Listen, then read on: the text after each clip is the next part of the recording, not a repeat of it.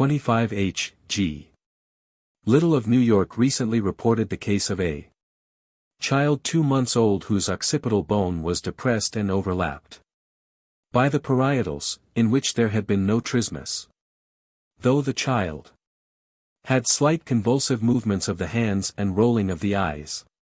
Parent regarded the disease as a form of eclampsia, the uremic encephalopathy manifesting itself as one or other of the 3 varieties recognized by Setterstjold a half-century ago, viz. Trismus, tetanus, and ordinary eclampsia. The articular rigidity, especially noticeable in the temporomaxillary joint, he held to be largely independent of the convulsive tonicity of the muscles, and due in no small measure to induration of the overlying soft parts. Such hardening being the result of that loss of fluid which, as it affects the body in general, produces the rapid and extreme emaciation which is so characteristic of the disease. 26. Parrot adds, in the newborn in a state of health great difficulty is experienced in separating the jaws, the muscles that bring them together having, relatively, considerable power. And the infants making quite an active resistance when one attempts to separate them. It follows that when a pathological state exaggerates this tendency, it may be thought that we have to do with a veritable trismus. Though there is at times a prodromal period of restlessness and fretfulness, usually the disease is first indicated by an inability to nurse, the nipple being eagerly seized upon, but quickly dropped, an action that may be regarded as almost pathognomonic. Swallowing, difficult from the first, soon becomes impossible.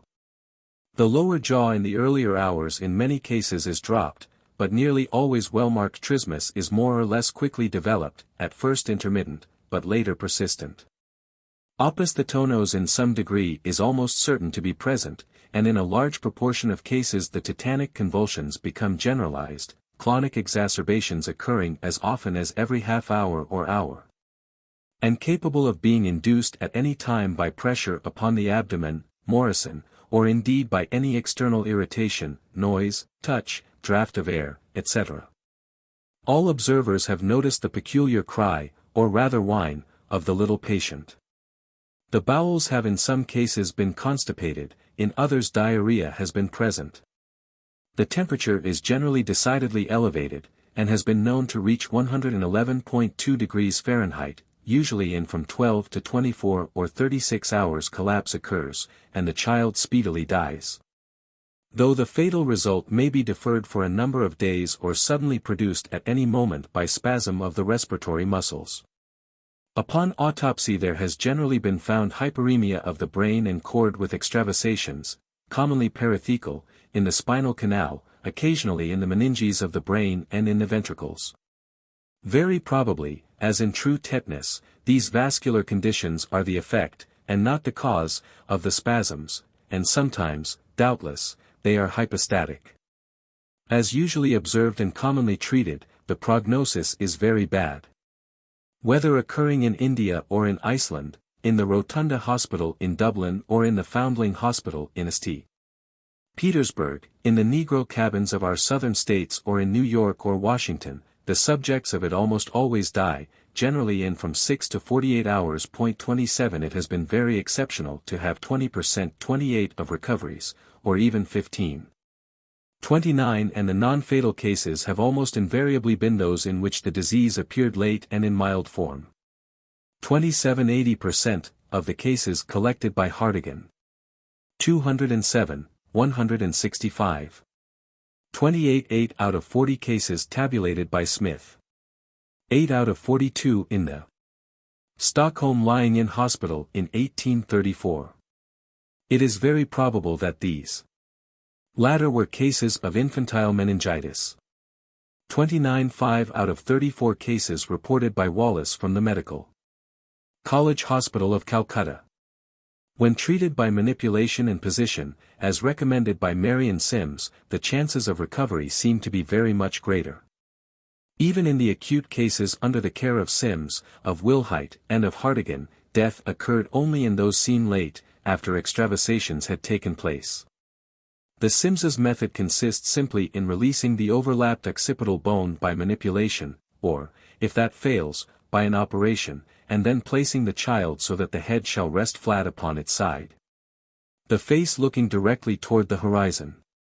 The success attending this postural treatment has been so remarkable that the practitioner cannot be justified in failing to determine the relative positions of the occipital and parietal bones and to keep the head resting upon its side.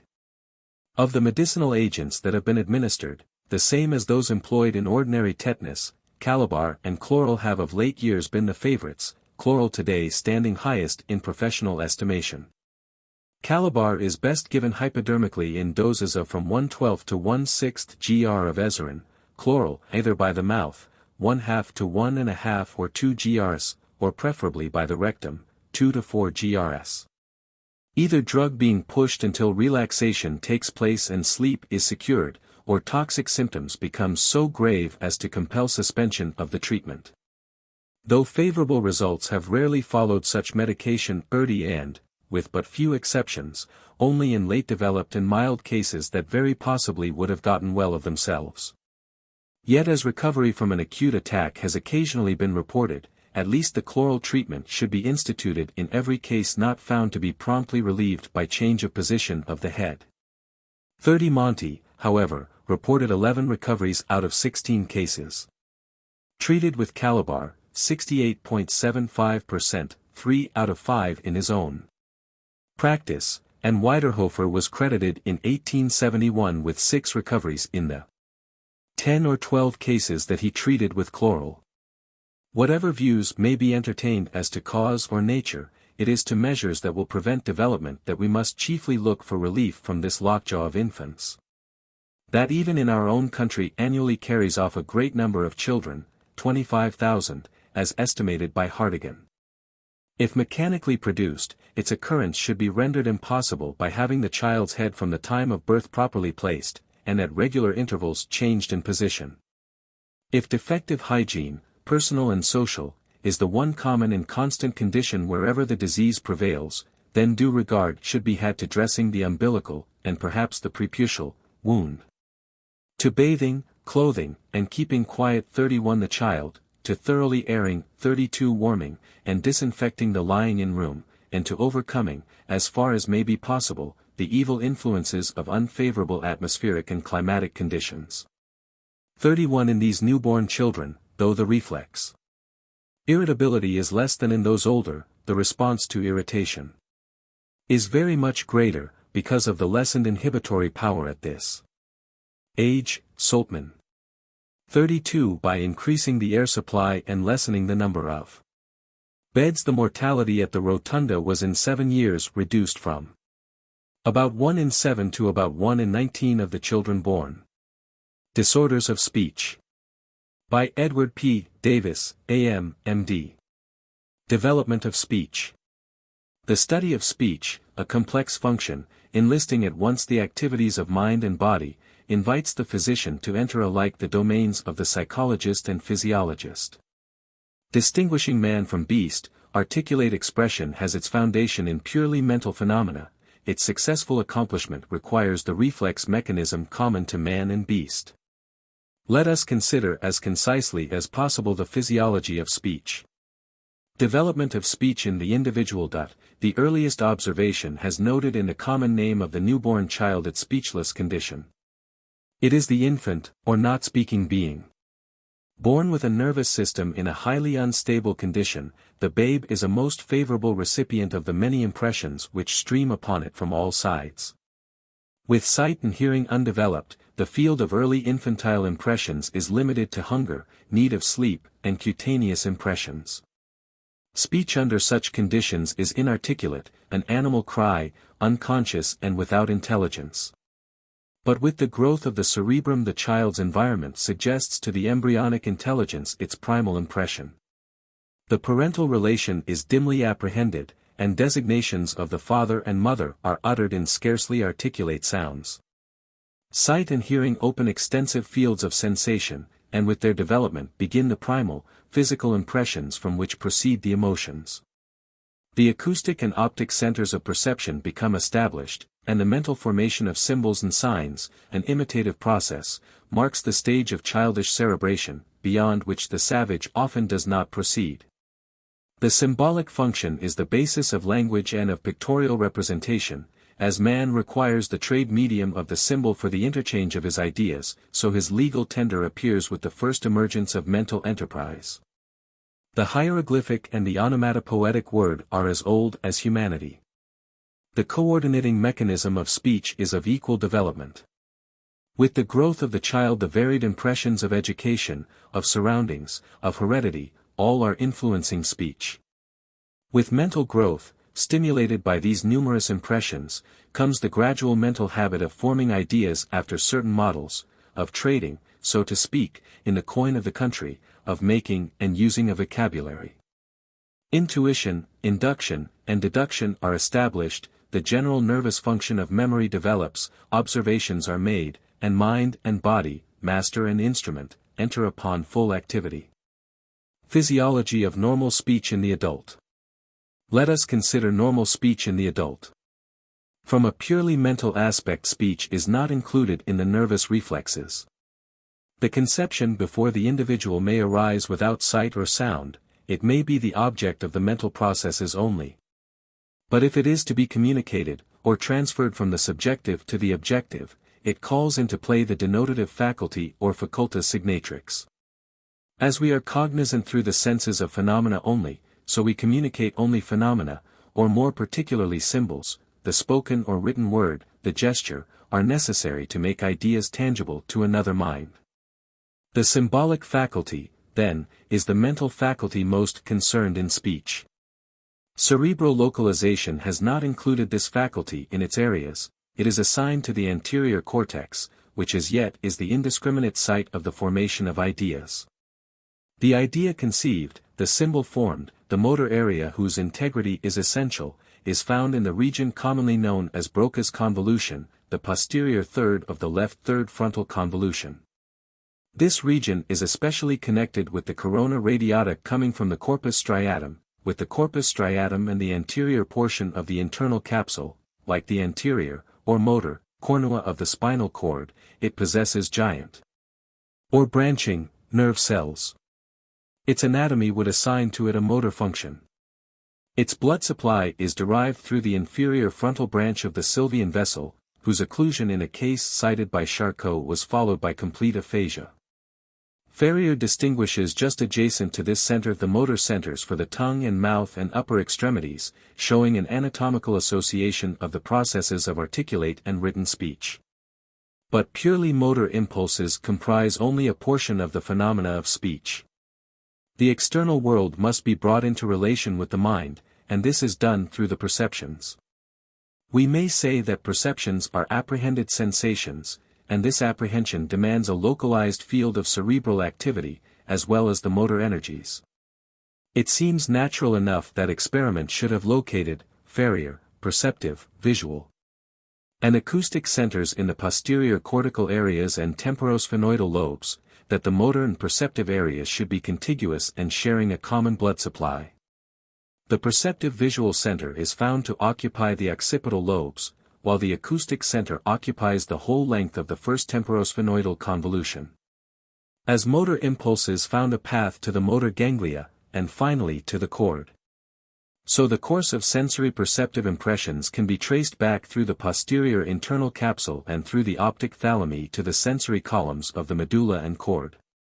Intuitive and sense perception, even when reinforced with motor power, cannot result in articulation.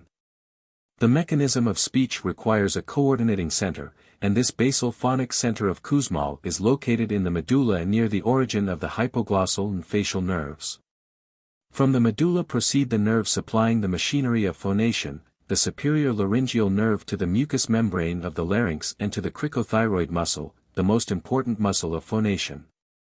The remaining laryngeal muscles are supplied by the recurrent laryngeal. The motor processes of articulation are guided by the hypoglossal, facial, and fibers of the glossopharyngeal. The larynx is a reed, with the addition of numerous resonance cavities producing abundant overtones.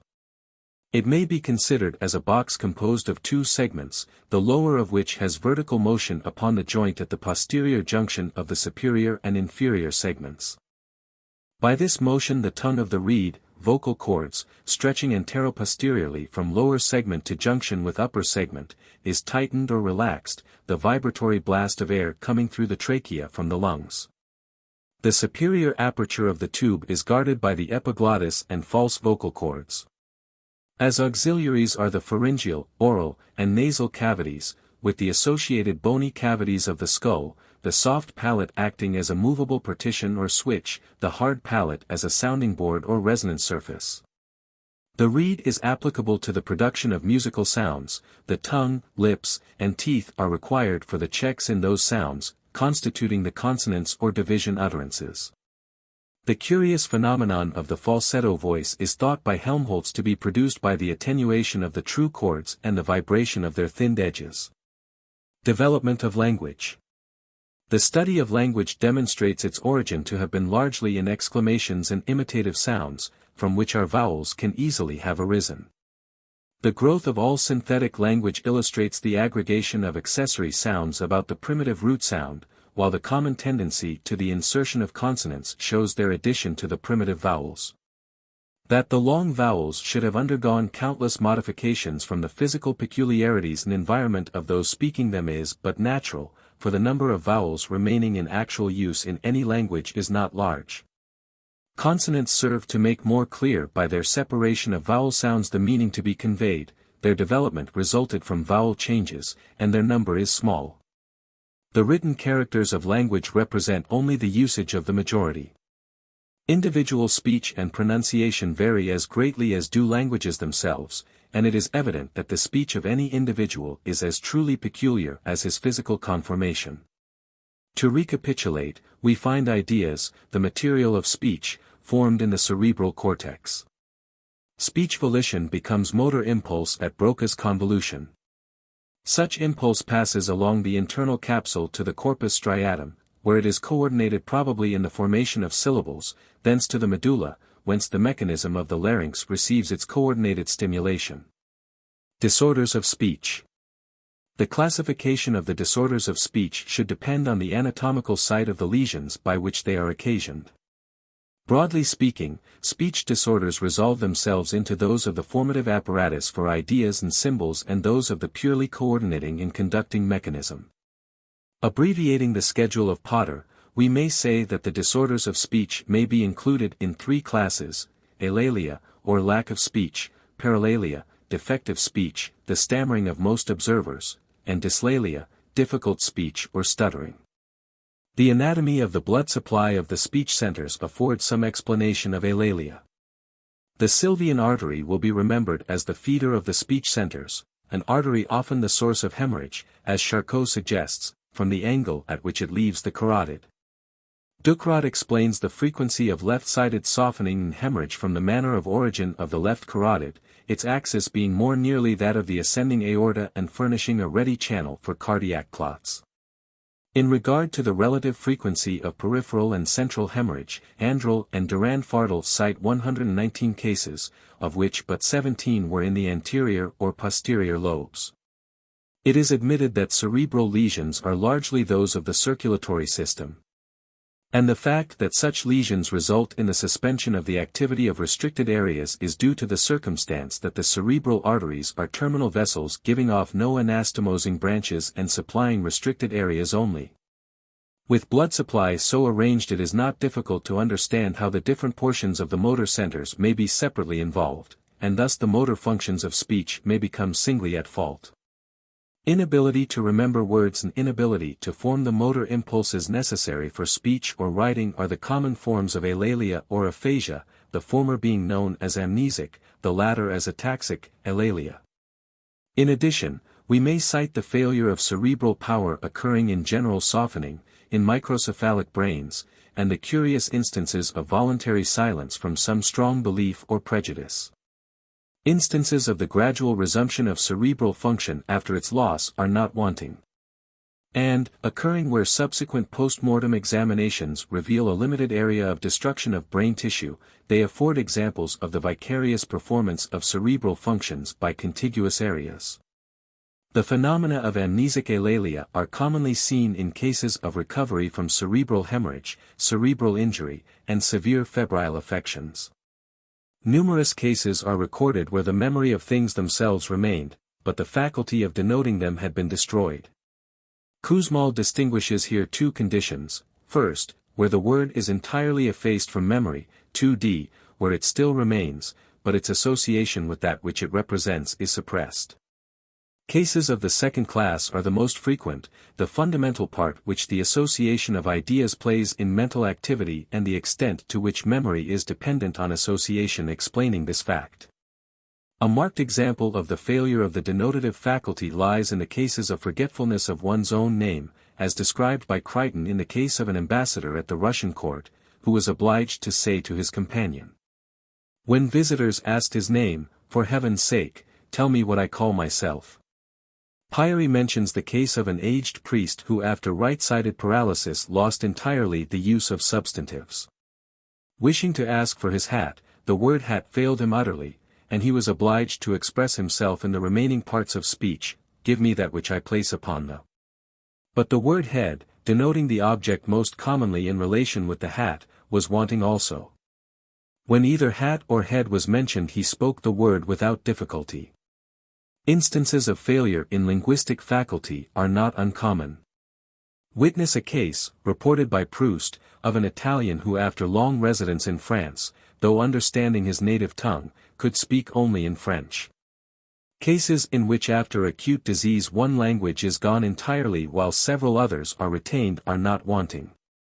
A striking case of amnesic alalia was that of Lordat, a French physician, who thus described his malady: "I find myself deprived of the value of all words. If any words remain to me, they become useless, because I can no longer remember the manner in which I must coordinate them to express my thoughts. I am conscious that I recognize all ideas, but my memory does not suggest a word. In losing the memory of the meaning of spoken words I have lost that of their visible signs." Fortunately, these cases are among the more tractable of cerebral disorders. Bristow has reported a case wherein elementary instruction in speech formation was tried with marked success. The patient, aged 36, after a violent cerebral disturbance without traumatism became paraplegic, speechless, and deaf. Gradual recovery ensued until, 7 months after his first illness, he was admitted into St. Thomas's Hospital in the following condition: numbness and paresis in left leg, less in left arm, special senses healthy, no incontinence. Some pain about head and neck, complete loss of speech. It was found that the patient was very intelligent, wrote legibly, could make all kinds of voluntary movements with lips, tongue, and teeth, and was capable of vocal intonation. Articulation alone was lacking. The law of the evolution of language designates as primitive forms of word signs those words affirming qualities, while those denoting relative positions are of secondary formation. Whitney.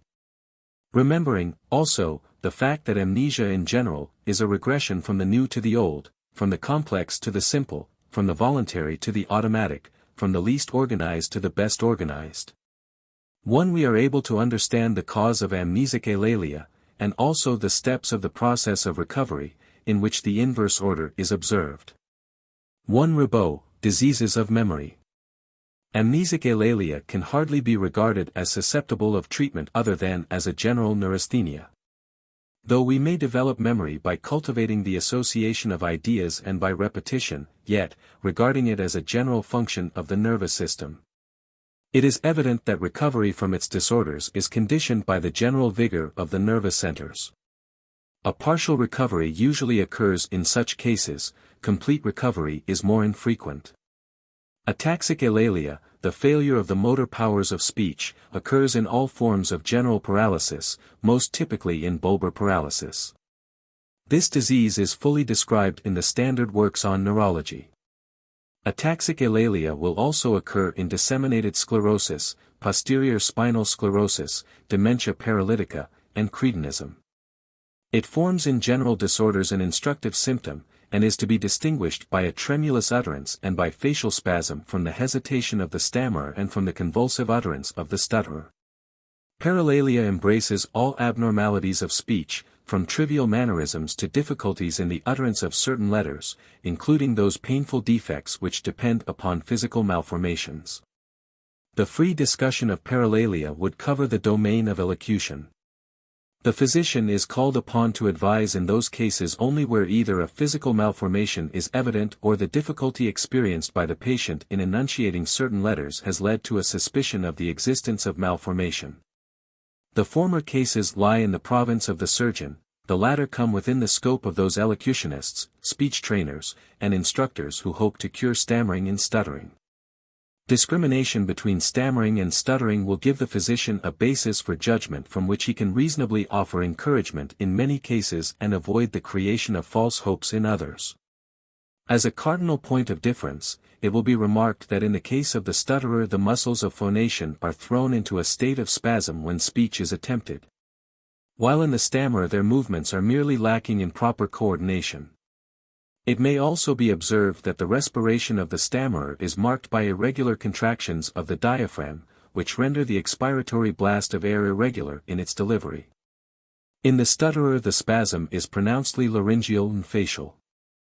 The nervous embarrassment of the stutterer is proverbial, and is increased by excitement, while a moderate degree of excitement, stimulating respiration, greatly improves the speech of the stammerer. Whispering, a difficult respiratory act, exaggerates the stammerer's fault, but the spasm of the stutterer is often relaxed by the diminished pressure of whispered breath. As articulation is affected by the larynx and the oral organs, the stutterer makes his spasmodic articulation particularly noticeable, while the stammerer finds little difficulty in the utterance of words. R, L, S, and other letters whose enunciation demands the continued expiratory blast, are imperfectly uttered by the stammerer, while these letters when joined to a long vowel sound occasion little or no difficulty for the stutterer. Treatment. It follows that if stammering is recognized as incoordinate enunciation, owing largely to irregular action of the diaphragm, any training of the respiratory muscles which will ensure a regular delivery of the expiratory air will improve this defect. It follows, then, that the treatment of stammering resolves itself into careful attention to general hygiene, associated with such persistent respiratory and vocal gymnastics as shall effectually develop regularity, depth, and coordination of action on the part of all the muscles concerned in the act of respiration. Drugs will be of service only as aids to the correction of errors in the essential physiological functions. In the child the powers of imitation may be enlisted to effect a cure, and the familiar fact that the habits of childhood are easily formed would indicate this as the best time for treatment. Childhood once past, however, the steadiness of purpose of the adult is requisite to break up a confirmed habit, and active treatment should be deferred until after adolescence. Most important in all cases are judicious moral influences exerted by those about the patient, the ridicule so often visited upon the unfortunate stammerer being most harmful in its consequences. The many tricks and devices so often employed in these cases are of use simply by varying the monotony of vocal drill. They may be employed or abandoned as the judgment of the physician may dictate. Regarding the prognosis in these cases, it follows that with a fairly developed and healthful nervous system, reinforced by proper mental and physical hygiene, the stammerer's case is far from hopeless in the hands of a patient and intelligent physician. An unfavorable prognosis would be demanded by hereditary defects and vices of the nervous system, by the lack of general nervous vitality, by enfeeblement of the will and the mental tone of the individual, by advanced age, and by irremediable hygienic conditions. Under favorable conditions recovery should be the rule. Dyslalia or stuttering. Recalling to mind the points of difference between stuttering and stammering, it becomes evident that while the prospect of success in the treatment of the stammerer is often favorable, the case of the stutterer presents such difficulties as render it too frequently hopeless. We may liken the confirmed stutterer to those rare cases of chorea which defy treatment, and to those cases of hereditary deterioration of the nervous system where the most patient and painstaking care fails to overcome the defect. The laryngeal and facial spasms depend upon no malformation for their exciting cause, hence surgery fails to remedy the defect. Drugs which are given with hope of invigorating the nervous system have only a general tonic influence, while the motor depressants and antispasmodics find but partial success. We must again rely upon hygiene, and also upon those aids to enunciation which come from rhythmical associated movements, such as stamping with the foot, beating time with the hand, the employment of a sing-song tone, or other modes of specially rhythmic enunciation. The sing-song mode of utterance is a familiar resource with parents in attempting to aid a stuttering child, and the measured forms of articulation offer the only vocal drill that possesses any permanent value. It is especially essential in the stutterer's case that the patient be protected from ridicule and from all disturbing emotions. The burden of difficult speech is sufficient to greatly depress the nervous system without the added suffering of emotional distress. It is evident that childhood, characterized as it is by a special instability of the nervous system, is the period when we can hope for the best results from care and training. The long-formed habits of the adult are rarely broken. We have thus traced the disorders of speech to their origin as symptoms of grave central lesions of the nervous system, as results of heredity or of a general neurasthenic condition. Very rarely are they dependent upon malformations of the organs of speech. The treatment of such malformations, when they occur, is largely unsatisfactory and is seldom curative. The thorough treatment of those speech disorders that are not susceptible of surgical aid would embrace such mental and physical hygiene and training as should ensure the formation of a thoroughly conceived vocabulary and its coordinated expression by words either spoken or written. The study of expression in its highest forms would necessarily conduct the investigator far into the realm of the plastic, harmonic, and literary arts. Alcoholism. By James C. Wilson, M.D. Definition. Alcoholism is the term used to designate collectively the morbid phenomena caused by the abuse of alcohol. Synonyms. Alcoholismus, ebrietas, ebriositas, temulentia, drunkenness, delirium potatorium, mania potatorium, delirium tremens, chronic alcoholic intoxication, dipsomania, Trunkenheit, Trunksucht, father of res, Evrognery. These terms are in common use to describe such conditions and outbreaks in alcoholic individuals as amount to veritable morbid states or attacks of sickness, but they are not interchangeable. Nor are they all sufficiently comprehensive to constitute true synonyms. They are names applied to various conditions due to acute or chronic alcohol poisoning properly and distinctively comprehended under the general term alcoholism. Classification. It was formerly the custom to restrict this term to affections of the general nervous system induced by continued excesses in the use of alcoholic drinks. But the nervous system bears the brunt of the attack and suffers beyond all others alike in transient and in continued excesses. The artificial restriction of the term to the cases caused by continued excesses was therefore illogical in itself, and has been productive of much needless difficulty in the treatment of the subject and in the classification of the cases. The use of the term chronic alcoholism to denote an established condition, and of acute alcoholism to describe outbreaks of various kinds which occur in individuals subject to that condition, has also proved a source of embarrassment to the student. Not less vague has been the employment of such terms as delirium tremens, mania potu, and the like, which are unsatisfactory in themselves, and tend to exalt symptoms at the expense of the morbid condition of which they are only in part the manifestation. I am of the opinion, which is at variance with established usage, that the systematic discussion of alcoholism requires that all forms of sickness, including drunkenness, due to that poison must receive due consideration.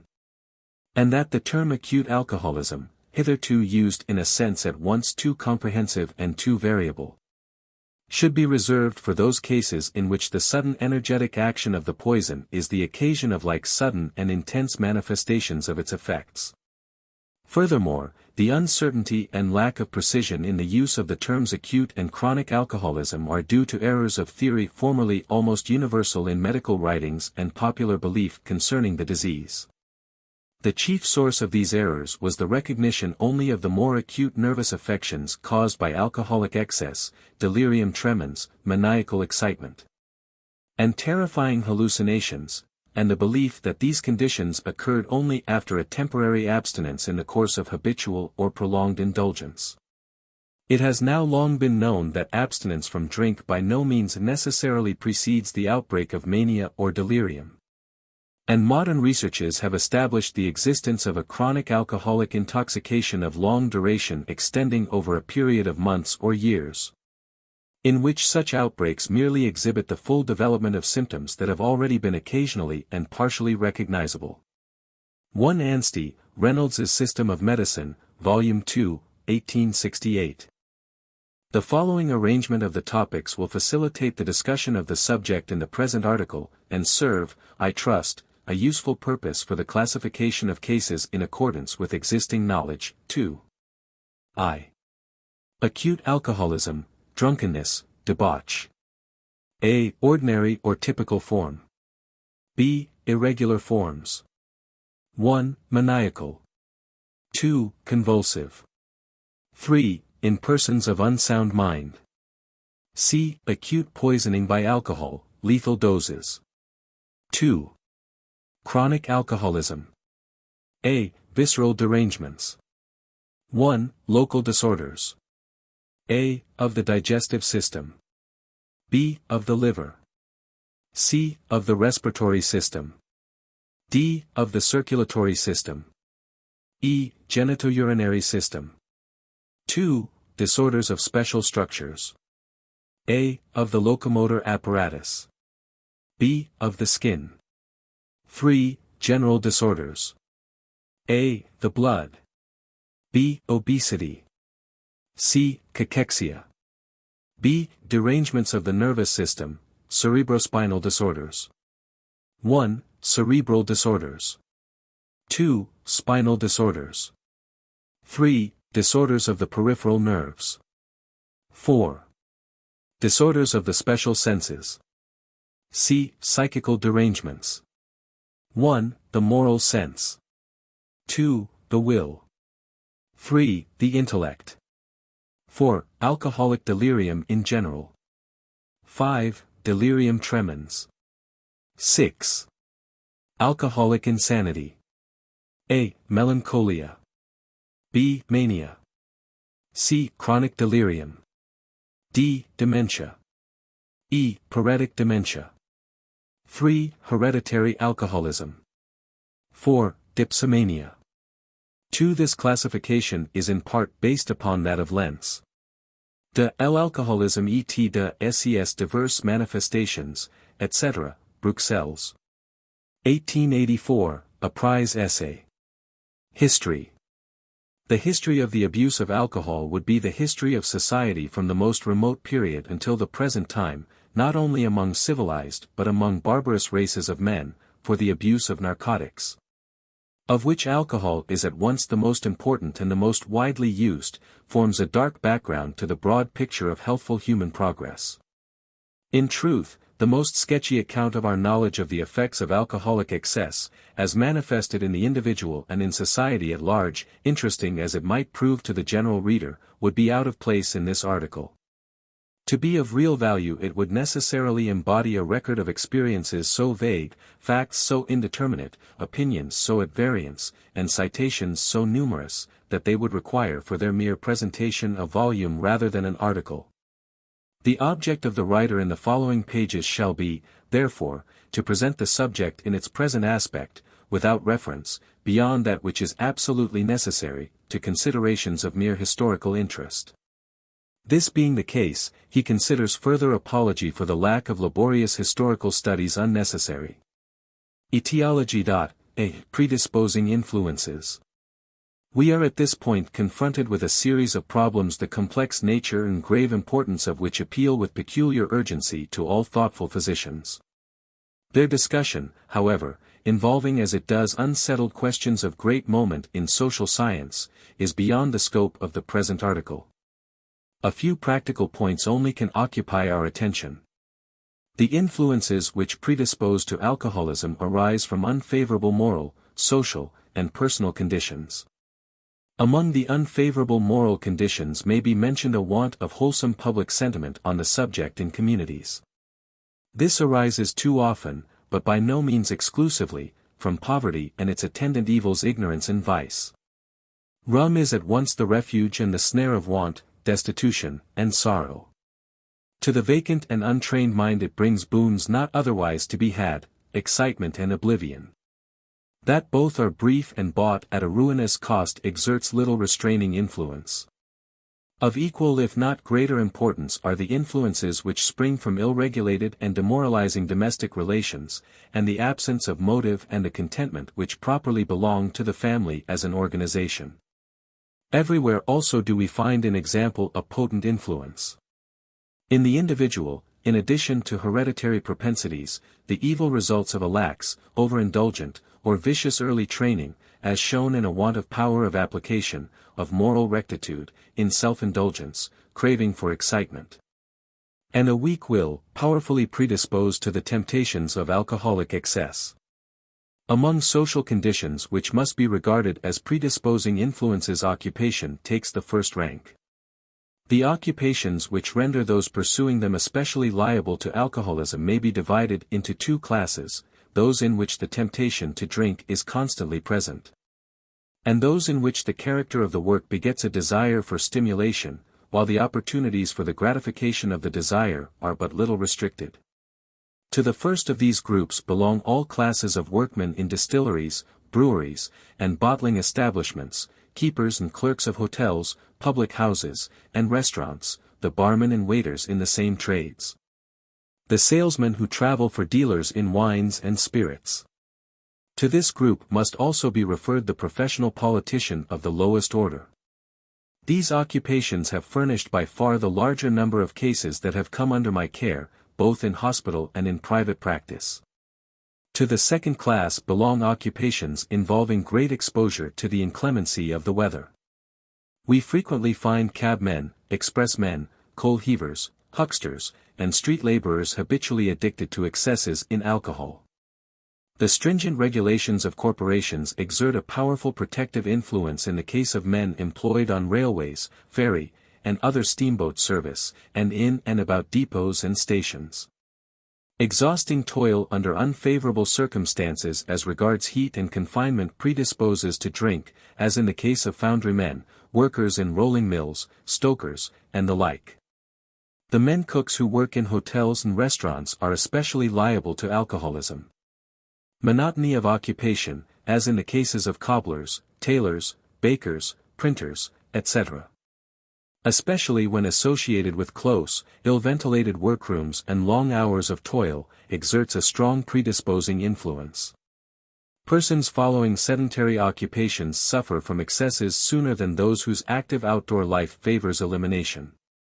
To the monotony of their occupations may be ascribed in part, at least, the disposition of soldiers, ranchmen, sailors, etc.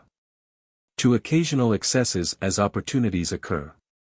Irregularity of work, especially when much small money is handled, as happens with butchers, market-men, and hucksters, also often leads to intemperance. The lack of occupation exerts a baleful influence. Men about town, the frequenters of clubs, dawdlers, and quidnuncs often fall victims to a fate from which occupation and the necessity to work would have saved them. In this connection it may be permitted to call attention to the custom of treating as enormously augmenting the dangers to which such persons are habitually exposed in the matter of alcoholic excesses. The occasional moderate use of alcohol in the form of wine with food and as a source of social pleasure is not fraught with the moral or physical evils attributed to it by many earnest and sincere persons. It is, on the contrary, probable that the well-regulated and temperate use of sound wines under proper circumstances and with food is, in a majority of individuals, attended with benefit.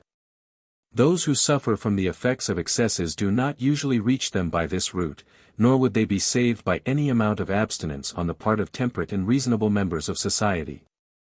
When we turn our attention to the unfavorable personal conditions which predispose to alcoholism, we at once enter upon the familiar field of work of the practical physician. Numerous influences having their origin in the individual himself, some occasional, others constant, all urgent, demand our careful consideration. Some of the conditions out of which these predisposing influences spring are tangible and easy of recognition, others are elusive and uncertain. To point them out is, unfortunately, not to remedy them. As a rule, they have wrought their evil effects long before the individual has cause to regard himself in the light of a patient. First in importance is heredity. A peculiar inherited constitution of the nervous system is as influential in leading to alcoholic excess and in aggravating its disastrous effects as any other cause whatsoever. A considerable proportion of individuals who suffer from alcoholism are found upon inquiry to come of parents who have been addicted to drink. A still greater number belong to families in which nervous disorders, and in particular neuralgia, epilepsy, and insanity, have prevailed. Others, again, are the offspring of criminals. It can no longer be doubted that particular causes of nervous degeneration in one or both parents may lead to the hereditary transmission of a feeble nervous organization, which, on the one hand, renders its possessor peculiarly liable to neuroses of every kind, and, on the other hand, an easy prey to the temptation to seek refuge from mental and physical suffering in occasional or habitual narcotic indulgence. Thus, as Anstey pointed out, the nervous enfeeblement produced in an ancestor by great excesses in drink is reproduced in his various descendants, with the effect of producing insanity in one, epilepsy in another, neuralgia in a third, alcoholic excesses in a fourth, and so on. When it is possible to obtain fairly complete family histories, covering 2 or 3 generations, in grave nervous cases, facts of this kind are elicited with surprising frequency. The part which heredity plays in many of the more inveterate and hopeless cases of alcoholism is wholly out of proportion to the obvious and easily recognizable part played by momentary temptation. To the failure to recognize the real agency at work in such cases must be ascribed the disappointment of too many sanguine and unsuccessful social reformers. Various forms of disease exert a predisposing influence to alcoholic excesses. In the first place, bodily weakness and inability to cope with the daily tasks imposed by necessity impel great numbers of persons of feeble constitution, especially among the laboring classes, to the abuse of alcohol. In the second place, many conditions of chronic disease attended by suffering are susceptible of great temporary relief from the taking of alcohol. Especially is this the case in the neuralgias, in phthisis, in dysmenorrhea and other sexual disorders of women, in the faintness and depression of too prolonged lactation, in the pains and anxieties of syphilis, and in the malaise of chronic malaria. When the patient has learned that alcohol is capable of affording relief from suffering, it is but a short step through ignorance or recklessness to habitual excess. The administration of alcohol during convalescence from attacks of illness is not unattended by the danger of subsequent abuse. It is well for the physician to inform himself of the hereditary tendencies and previous habits of the patient before assuming the responsibility of continuing alcohol beyond the period of acute illness under these circumstances. And it is a rule never to be disregarded that the stimulant ordered by the physician is to be regulated by him in amount, and discontinued when the patient passes out of his care. Irregularities of the sexual functions in both sexes, and especially sexual excesses, strongly predispose to alcoholism. The custom of administering to young women suffering from painful menstruation warming draughts containing gin, brandy, or other alcoholic preparations in excessive amounts is a fertile cause of secret tippling. The abuse of tobacco, to the depressing effects of which alcohol is a prompt and efficient antidote, must be ranked as an important predisposing influence. Depressing mental influences of all kinds tend strongly to drinking habits. This is true of persons in all classes of society. Habit constitutes an influence the importance of which can scarcely be overestimated. Much of the drinking done by active businessmen has no other cause than this. Alcohol, like opium and other narcotics, exerts its most pernicious influence through the periodical craving on the part of the nervous system for the renewal of the stimulating effects which it causes. While it progressively shortens the period and diminishes the effect by its deteriorating action upon the nutrition of the peripheral and central nervous tissues. B. The exciting cause. Alcohol, or ethyl hydrate, is the product of the fermentation of solutions which contain glucose or a substance capable of transformation into glucose.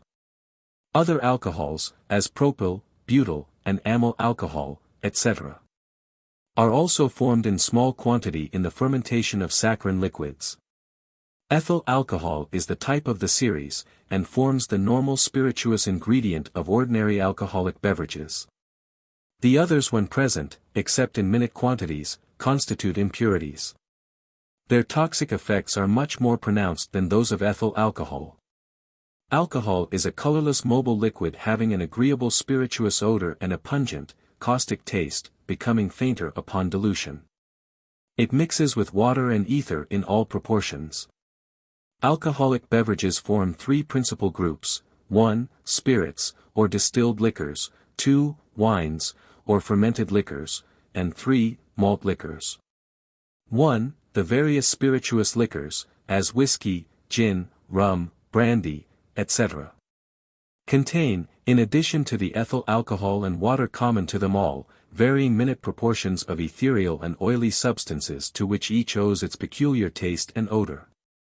These substances are enanthic, acetic, and valerianic ethers, products of the reaction between the corresponding acids and alcohol, and various essential oils. Traces of the other alcohols are also present. Amyl alcohol, the so-called fusel oil, is present in new and coarse spirit, but especially in that derived from potatoes, in considerable amounts. It is to this ingredient that potato spirit owes its peculiarly deleterious properties.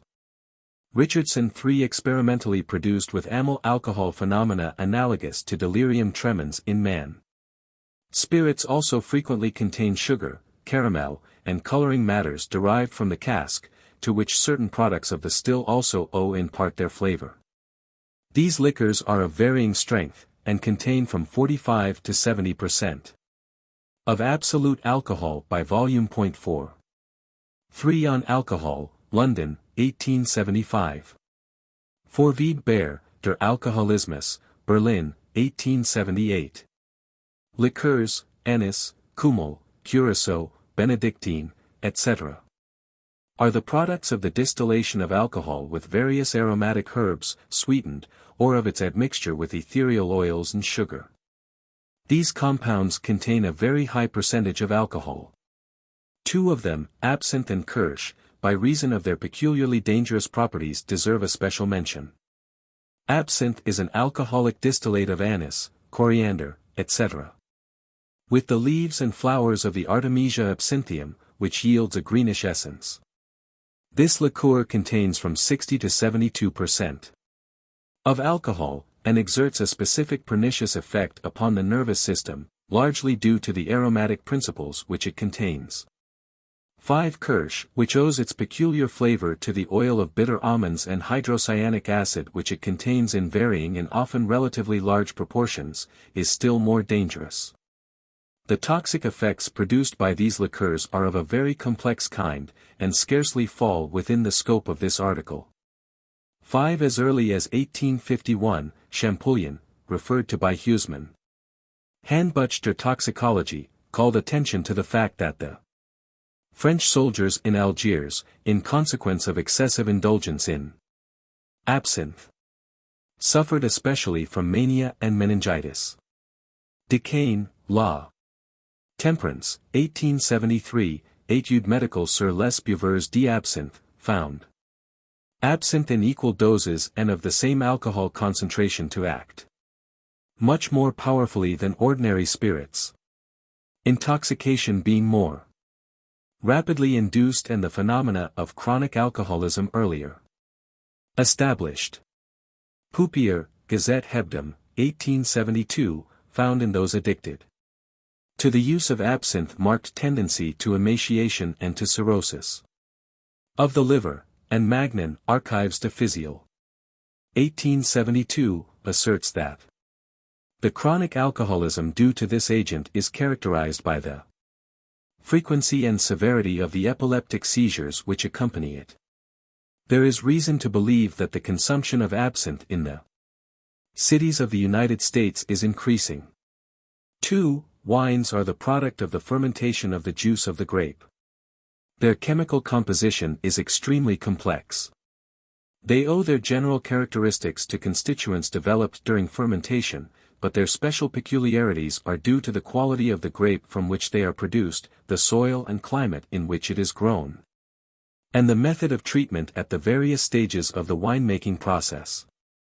So sensitive are the influences that affect the quality of wine that, as is well known, the products of neighboring vineyards in the same region, and of different vintages from the same ground in successive years, very often show wide differences of flavor, delicacy, and strength. The most important constituent of wine is alcohol. To this agent it owes its stimulating and agreeable effects in small, its narcotic effects in large, amounts. The proportion of alcohol, according to Parks, Bowditch, Payen, and other investigators, varies from 5 to 20% by volume, and in some wines even exceeds the latter amount. The process of fermentation, however, yields, at the most, not more than 15 to 17% of alcohol, and wines that contain any excess of this proportion have been artificially fortified. Further constituents of wine are sugar, present in widely varying amounts, and always as a mixture of glucose and levulose, inverted sugar. Traces of gummy matter, vegetable albumin, coloring matters, free tartaric and malic acid, and various tartrates, chiefly potassium acid tartrate, or cream of tartar. In some wines there are found also traces of fatty matters. Tannin is likewise found. Small quantities of aldehyde and acetic acid are due to the oxidation of alcohol. The acetic acid thus formed further reacts upon the alcohol, forming acetic ether.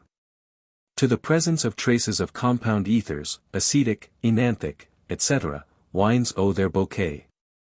Carbon dioxide, produced in the process of fermentation, is retained to some extent in all wines, and is artificially developed in large quantities in champagnes and other sparkling wines. Much of the stuff sold as wine, even at high prices, in all parts of the world, is simply an artificial admixture of alcohol, sugar, ethereal essences, and water. The wines rich in alcohol are especially liable to imitation. Wine is the least harmful of alcoholic drinks. In moderate amounts and at proper times its influence upon the organism is favorable. In addition to its transient stimulating properties, it exerts a salutary and lasting influence upon the nutrition of the body. Only after prolonged and extreme abuse, such as is sometimes seen in wine-growing countries, does it lead to alcoholism. 3. Malt liquors, beer, ale, porter, stout, etc., are fermented beverages made from a wort of germinated barley, and usually rendered slightly aromatic by hops. This process is known as brewing. Malt liquors, of which beer may be taken as the type, contain from 3.75 to 8%. By volume of alcohol, free carbon dioxide, variable quantities of saccharine matters, dextrin, nitrogenized matters, extractive, bitter and coloring matters, essential oil, and various salts. Much importance has been ascribed to the quantity of malt extractive in beer, it has even been seriously spoken of as fluid bread. But, granting the nutritive value of the malt extractives, it is, as compared with the nutritive value of the grain from which they are derived, so small that beer must be regarded as a food of the most expensive kind. Sound beer is wholesome and nutritious, and serves a useful purpose in the everyday life of a considerable part of the Earth's population. But it is wholesome only in moderate amounts.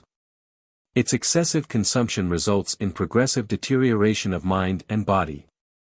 Undue accumulation of fat, diminished excretion of urea and carbon dioxide, are followed by disturbances of nutrition. Incomplete oxidation of the products of tissue waste leads to the abnormal formation of oxalates, urates, etc., to gout, derangements of the liver, and gallstones. In long-continued excesses in beer, one of the effects of the lupulin is to enfeeble the powers of the reproductive organs. The inordinate consumption of beer induces intellectual dullness and bodily inactivity, and lessens the powers of resistance to disease.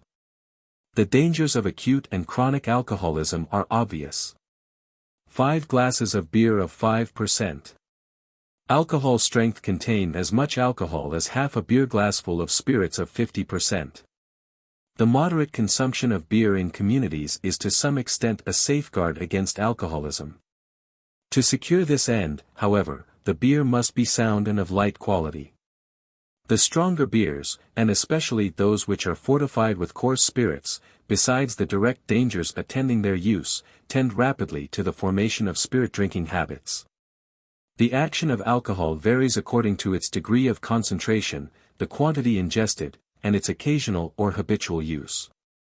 On the one hand, when well diluted, taken in small amount and occasionally only, it may be without permanent effect upon any function or structure of the body. On the other hand, its frequent administration in large doses and but little diluted is, sooner or later, surely followed by widespread tissue changes of the most serious kind. The physiological action of alcohol. Alcohol is very rapidly taken up by absorbent surfaces. According to Doziel, it has been detected in the venous and arterial blood and in the lymph of the thoracic duct a minute and a half after its ingestion. It is very slightly if at all absorbed by the unbroken skin. Denuded surfaces and extensive wounds permit its absorption, as in the case of surgical dressings, and instances of intoxication from this cause have been recorded. It is also freely absorbed in the form of vapor by the pulmonary mucous surfaces. Some surfaces, as the pleura and peritoneum, absorb it, as has been demonstrated by the effects following its injection into those cavities. Its constitutional effects are also rapidly developed after hypodermic injection. Under ordinary circumstances, however, it is by the way of the absorbents and veins of the gastric mucous membrane that alcohol finds its way into the blood.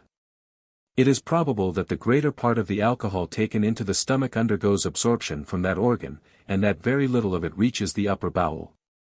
Alcohol is readily absorbed by the rectal mucous membrane. Having entered the blood, it reaches all the organs of the body, and has been recovered by distillation not only from the blood itself, but also from the brain, lungs, liver, spleen, kidneys, and various secretions. 7. 6 Pfluger's Archiv für Physiologie, Band 8, 1874. 7 Strauch, De Demonstration Spiritus Vini in Corpus. Ingesti, Dorpati, 1862. Lentz and other observers believe that certain organs have a special affinity for alcohol. The author named and Schulinus placed the brain first in this respect, and in the next rank the muscles, lungs, and kidneys. But Lallement and Perrin regard the liver and the brain as having an equal affinity for alcohol. The opinion of Baer, who rejects the view that alcohol has an especial predilection for particular organs, is more in accordance with known physiological law. This observer holds that alcohol, having found its way into the blood, circulates uniformly throughout the whole organism, and explains the greater amount recoverable from certain organs as due to the fact that these organs contain more blood than others. The elimination of alcohol is at first rapid, afterward very gradual. It begins shortly after ingestion, and in the course of 2 or 3 hours 1/4, and perhaps much more, of the amount passes from the organism. Nevertheless, after the ingestion of large amounts traces of alcohol were discovered on the 5th day in the urine by Parkes and Wolowicz, although the elimination by the lungs had entirely ceased. Elimination takes place for the most part by way of the kidneys, the lungs, and the skin. Alcohol has been recovered also from the bile, saliva, and the milk. Whatever may be the affinity of certain organs for alcohol, whatever the channels by which it is eliminated, the general belief is that some portion of it undergoes chemical decomposition within the body. The steps of this process and its ultimate results are as yet unknown, nor, indeed, are the proportional amounts decomposed and eliminated established. Some observers regard the amount eliminated as less than that decomposed. Others suppose that the amount consumed within the body is relatively very small as compared with that disposed of by elimination. It is, however, established that the sojourn of alcohol in the body, unlike that of many other toxic substances, is transient, and that in the course of from 24 to 48 hours after the ingestion of a moderate amount there remain only traces of this substance. The local action of alcohol upon organic tissues depends upon its volatility, its avidity for water, its power to precipitate albuminous substances from solution and to dissolve fats, and, finally, upon its antiseptic properties. Applied externally and permitted to evaporate, it produces a fall of temperature and the sensation of cold. If evaporation be prevented, a sensation of warmth is experienced, the skin reddens, and, if the action be prolonged, desquamation results. The sensation produced when diluted alcohol is applied to mucous surfaces is burning and stinging. When concentrated, it may excite inflammation. Dilute alcohol has been much employed as a surgical dressing for wounds and ulcerated surfaces. Its value for this purpose depends on its stimulating properties, by virtue of which it exerts a favorable influence upon granulating surfaces, and on its antiseptic qualities, which are, however, much inferior to those of salicylic and carbolic acids among organic substances and to the chlorides among the inorganic salts. The direct action of alcohol upon the mucosa of the digestive system depends upon the quantity ingested and degree of concentration. In moderate amounts and diluted to the extent of 50% or more, it produces a sensation of warmth in the tissues over which it passes. This sensation is due in part to the impression upon the nerve endings, and in part to reflex hyperemia, which is at once excited. In individuals unaccustomed to its use, reflex contractions of the constrictor muscles of the pharynx, with gagging, are sometimes provoked. The secretion of saliva and of the gastric juice is increased, diluted alcohol being, in respect to its physiological effect in stimulating the buccal and gastric mucus glands, inferior to no other agent. This action is due as much to reflex as to local action, as has been shown experimentally by the application of a few drops of alcohol to the tongue of a dog with gastric fistula, increased secretion of gastric juice immediately resulting. It is in consequence of this action that moderate doses of diluted alcohol exert a favorable influence upon the appetite and digestion. Increased amounts of food are well borne, fats especially are more tolerable and better digested. And a more energetic peristalsis favors the absorption of the food solutions. In those habituated to the use of alcohol, these effects do not always follow. And if the amount be increased or the repetition become frequent, some part of the alcohol undergoes in the stomach, with the food, acid fermentation, and acid eructations or vomitings occur. With these phenomena is associated gastrohepatic catarrh with its characteristic symptoms, loss of appetite, feeble digestion, diarrhea alternating with constipation, sallowness, mental depression, and headache. In still greater amounts and little diluted, alcohol is capable of exciting acute gastritis or congestion and catarrhal inflammation of the liver. When we come to study the action of alcohol upon the circulatory system, we find that in small doses it has little or no influence either upon the action of the heart or the condition of the vessels.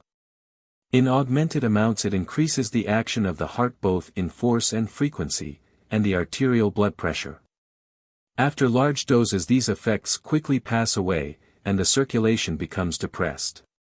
The heart's action grows feebler, often slower, the pulse weaker, blood pressure sinks and arterial tension is diminished. Its physiological action is that of a direct stimulant to the heart and the pneumogastric nerve.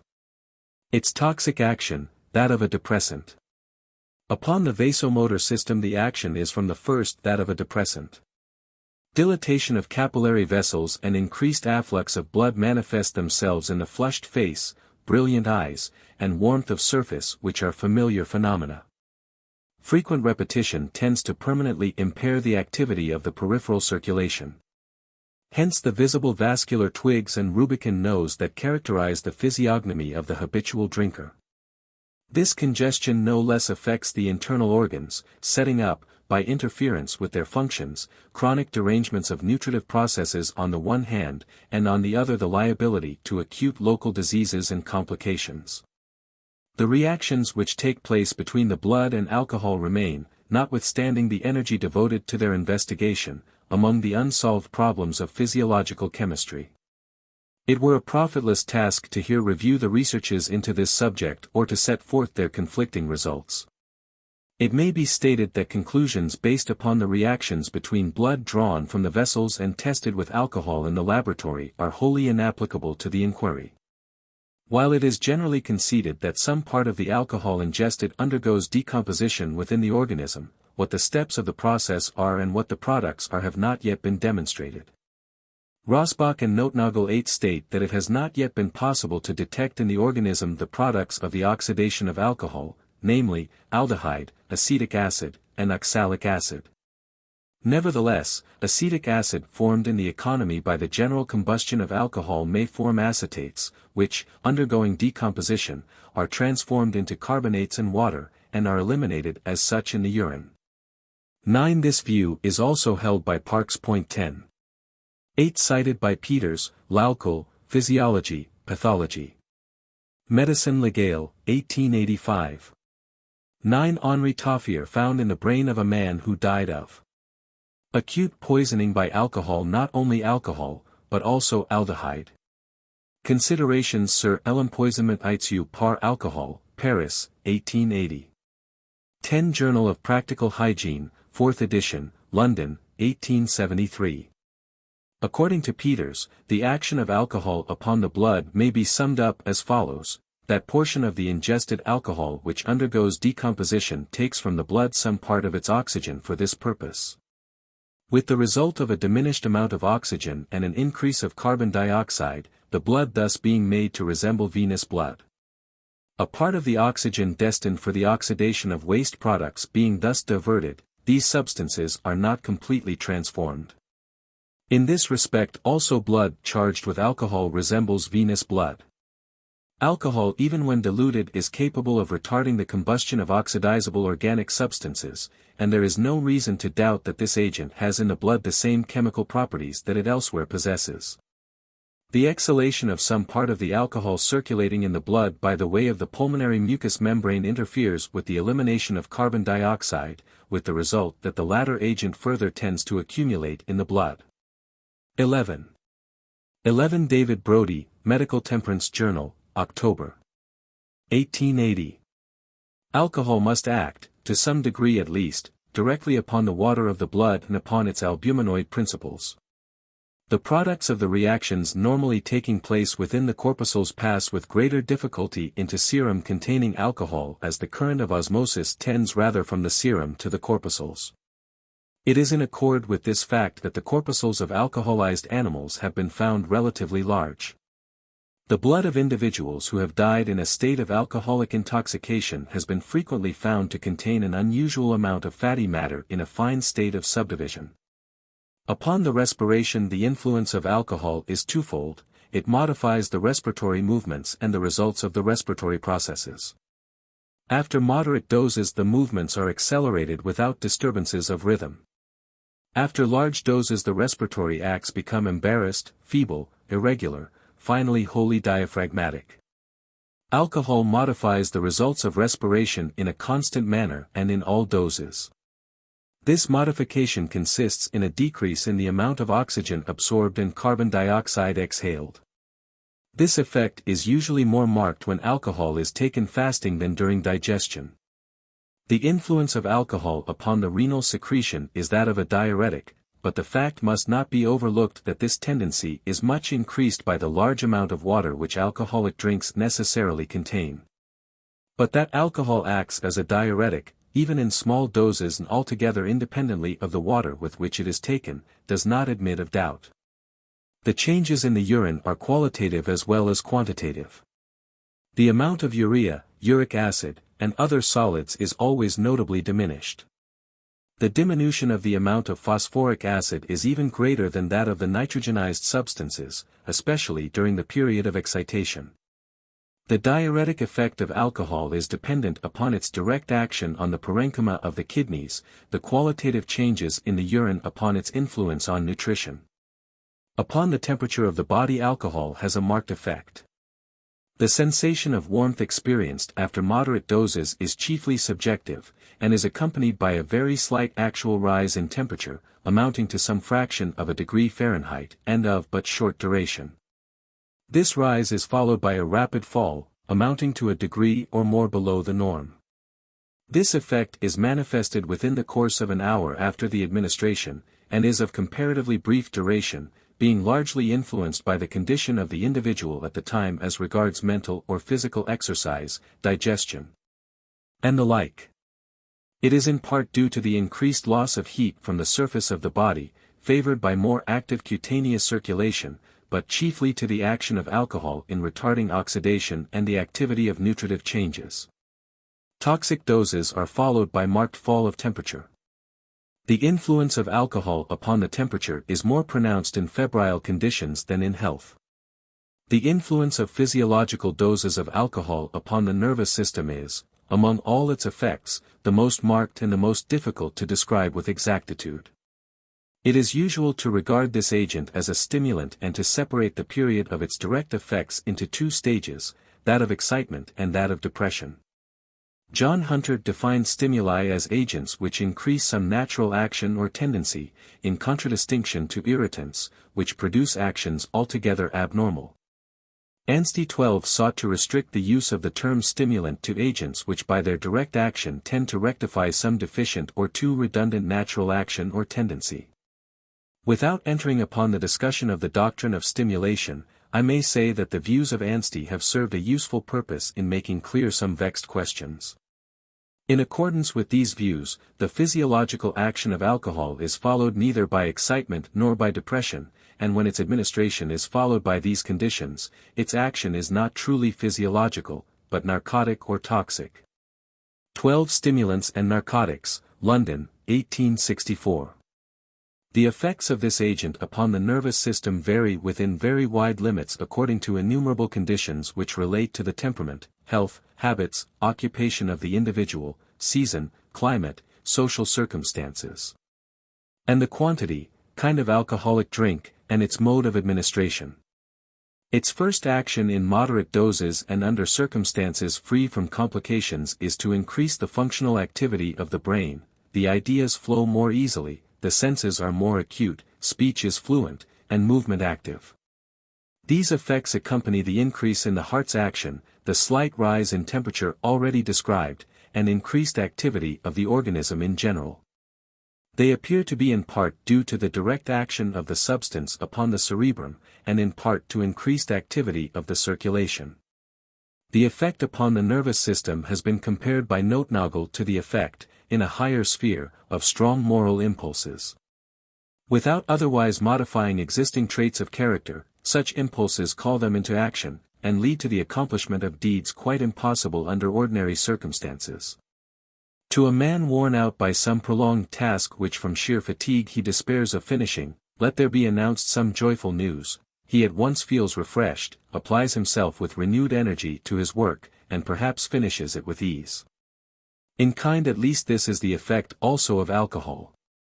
But the limits of the physiological effects are easily transcended, and the manifestations then become those of its toxic influence, between the slightest grades of which and drunkenness the difference is one rather of degree than of kind. These effects must therefore be described under the heading acute alcoholism. Passing to the influence of alcohol upon nutrition, we recognize two modes of action. Of these the first is direct and in part local, and results from the stimulation of the glandular apparatus of the mucous membrane of the mouth and stomach, from increased activity of the circulation, and from direct stimulation of the pneumogastric nerve. Hence increased secretion of the digestive juices, augmented appetite, more active peristalsis, and improved digestion, to which, indeed, the direct action of alcohol upon the cerebrum doubtless contributes. It is to these effects that the favorable influences of this agent in the extremes of life, when it is so well borne and so useful, must be largely attributed. The second mode of action is indirect and general. It has been shown that alcohol diminishes the amount of carbon dioxide expired and of oxygen inspired, that it diminishes the quantity of urea excreted, and that it lowers the temperature of the body. It follows that normal oxidation goes on more slowly, that there is diminished tissue change.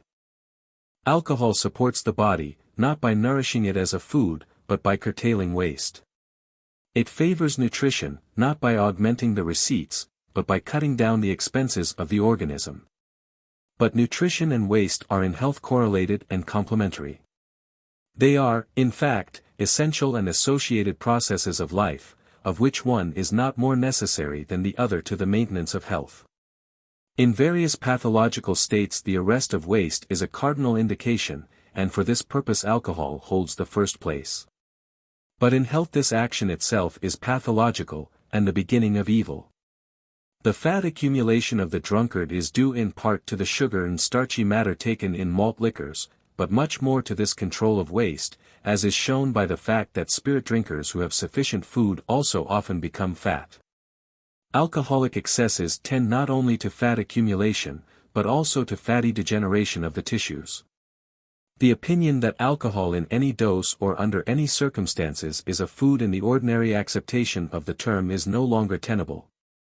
Chauffard has well said, "Not only is alcohol not an aliment, it is the very reverse. Not only does it not contribute to the nutrition of the body, it opposes it and destroys it little by little." 13. This opinion is at variance with the views generally entertained by English and American writers upon materia medica. T. Lauder Brunton, Textbook of Pharmacology, Therapeutics, and Materia Medica, A.M. ed. 1885, regards all the evidence as pointing to the fact that alcohol is a food, and in certain circumstances, such as febrile conditions, may be a very useful food. But in health, when other kinds of food are abundant, it is unnecessary, and, as it interferes with oxidation, it is an inconvenient form of food. The pathological action of alcohol. Acute alcoholism. In accordance with the classification laid down at the beginning of this article, the term acute alcoholism is here used to denote the various forms of primary alcoholic intoxication in contradistinction to the conditions which are brought about by the gradual but long-continued action of the poison, and to the violent and sometimes abrupt outbreaks which are secondary to these conditions. From this point of view, which is at variance with the established usage of writers upon alcoholism, but which is here adopted in the hope that it will tend to simplify the treatment of a subject at present in much confusion.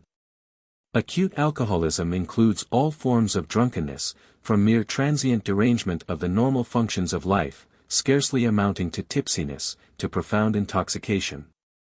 It includes also poisoning by lethal doses.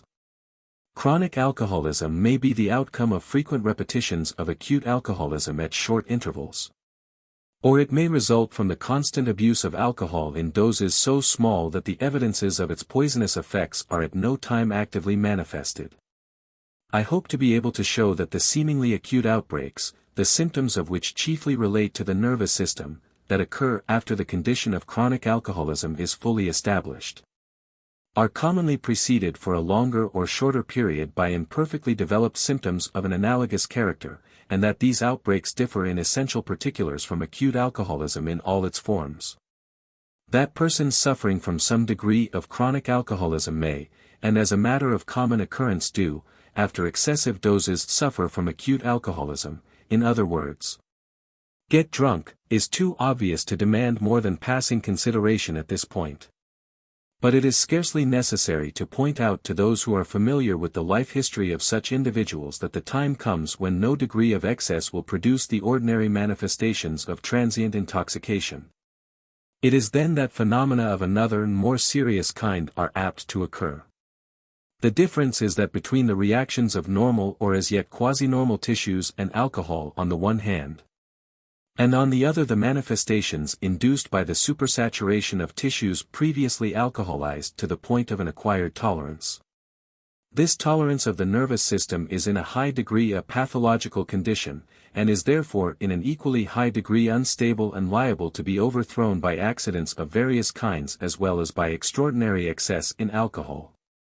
The variety of forms and admixtures in which alcohol is taken is so great, and the susceptibility of individuals to its action so different, that it would be a hopeless task to attempt to describe the manifold phases of acute alcoholism. Unfortunately, most of them are too familiar. The following description embraces the more important phenomena, and is intended to serve as a type. A. The ordinary or typical form. The physiological effects of alcohol in moderate doses are followed by no reaction, but they are evanescent.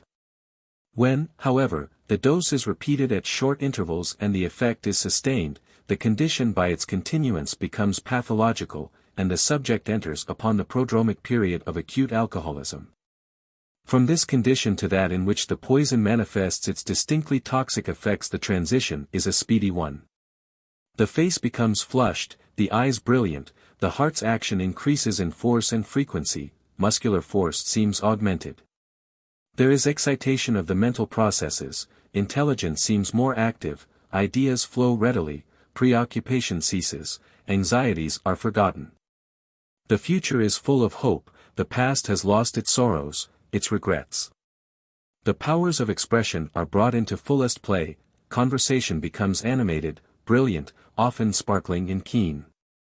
Reason is thrown aside, the judgment relaxed, vanity, pride, rashness, assert themselves. Emotions, sentiments, habitually repressed, are manifested without reserve, often with emphasis and insistence. Hence the proverb, in vino veritas.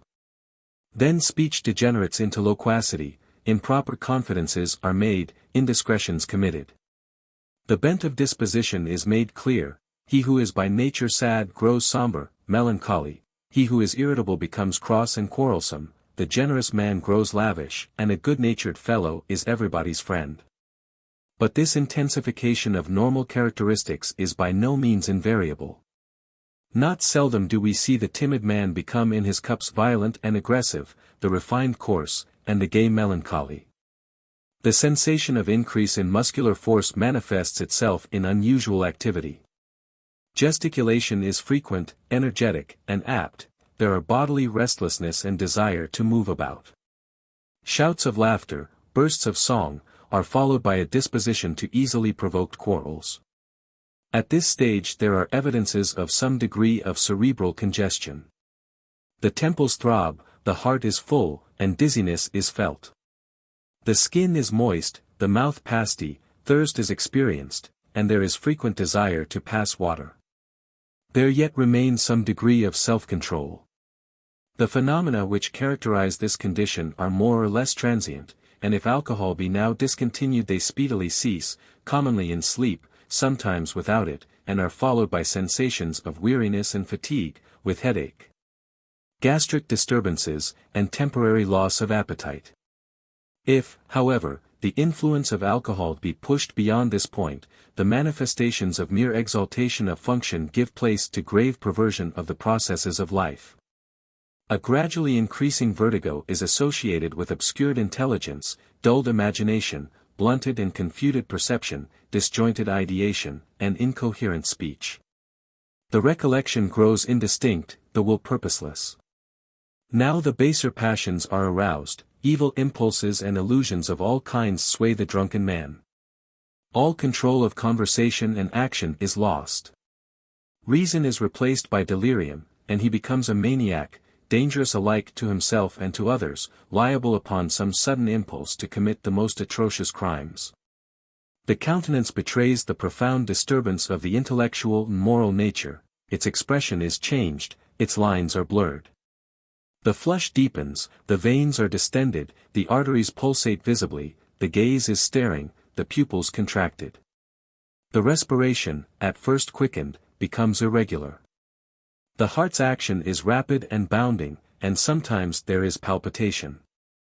Somnolence soon deepens into an invincible desire to sleep. At this point great muscular relaxation not infrequently occurs in connection with vomiting, profuse sweating, and dilatation of the pupils. Muscular movements are irregular and uncertain, the gait vacillating and staggering. The movements of the superior extremities, wanting in precision, become trembling and awkward. At the same time speech becomes embarrassed. Articulation is difficult and imperfectly executed. At length standing becomes impossible. The drunkard, profoundly poisoned, sinks helplessly to the ground, and not infrequently the control of the sphincters is lost. The development of this condition is accompanied by a gradual perversion of general and special sensibility. Dull headache, ringing in the ears, phosphenes, and other disturbances of vision, hallucinations of taste and smell, are followed by abrogation of the special senses. Loss of cutaneous sensibility, beginning at the extremities, invades the whole body, and finally the subject sinks into more or less profound coma, from which it is no longer possible to arouse him. Muscular resolution is complete, sensation is lost, the face is now bloated, deeply flushed, sometimes livid, sometimes ashy pale, the pupils are dilated, the temperature below normal. The respiration stertorous and accompanied by abundant mucus rales. The pulse is feeble, fluttering, the surface covered with sweat, and involuntary evacuations take place. Varieties. 3 varieties of acute alcoholism are recognized by Lentz: the expansive, the depressive, and the stupid. The first is characterized by gaiety, self-satisfaction, and content. The drunkard, smiling and happy, is satisfied with the present and full of hope for the future. The second variety is characterized by sadness and melancholy. The drunkard becomes somber and taciturn. If he talk at all, it is to bewail his misfortunes and to recount his mishaps. In the third variety the period of excitement is wanting and the drunkard passes rapidly into a condition of stupor. Great as are the modifications of the course of acute alcoholism under different circumstances and in different individuals, it is evident, upon close investigation, that its phenomena, and especially those which relate to the nervous system, manifest themselves in a progressive series more or less constant in the majority of persons.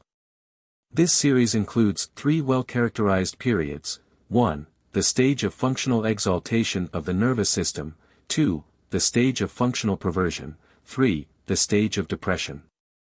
We may, then, recognize the degrees of acute alcoholism corresponding to these stages.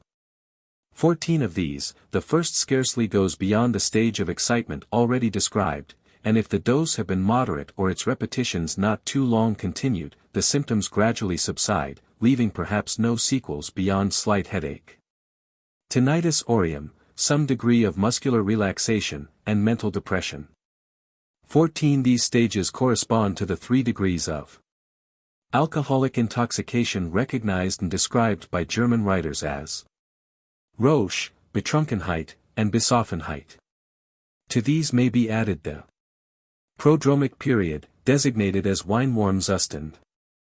These 3 degrees are known to the French as l'ivresse légère, l'ivresse grave, and l'ivresse sourire. The second degree is characterized by partial abolition of intelligence, of general and special sensation, and of motor power.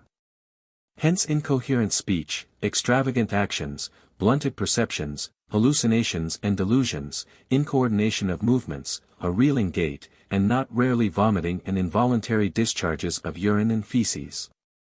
This degree of acute alcoholism usually ends in deep sleep with abundant perspiration, to which succeed great lassitude and depression, accompanied by much gastrointestinal derangement, of which the symptoms are inability to take food, coated tongue, viscid mouth, foul breath, repeated vomiting, and occasionally diarrhea.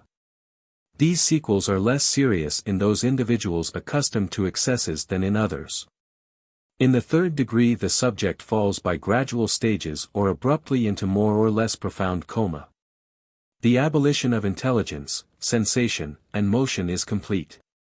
The face is now swollen, livid, or pale, the pupils dilated, the respiration stertorous, the pulse feeble, often slow, sometimes imperceptible, the surface cool and often bathed in sweat.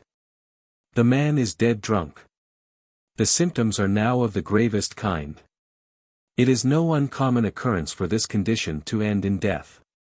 Well characterized as these 3 degrees of alcoholic intoxication are, they are not, when occurring successively in the same individual, separated by abrupt lines of demarcation. On the contrary, the evolution of the symptoms is from the beginning to the close a gradual and progressive one. While the scope of this article precludes extended discussion of the symptoms of acute alcoholism, which, indeed, present an almost endless variety in their intensity and combination, yet it seems necessary to the elucidation of the subject to point out some of the more prominent modifications due to variations in the conditions under which alcohol acts upon the organism. First among these are differences in the nature and composition of the drink. Here we have to do not only with the well-known differences in alcoholic beverages, as spirits, wines, and malt liquors, and their quality in grades. but also with differences in the chemical nature of the alcohols themselves which enter into their composition. The principal of these alcohols are methyl alcohol, CH3OH, ethyl alcohol, C2H5OH, propyl alcohol, C3H7O, butyl alcohol, C4H9OH, amyl alcohol, C5H11O.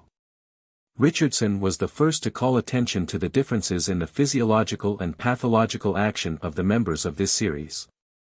Other observers, among whom may be named Dujardin-Beaumetz and Andigi, 15 and Rabuteau, 16, have also investigated the subject. The researches of these observers have established the fact that the effects of the different alcohols in depressing the temperature of the body and in paralyzing sensation and motion are exactly the same. But that their narcotic influence upon the nervous system increases, dose for dose, in proportion to the amount of carbon which they contain. Ethyl alcohol is, with the exception of methyl alcohol or wood spirit, the least rich in carbon and the least dangerous to health. 17. The increased consumption of alcohol, both as a beverage and in the arts, the demand for cheap, coarse spirits producing their primary narcotic effects with promptness, and the cupidity of manufacturers, have led to the almost universal adulteration of the liquors of commerce with the more dangerous alcohols. 18. So extensive has this substitution of the high-carbon alcohols for ethyl or ordinary spirit of wine become that it has been suggested that alcoholism should be divided into ethylism, amylism, propylism, and butylism, not so much for clinical reasons as to direct attention to the composition of alcoholic drinks and to their deleterious properties. 19.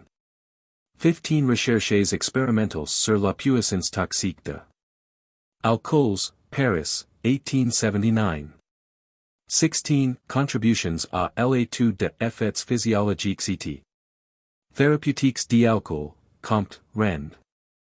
Société de Biologie. 1870-71. 17. Methylic alcohol is the safest of the series of bodies, to which it belongs. B. W. Richardson, Lectures on Alcohol. 18. M.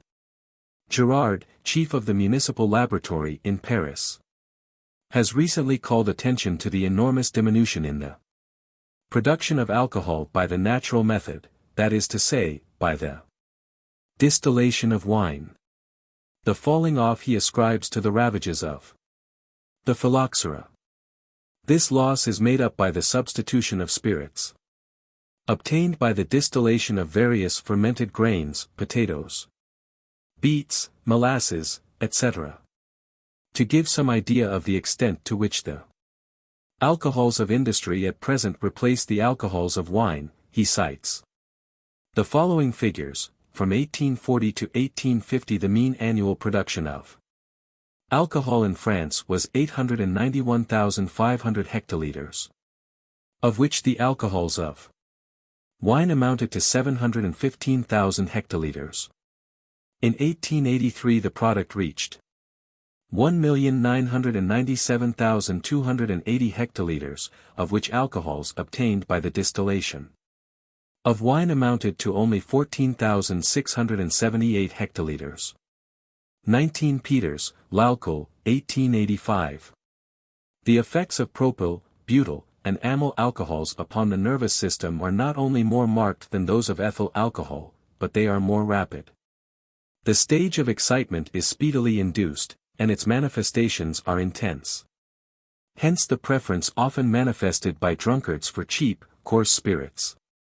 On the other hand, the stage of depression quickly follows, and is itself of relatively shorter duration than that induced by ethyl alcohol, probably for the reason that the amount required to bring it about is smaller. Muscular resolution soon becomes general and complete, insensibility speedily succeeds, the fall of temperature is rapid, vomiting, occasionally absent in the intoxication produced by ethyl alcohol, is the rule, and is frequently repeated. Muscular tremor, and especially is this true of amyl alcohol, comes on earlier, is more general and more marked, and lasts longer than that which occurs in consequence of excess in ethyl alcohol. Richardson states that the complex alcohols are more slowly eliminated than ethyl alcohol, but the French observers are of a different opinion. But these differences in action are probably rather differences in degree than in kind. Peters says, ethyl alcohol is less dangerous than the more complex members of the series. It is less irritating, less charged with carbon, its specific gravity is less, its fumes are less dense and escape more readily from the economy. Its action ought to be less profound, less prolonged, than that of butyl, propyl, and amyl alcohol, but it is of the same nature. It is not qualitatively but quantitatively different. I suspect that the effects of liquors containing ethyl alcohol are, as a rule, less decidedly injurious, by reason of the more favorable surroundings of those who can afford to use them. The three principal groups of the alcoholic drinks of commerce produce, independently of the properties of the different kinds of alcohol which they contain, forms of acute alcoholism which differ in important respects. The intoxication induced by the exclusive use of malt liquors is dull and heavy, slow in coming on, and of long duration. The stage of excitement is relatively brief, not often characterized by gaiety, often brutal. Drowsiness soon supervenes and deepens slowly into unconsciousness. The after effects are disagreeable and prolonged. The enormous quantity of fluid and the large amount of malt extractives cause gastrohepatic derangements of a more or less distressing kind. To the hops must be ascribed the prolonged dullness which is so characteristic of the after effects of beers and alesh. The influence of the various substances used in the adulteration of beers without doubt modifies the symptoms of the alcoholism which these beverages cause when impure.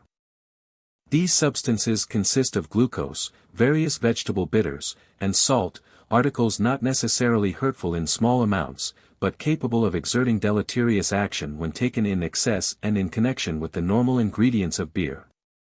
The intoxication produced by pure wines is, as a rule, characterized by a bodily and mental activity strongly in contrast with the drunkenness produced by malt liquors. The drunkard is usually gay and vivacious, at all events, lightly merry or not hopelessly despondent. His mood is variable, changing from grave to gay. The first stage is prolonged, and the manifestations of the later stages less grave, nor are the sequels apt to be so severe. The action is that of ethyl alcohol and certain ethereal substances, the latter being present, however, only in minute amounts. The rapidity of the effects depends upon the proportion of alcohol which the wine contains, which varies from about 7% in the clarets to 15, to 18, or even to 20% in port and Madeira. The sparkling wines, Moselle and Champagne, produce more transient effects than the still wines, a fact probably to be explained by their greater and more prompt diuretic action. The foregoing remarks apply only to pure wines. The intoxication which follows the use of artificial compounds sold in all parts of the world as wines betrays in its course and symptoms the high percentage and toxic characters of the mixed alcohols which form their essential ingredients. The intoxication which follows excesses in the various spirits of commerce presents no special characters. Its symptoms are determined to a considerable extent by the relative purity, that is, freedom from admixture with the various complex alcohols, of the liquor by which it has been produced. Potato spirit causes drunkenness which is profound, overwhelming, and preceded by a brief period only of excitement. Even more important than the kind of liquor is its quantity. Here, however, it is impossible to formulate precise statements. A few glasses of wine will produce effects in some persons more decided than much strong spirits in others. Those conditions which favor the absorption of alcohol hasten the production and augment the intensity of alcoholism. And the contrary is true. Thus, alcohol taken while fasting does much more harm than the same amount taken with a meal. Intense excitement, anger, mortification, or other violent emotion is said by Lentz to increase the effects of alcohol. Sudden transition from a warm to a cold atmosphere intensifies the action. That this effect of cold is due to suppression of perspiration, and the consequent interference with one of the elements of elimination, is much less likely than that it is due to the further depressing influence of cold upon the nervous system, already depressed by the alcohol imbibed. Occupation has in an indirect way much to do with the facility with which alcohol is borne. Hard work, requiring great and continuous muscular effort, especially in the open air, diminishes the liability to acute alcoholism, while sedentary occupations and confinement strongly predispose to it. These well-recognized facts are to be accounted for by the influence of different occupations and modes of life upon the elimination of the poison. Persons who are debilitated by chronic disease or are convalescent from acute maladies, and the otherwise feeble and anemic, are peculiarly obnoxious to the action of alcohol. Previous custom and hereditary peculiarities of organization exert an influence upon the liability of individuals to acute alcoholism, and upon its nature when induced. Persons of an impressible nervous organization are peculiarly prone to the evil effects of drink. With such persons slight excess is often followed by serious consequences. The intellectual disturbance is early developed and out of proportion to the derangements of motility and sensation. The effects of alcohol are manifested more promptly and more intensely in children and women than in men or in the aged. Drunkenness is induced more rapidly and with smaller quantities of alcohol in summer than in winter, in warm than in cold countries. B. Irregular forms of acute alcoholism. Point 21. The maniacal form. The outbreak is usually sudden, sometimes occurring after the ingestion of comparatively small quantities of alcohol, at others after excesses which in a certain proportion of the cases have already ceased. The transition from a condition apparently normal, or marked at most by mental concentration, restlessness, and some degree of irritability, to furious mania is sometimes almost instantaneous, and the subsidence of the latter no less swift. More commonly there are prodromic symptoms, among which are general malaise, precordial distress, palpitations, flushing of the face, vertigo, tinnitus aurium, phosphenes, and dull, throbbing headache. The attack is characterized by maniacal excitement, usually of a furious kind. The restlessness is, however, far from being aimless and purposeless. On the contrary, impelled by the wildest passions, transported with rage, the patient seeks the destruction of life and property, and wreaks his fury alike upon animate and inanimate objects. So great is his strength for the time being that several strong men may be scarcely able to restrain him. He pours forth a torrent of commingled threats and curses, in which may be heard unintelligible, and often inarticulate, sounds. He is beside himself, yet, so far as can be learned, there are neither hallucinations nor delusions by which his fury can be explained. In this respect the condition is wholly unlike that form of alcoholic mania in which the actions are explained by the imaginary surroundings and circumstances of the patient. In the maniacal form of acute alcoholism the most trifling incident, a word, a look, are sufficient to produce a tempest of rage that may end in scenes of violence. Nevertheless, the patient yet retains for a time some notion of his surroundings. At length, however, he falls into a state of complete unconsciousness, and the delirium is like that of fever, of the delusions of which no recollection afterward remains. This form of acute alcoholism is almost invariably associated with the symptoms of a high degree of cerebral hyperemia. The hands are hot, the eyes injected, the pupils dilated or contracted, the expression eager. There are abundant secretion of saliva, frequent and irregular respiration, a rapid pulse, often exceeding 100, throbbing arteries, distended veins, and a hot skin, often bathed with sweat. The urine is scanty and constipation usual. There is, as a rule, increased sensibility to light and sound. The attack is liable to come to a tragic close in murder or suicide. 20 Ivresses enormales ou pathologiques of the French writers. The termination of the paroxysm is as abrupt as its onset. Some abatement of its violence is quickly followed by signs of mental and bodily exhaustion. This deepens into profound sleep, which often lasts from 12 to 24 hours, and from which the patient awakes clear, tranquil, and as if nothing had happened, or dimly recollecting the occurrences that have passed as a hideous dream. In a small proportion of the cases the sleep deepens into coma which ends in death. 2. The convulsive form. The analogy to the form just described is very close. Here, however, the morbid manifestations directly relate to the muscular system. The attack is commonly sudden, often abrupt. When prodromes occur, they are such as have been described as preceding the maniacal form: mental irritability, headache, precordial distress, etc. The attack is thus described by Lentz. The phenomena consist not in ordinary convulsions, but in convulsiform movements of remarkable disorder, only to be compared with the extraordinary convulsive movements of grave hysteria. We have happened to see several cases during the attack. These patients threw themselves to the ground, giving themselves up to the most irregular and disorderly contortions, rolling from side to side, throwing the body into the air, striking out with the legs and arms, kicking at random, biting at persons and things, now knocking the head against the floor, again rising for a moment, only to fall back and commence again the same contortions. Their movements are energetic and violent. There are madmen whom it is dangerous to approach by reason of the violence of their movements, but they are certainly much less dangerous than those suffering from the maniacal form of acute alcoholism. For their morbid motility has no tendency to take the shape of coordinated actions. It is movement wasted in pure loss. Their muscular energy is excessive, it is difficult to restrain them. To resume, the peculiarity of these movements is this, that they are not intentional, but that they are rather purely convulsiform, automatic. Another phenomenon of this form, one of its characteristic symptoms, is the state of intellectual enfeeblement which accompanies it.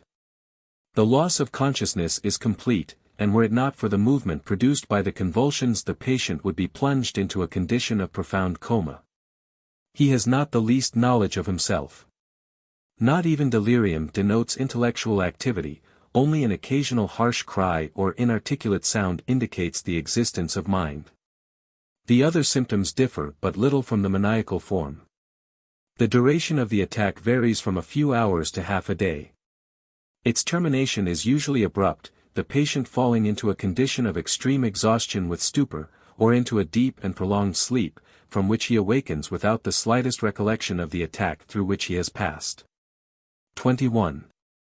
Consult also Dictionary des Sciences Med, t. 26.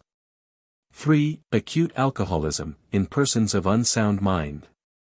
The insane, imbeciles, epileptics, and persons suffering from nervous diseases are, as a rule, abnormally susceptible to the action of alcohol, and present more or less striking peculiarities in the symptoms which it causes. Brief notice of certain of these peculiarities is in accordance with the scope and plan of this article. In general, paralysis propensity to alcoholic excesses is not rarely an early symptom. The subject is very susceptible to the action of alcohol, and under its influence rapidly passes into a state of intense excitement, characterized by incoherence, delirium, excessive restlessness, and unwillingness to seek repose until exhaustion is complete. It is under the influence of this easily provoked alcoholic excitement that the vagabondage, quarrels, thefts, robberies, incendiarisms, and other grave crimes observed during the first stage of this form of insanity are often committed.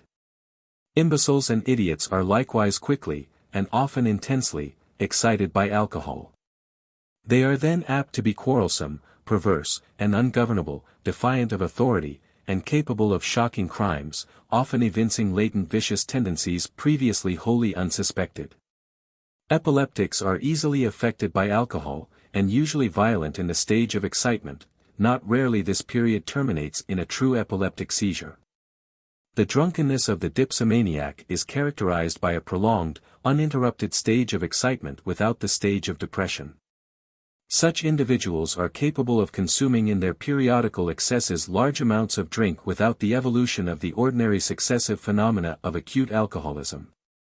Persons of unsound mind are, as a rule, so susceptible to the influence of alcohol, and suffer so promptly and intensely from its primary effects, that they are rarely able or permitted to consume a sufficient quantity to bring about a comatose state. The irregular forms of acute alcoholism are only to be explained by the inherited or acquired constitutional peculiarities of individuals.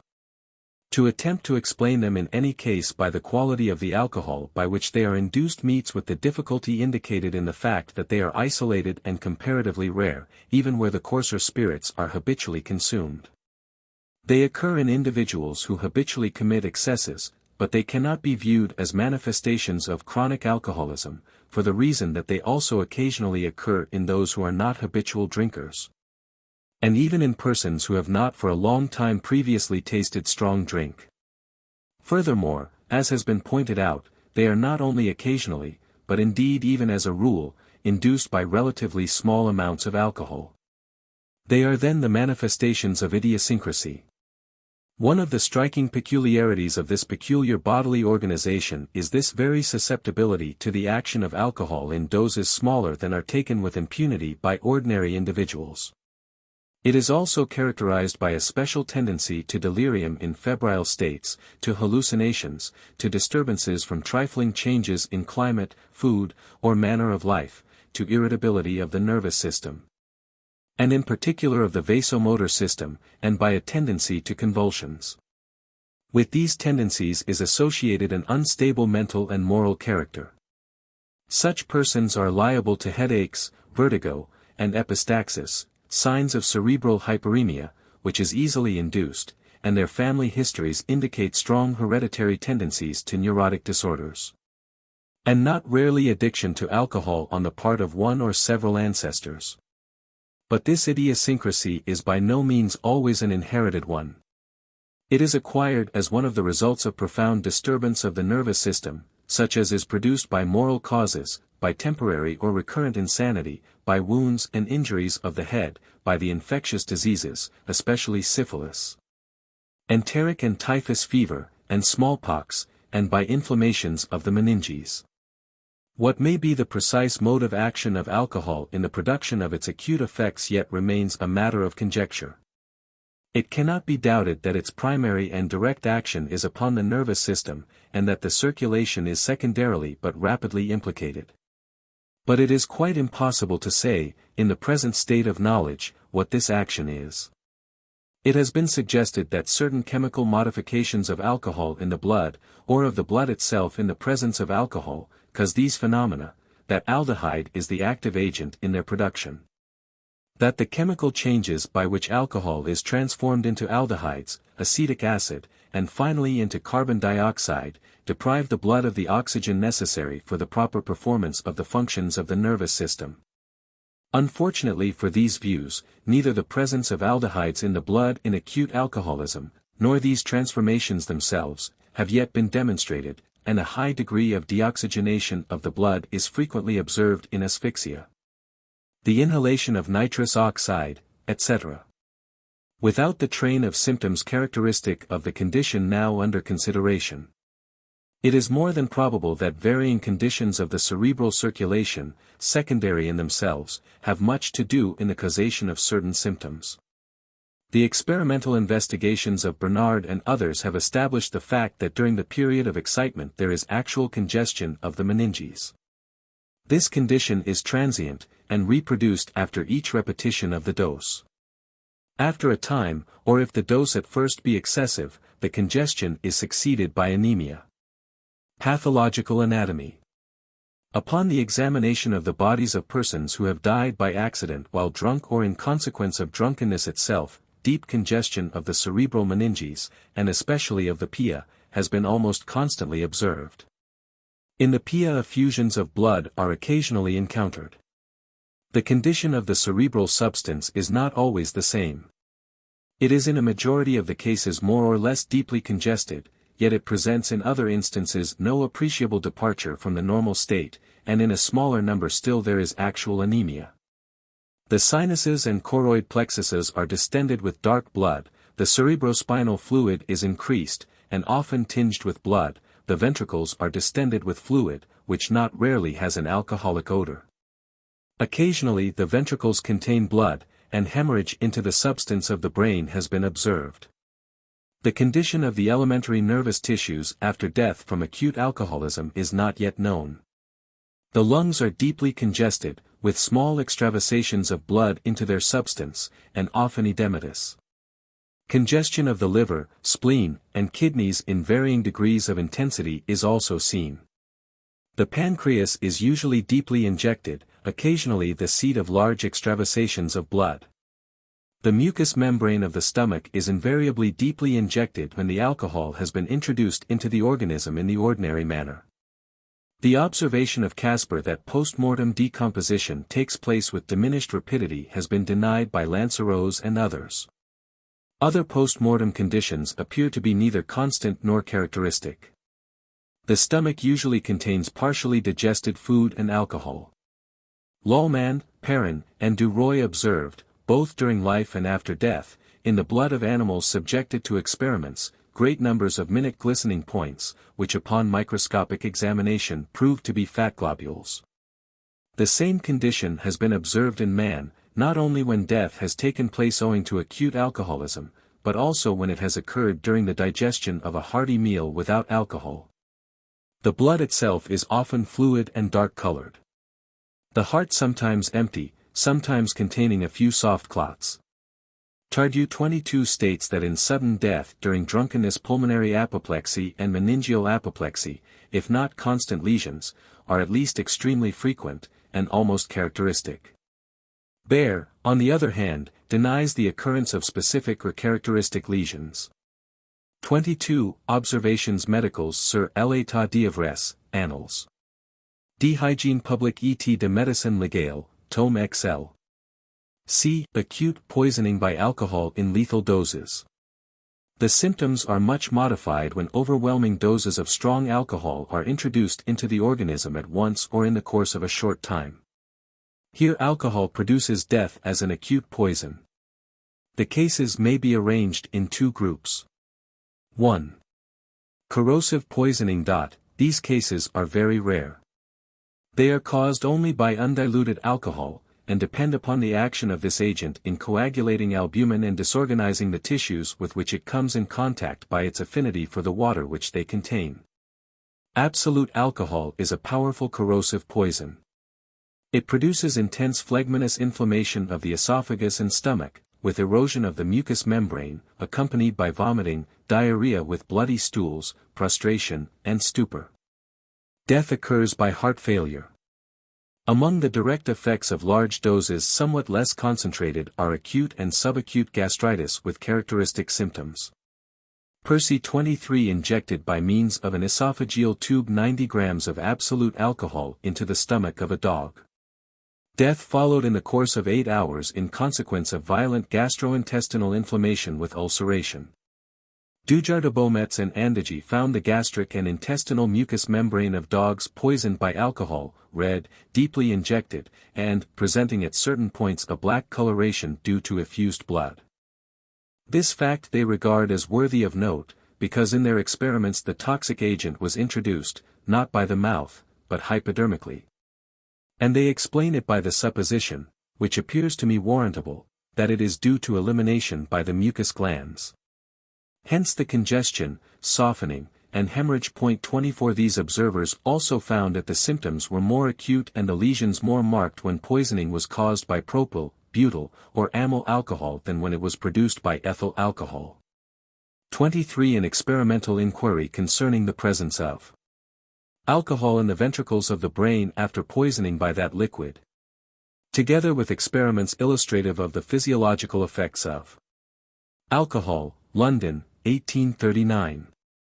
24. Chaitin and Gublier have emphasized the fact that certain poisons introduced by intravenous injection or by absorption through the respiratory tract are eliminated by the intestines, with the production of the same local symptoms as when administered by the mouth. Bulletin de l'Académie de Médecine, Séance du 6 November. 1877. 2. Acute narcotic poisoning. Much more common are the cases in which death is rapidly produced by excessive doses of ordinary diluted alcohol taken at once or rapidly repeated. This happens under various circumstances, as when a drunkard avails himself of some favorable opportunity to gratify to the full a bestial appetite, or upon a wager drinks a number of glasses of spirits in quick succession or a given quantity down. Or when a man already drunk is plied by his companions for pure deviltry. Suicide by this means is, in the ordinary sense of the term, rare, and murder still more so. The latter crime has, as a rule, been committed upon infants and children. Blythe 25 estimates the fatal dose of absolute alcohol, diluted in the form of ordinary whiskey, gin, etc., at from 1 to 2 fluid ounces for any child below the age of 10 or 12 years, and at from 2.5 to 5 ounces for an adult. In the instance recorded by Mashka 26, 2 children, aged respectively 9 and 8 years, took partly by persuasion, afterward by force, about 1/8 of a pint of spirits of 67% strength, about 1.7 ounces of absolute alcohol. Both vomited somewhat, then lay down. Stertorous breathing at once came on, and they quickly died. Taylor relates a case in which a quantity of brandy representing about 2 fluid ounces of absolute alcohol produced death in a child 7 years old. 25 Poisons, Their Effects and Detection, A.M. Edition, New York, 1885. 26 cited by Blythe. The symptoms are uniformly the same. The period of excitement is transient or absent altogether. Occasionally the patient falls at once to the ground while in the act of drinking or immediately thereafter. Complete coma, interrupted by shuddering convulsions, may terminate in the course of a short time in death. If the fatal issue be delayed, there are vomiting and involuntary discharges, the respiration becomes slow, embarrassed, stertorous, the heart's action is feeble and irregular, the pulse almost or wholly imperceptible. The temperature rapidly falls several degrees, 90 degrees Fahrenheit has been observed. The pupils are dilated, insensibility and muscular resolution are complete.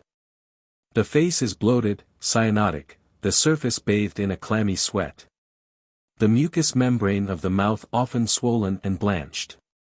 Vomiting is usual, but not constant, and there is occasionally thin mucus diarrhea, the stools being mixed with blood.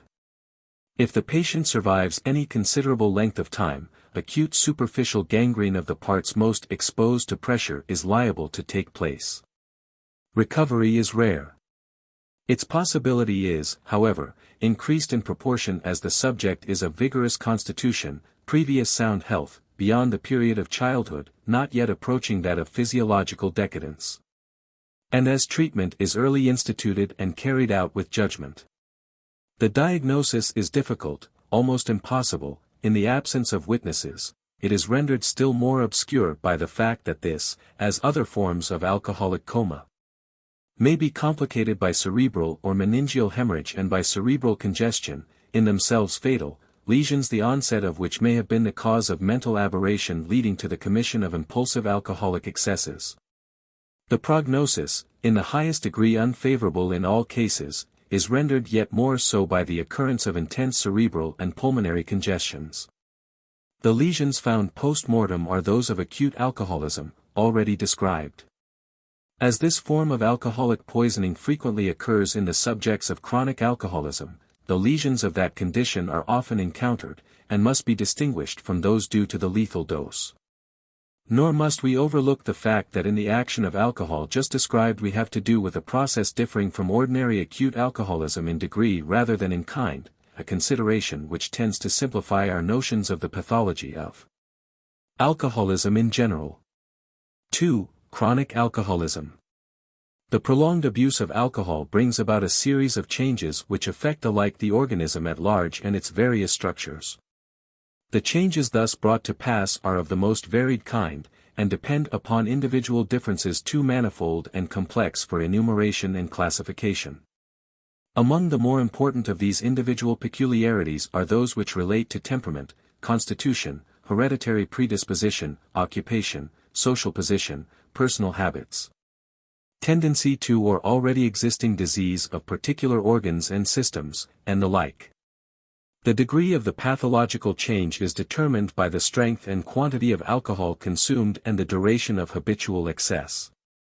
The human body is capable of adapting itself to the habitual consumption of large quantities of alcohol, just as to other directly acting agents of an injurious nature, such as foul air, bad drinking water, and unwholesome food. or even to the action of substances dangerous to life, as opium or arsenic, and yet presenting for a considerable time the appearance at least of health. Degeneration of the tissues of the body and disorders of its functions are nevertheless surely produced. These alterations are not the less dangerous to health and life because they are insidious and remain for a time latent. Furthermore, like the habit of which they are begotten, they are progressive, and sooner or later declare themselves in open disease. The condition, whether latent or manifest, that is produced by prolonged habitual alcoholic excess is designated chronic alcoholism. 27. The writer, although fully aware of its imperfections, regards the above definition of the term as more in accordance with the present state of our knowledge of the subject, and therefore more useful than any other that he has been able to find. It is scarcely necessary to repeat here that the restriction of the term chronic alcoholism to accidental or occasional manifestations of a permanent state is misleading and unscientific. The same criticism is applicable to the attempt that has been made to establish this condition as a substantive disease, chronic, progressive, and characterized anatomically by inflammatory, sclerotic, and steatogenous processes. The symptoms of this condition, when fully established, differ within wide ranges in kind and degree. They are the manifestations of derangements of the viscera, of the nervous system, and of the mind, varying among themselves according as the stress of the pathological action has fallen upon one organ or another, forming combinations at once curious and inexplicable, developing quietly, without event, almost imperceptibly at one time, breaking into the most furious paroxysms at another. They present for our study perhaps the most complex of chronic morbid conditions. The chronic alcoholism which is latent is not, therefore, always without symptoms. They are, however, often slight and escape observation, or when manifest they are not infrequently ascribed to other causes. Or, again, their etiological relations being concealed or overlooked, they are exceedingly obscure and puzzling. This is especially the case in the chronic alcoholism produced by the secret tippling of otherwise respectable persons, and especially women. To facilitate description, we shall consider the derangements of the viscera, the nervous system, and the mind in regular order, according to the scheme on. But the reader will observe that whatever may be the prominence of particular symptoms or groups of symptoms in any given case, all parts of the organism are involved. And that there is no such thing as chronic alcoholism restricted to any particular viscous or group of viscera, to the nervous system, or to the mind. Visceral derangements. There is nothing specific in the lesions of chronic alcoholism. The chronic hyperemia, steatosis, and sclerosis induced by alcoholic excesses differ in no respect from those conditions brought about by other causes. That which is specific is the evolution of a series of morbid changes in the different structures of the body under the influence of a common and continuously acting cause. The digestive system is affected, as a rule, long before the vascular or the nervous system. 1. Local disorders. Disorders of the digestive system. The mouth and throat. The action of insufficiently diluted alcohol upon the mucous tissues is that of an irritant. The habitual repetition of this action causes subacute or chronic catarrhal inflammation. The condition of the tongue varies with that of the stomach. The mouth in acute alcoholism is apt to be pasty and foul, the tongue slightly swollen and coated with a more or less thick yellow fur. There is often also an increase of saliva. In chronic alcoholism the tongue is usually small, sometimes red, sometimes pale, often smooth from atrophy of the papillae, not rarely deeply fissured. In a word, the condition of this organ is that seen in the various forms of subacute or chronic gastritis. The salivary secretion is often notably diminished, the sense of taste impaired. Relaxation of the throat and uvula and granular pharyngitis are common. Those who, whilst leading a sedentary life, are inclined to the pleasures of the table and a free indulgence in spirituous liquors often suffer from these affections. Mackenzie 28 states that the worst cases of chronic catarrh of the throat generally arise from the habitual abuse of the stronger forms of alcohol. The associated influence of tobacco in the causation of this group of affections is not to be disregarded. 28 Diseases of the Pharynx, Larynx, and Trachea, 1880. Lanceros encountered ulceration of the esophagus, and Bergerud a case of narrowing of that organ, in chronic alcoholism. 29. Peters regards it as probable that the connective tissue hyperplasia and resulting stenosis seen in the stomach as a result of the action of alcohol may also occur in the esophagus. The stomach. In addition to functional dyspepsia, which is scarcely ever absent in chronic alcoholism, all forms of gastritis, from simple erythematous inflammation of the mucous membrane to sclerosis and suppurative inflammation of the stomach, are encountered. Armour 30 assigns to the habit of spirit drinking, especially to the habit of taking alcohol undiluted on an empty stomach, a high place among the causes of indigestion. He regards this habit as a prominent factor in the production of chronic gastric catarrh, a condition very frequently present in indigestion. This observer also regards the excessive use of alcohol as the most frequent among the direct exciting causes of gastric inflammation in this country, exclusive of acid or corrosive poisons. Next to errors in diet as a cause of chronic gastritis, he places the immoderate use of alcohol, especially by persons whose general health and digestive powers are below a healthy standard. The primary lesions are vascular dilatation and hyperemia. The mucous membrane is discolored, red or bluish, in scattered patches of varying size, with occasional ecchymoses of a bluish hue or spots of pigmentation. These patches occupy more commonly the region of the cardia and the lesser curvature. Vascular injection is conspicuous, the veins are dilated, tortuous, the mucous glands hypertrophied, the surface covered with thick, ropey, acid-smelling mucus. After a time permanent changes in the mucous membrane are set up. It undergoes atrophy or softening, or, again, it becomes hardened, thickened, and contracted, its rugae more prominent, its surface mammillated, sclerosis. Grayish-brown pigmentation, the remains of former blood extravasations, is seen at many points. Minute retention cysts are formed in consequence of the occlusion of the ducts of certain glands. The submucous connective tissue and the muscular coat occasionally undergo, in consequence of prolonged gastritis, local hypertrophy. 30 See This System of Medicine, Volume 2. Pages 446, 464. 470. Acute suppurative inflammation of the stomach, with purulent infiltration of, or the formation of abscesses in, the submucous tissue, has been met with in drunkards. It is extremely rare, and results from the violent irritant action of large doses of strong alcohol in subjects debilitated by previous excesses. Gastric ulcer is much more common. The abuse of alcohol is regarded as an indirect cause of this lesion by the majority of writers. In the present state of knowledge, alcohol as usually taken can scarcely be regarded as a direct cause of ulceration. Nevertheless, gastric ulcer is relatively common in alcoholic subjects. Ledet 31 found gastric ulcer in 8 of 26 necropsies of drunkards. Bayer and Lentz also regard the abuse of alcohol as a very common cause of ulceration. The ulcers are usually superficial, occupy by preference the neighborhood of the cardia and the lesser curvature, and are apt to be multiple. In these respects they differ from simple gastric ulcer.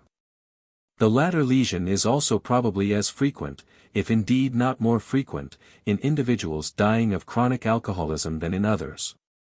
31 Clinique Médicale de l'Hôtel-Dieu à Rouen, 1874. The view formerly entertained that alcohol was an important cause of cancer of the stomach has been shown by Kubik, Magnus, Huss, Engel, and others to be untenable. Carcinoma ventriculi is rarely associated with chronic alcoholism. The dimensions of the stomach are rarely normal. Dilatation is usually present in the early stages, and in beer drinkers throughout.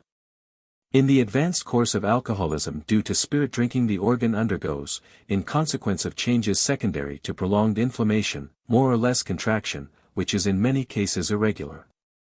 Dyspeptic symptoms are common, the appetite is variable, irregular, and at length wholly lost. There is especially distaste for food in the morning. This, together with the disordered state of the secretions of the mouth and a feeling of nervous depression on rising, leads to the disastrous habit of taking spirits early in the day. Gastric digestion is performed with difficulty. It is accompanied by sensations of distension and weight, by flatulence and acid eructations. Heartburn is a common symptom. The drunkard is not rarely tormented by an uneasy craving or sense of emptiness in the region of the stomach, which he temporarily allays by nips and pick-me-ups and morsels of highly seasoned foods at odd times. With the result of still further damage to his digestion and the complete loss of appetite for wholesome food at regular hours. In the course of time the characteristic morning sickness of drunkards is established. On arising there is nausea, accompanied by vomiting, sometimes without effort or pain, at others attended by distressing retching and gagging. The matter vomited consists usually of viscid mucus, at first transparent, then flaky, and at length, if the efforts be violent, of a green or yellow color from the admixture of bile. These symptoms ordinarily do not recur until the following day. In other cases vomiting is more frequent, recurring at irregular periods during the day, and not uncommonly an hour or two after the ingestion of food. When gastric ulcer is present, portions of the vomited matter are often dark and grumous like coffee grounds or the settlings of beef tea, and are found upon microscopic examination to contain blood corpuscles. Actual hematemesis may also occur under these circumstances, and be repeated from time to time. The quantity of blood thrown up is frequently small, at times, however, it is excessive, and occasionally so great as to cause death. Common as are the evidences of gastric disturbance in chronic alcoholism, they are far from being constant, and it is worthy of note that in proportion to the number of the cases serious gastric affections are, except in the later stages, relatively infrequent. The intestines. Lesions of the small intestine due to alcoholism are extremely rare. Even when simple or ulcerative inflammation of the stomach is localized at, or extends to, the pylorus, it rarely passes any great distance into the gut. The large intestine is, on the contrary, frequently the seat of chronic inflammatory processes. Here we find vascular engorgement, patches of pigmentation, localized thickening of the mucous and submucous tissues, enlargement of the solitary glands, and an excessive secretion of viscid mucus. The tendency to permanent vascular dilatation, which is a characteristic result of alcoholic habits, constitutes a powerful predisposing influence in the causation of hemorrhoids, which are common. Alcohol acts directly upon the hemorrhoidal plexus of veins, and indirectly by causing permanent congestions of more or less intensity in the greater number of the abdominal viscera. When a prolonged course of excesses in alcohol has led to chronic congestion with hypertrophy, cirrhosis, or other structural change in the liver which is capable of causing permanent mechanical obstruction of the portal circulation, hemorrhoids constitute a very common affection in the group of morbid entities secondary to these conditions. The symptoms of intestinal derangement are in the beginning, as a rule, slight and occasional. They consist of uneasy sensations or colicky pains in the abdomen, a feeling of fullness with or without tympany, and constipation alternating with diarrhea, in a word. They are the symptoms of acute or subacute intestinal indigestion terminating in an attack of intestinal catarrh. Attacks of this kind repeat themselves in a considerable proportion of the cases with variable but increasing frequency, until at length the conditions of which they are the expression become permanent, and the patient suffers. Among other distressing symptoms hereafter to be described, from chronic diarrhea. The stools are now of the most variable character, occasionally bilious, sometimes containing small dark sibillous masses, rarely formed, but usually containing more or less abnormal mucus, too much fluid, and traces of blood. Indeed, at this stage several causes, among which I may mention visceral congestions, local inflammation of the intestinal mucous membrane, dilatation of the hemorrhoidal veins, and structural changes in the liver, conspire to determine blood toward the interior of the intestinal tube. Traces of blood in the stools are therefore frequent, and actual hemorrhage and the appearance of the dark, tarry, and altered blood formerly described under the term melena are by no means rare. Colliquative diarrhea and dysenteric attacks also occur, and at length an intense enteritis with uncontrollable diarrhea may end the life of the patient. The conditions just described lead to rapid emaciation, and contribute when present to the establishment of the cachexia so marked in many cases of chronic alcoholism. The glands. The salivary glands were found by Lanceros 32 to have undergone softening, with granulofatty changes in their epithelium. If such changes are among the usual effects of alcohol, they are doubtless productive of alterations in the saliva, which explain, in part at least, the dryness of the mouth so frequent among drunkards. 32 Dictionnaire de Médecine, Art. Alcoholism. The pancreas is, as the result of interstitial inflammation, the seat of similar changes. It is sometimes enlarged and softened, sometimes atrophied, shriveled, or cirrhotic. In the latter condition its consistence is firm, its surface uneven, its color deep yellow, brown, or pale. Hyperplasia of the interacinous connective tissue, with subsequent contraction and atrophy in destruction of the glandular tissue, characterizes the more chronic forms of pancreatitis. And the organ is frequently the seat of scattered minute blood extravasations. I have already alluded to the enlargement of the solitary glands which constitutes a feature of the condition of the large intestine. The solitary glands and Peyer's patches of the small intestine are rarely altered. B. Disorders of the liver. Next in order to the stomach, the liver is more directly exposed to the action of alcohol than any other viscous. For this reason lesions of the liver are frequent and grave.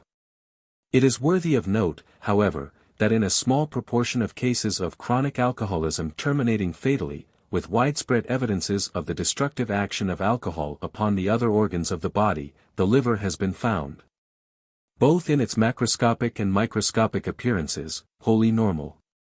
Absorbed by the gastric vessels, alcohol passes directly, by way of the portal vein, into the parenchyma of the liver, there giving rise to various disturbances, the nature of which is determined by the tendencies of the individual on the one hand, and on the other hand by the character of the alcohol consumed. The danger of hepatic disease is in direct proportion to the amount and the concentration of the alcohol habitually taken. The steady drinkers of spirits of whatever kind, whether gin, brandy, whiskey, or rum, present the largest proportion of diseases of the liver. These affections are far less common among beer drinkers, and infrequent among wine drinkers in wine-growing countries. In this connection it is to be borne in mind that the presence of food in the stomach retards to some degree the absorption of the alcohol ingested, and to a certain extent constitutes a means of dilution.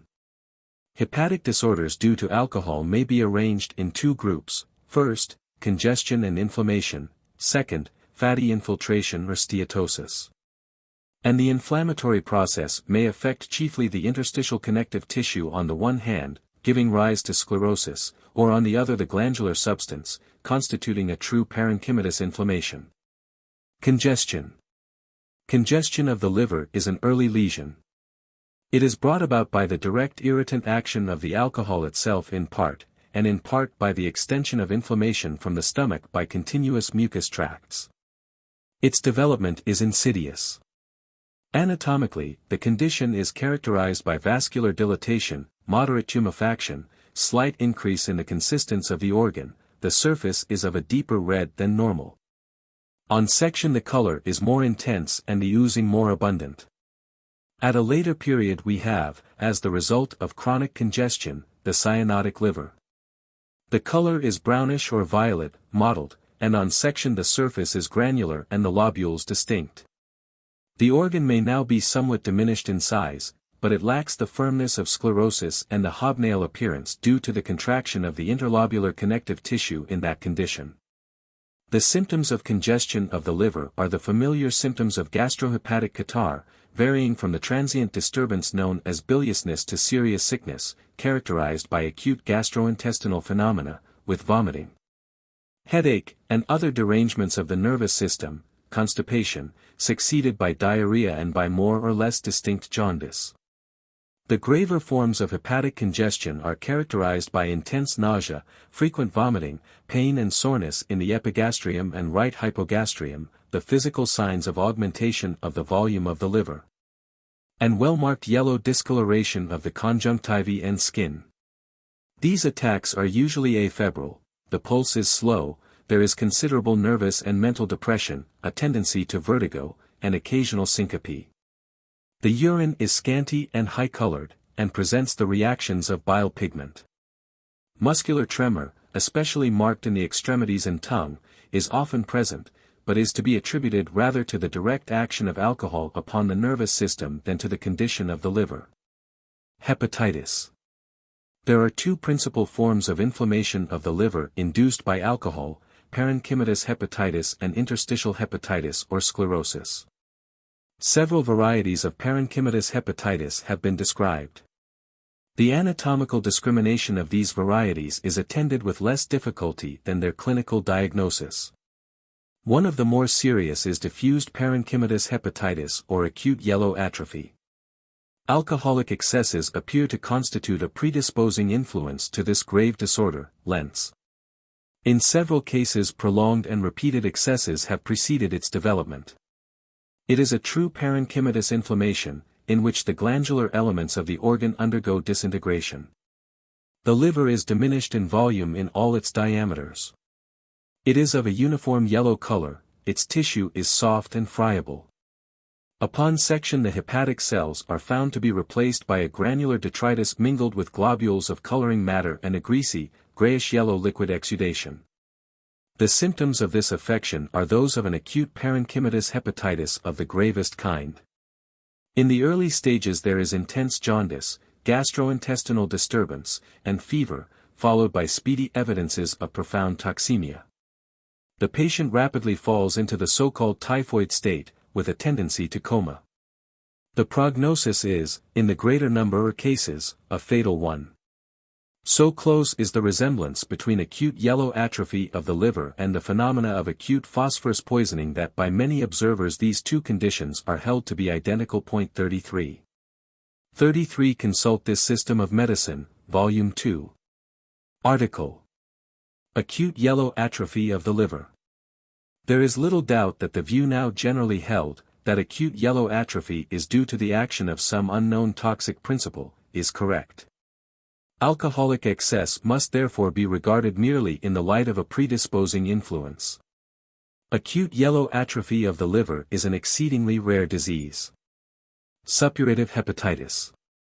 Abscess of the liver is in temperate climates infrequent as the direct result of alcoholic excess. It is frequently ascribed, however, to improper alcoholic indulgence, especially when combined with the eating of large quantities of improper food, in tropical and subtropical climates. A form of hepatitis has been described by Ledet under the head of chronic interstitial hepatitis with atrophy. The symptoms are for the most part not very well marked, and consist chiefly in general malnutrition, which may in fact be dependent upon the associated gastric disturbance. Chronic jaundice is usually present. Interstitial hepatitis. Cirrhosis of the liver is in a large proportion of cases directly attributable to alcoholic excess. In this view the greater number of observers coincide. But that alcohol is not the sole cause of chronic interstitial hepatitis has been abundantly established.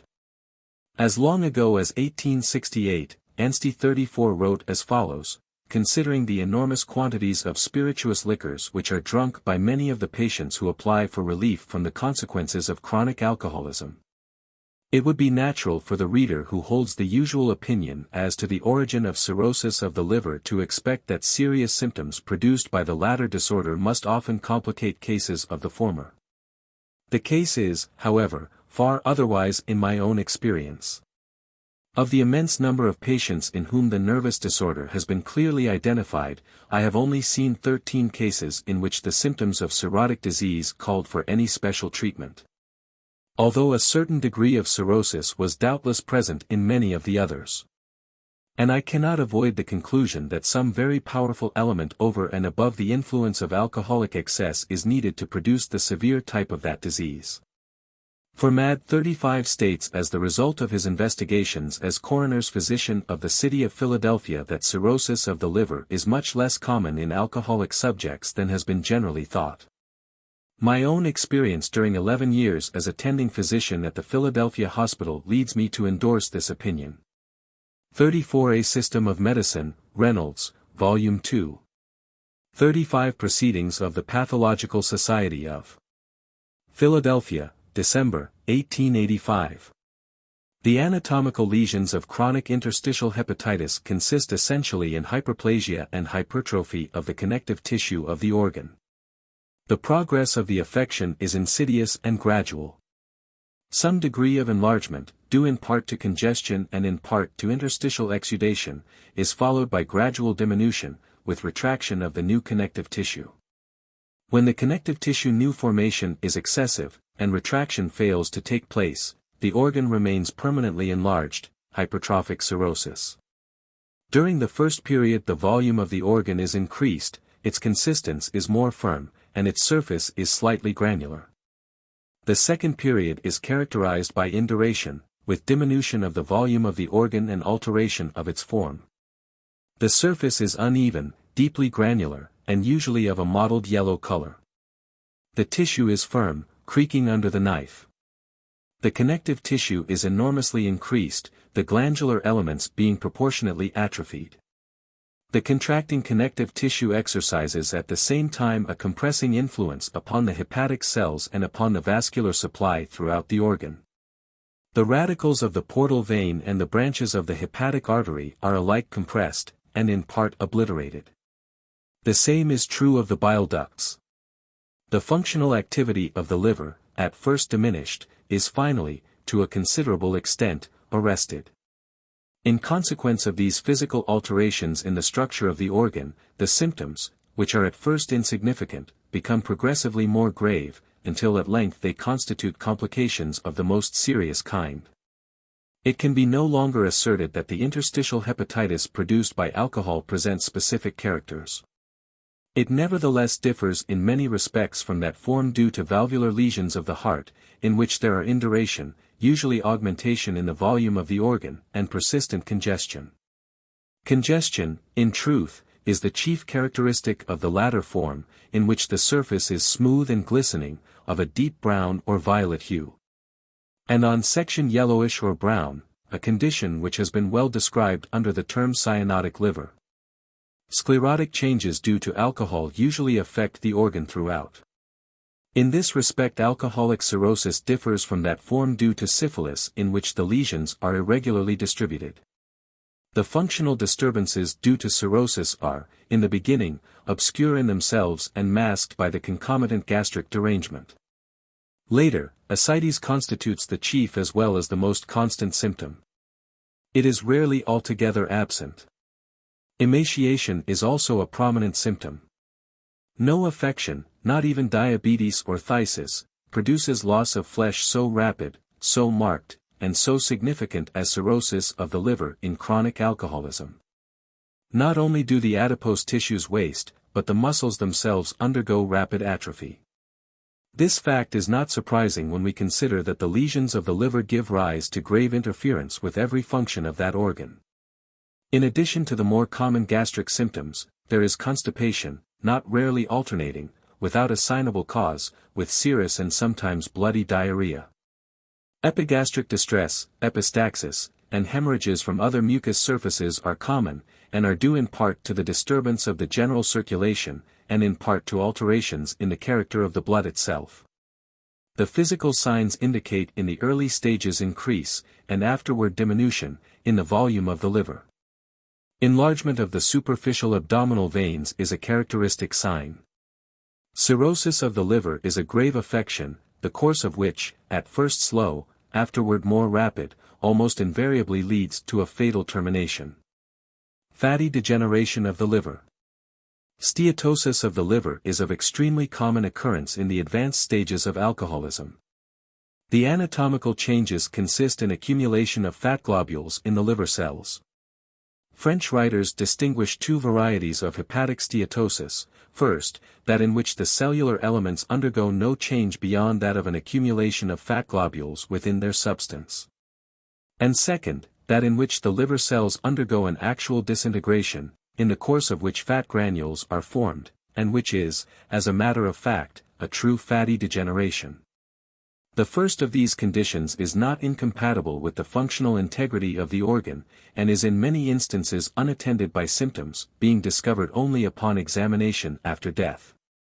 Its occurrence is to be explained by the imperfect oxidation of waste products due to the constant presence of alcohol in the blood, and by the habitual excess of fat in the latter fluid. When fatty infiltration is of moderate amount, there are no changes in the volume or the contour of the organ, and the condition is recognized only on microscopical examination. At a later stage the organ becomes enlarged, particularly in its anteroposterior diameter. The surface is now smooth and glistening, its color yellow or reddish yellow. Upon section it is anemic, of a yellowish color, with patches of a reddish hue, and its consistence is diminished. The indentation caused by pressure of the finger persists.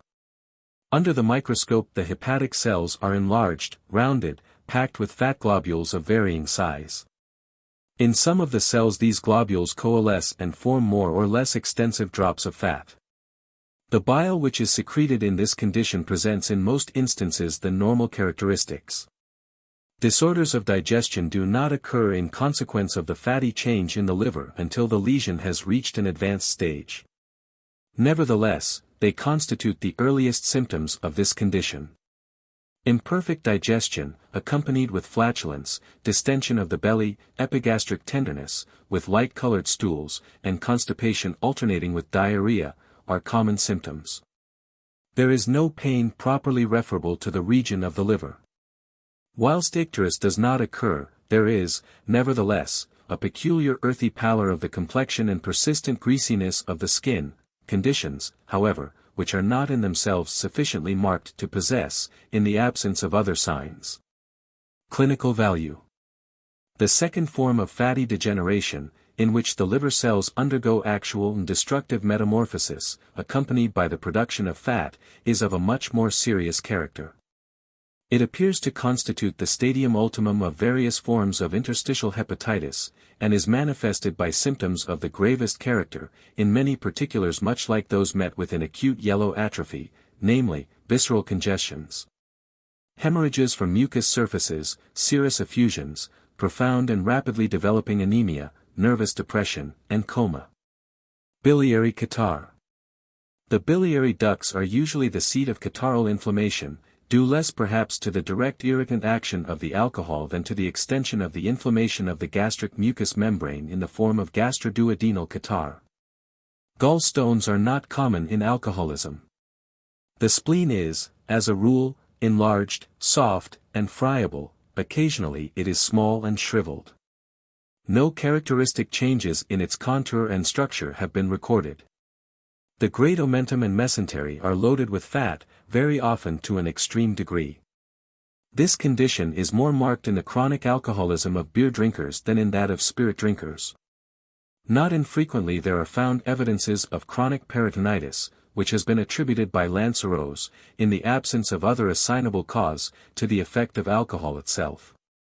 The symptoms of this condition are usually obscure, consisting of diffused dull pain, augmented upon pressure, diarrhea, digestive troubles, and abdominal distension, sometimes voluminous, often irregular. C. Disorders of the respiratory system.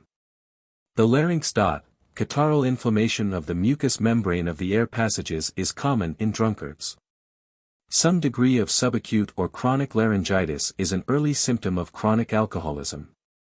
It may result from repeated attacks of acute alcoholism, or it may be among the first signs of excesses that are continuous, without at any one time being extreme. In the production of this local trouble the direct action of alcohol is reinforced by the foul and smoke-laden air of the apartments in which tipplers spend much of their time and by heedless exposure to the vicissitudes of the weather. The anatomical changes are those of chronic laryngitis in general, hyperemia of the mucous membrane with minute ecchymosis, local destruction of epithelium with superficial ulcerations or granulating surfaces. The mucus is often thick, opaque, and adherent. These lesions are accompanied by more or less decided impairment of function. The voice is hoarse and husky. There is fatiguing laryngeal cough, usually harsh and grating in character, and attended by scanty mucopurulent expectoration. This cough is often paroxysmal. Especially is it apt to be so on rising, and it then provokes the vomiting previously described.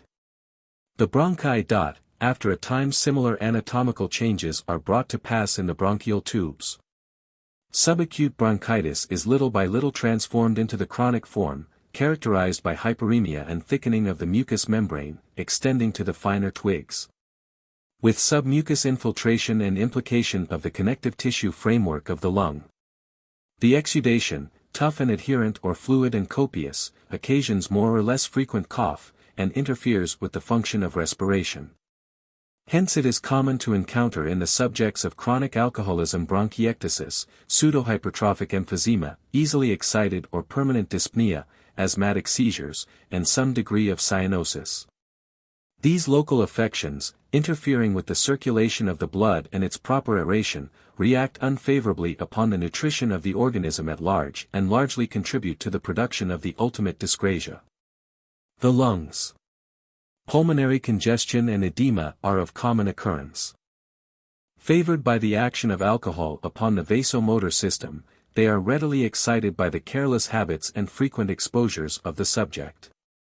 The lesions occupy by preference the lower and posterior parts of the lungs, and consist in relaxation of the parenchyma, with vascular dilatation and serous infiltration.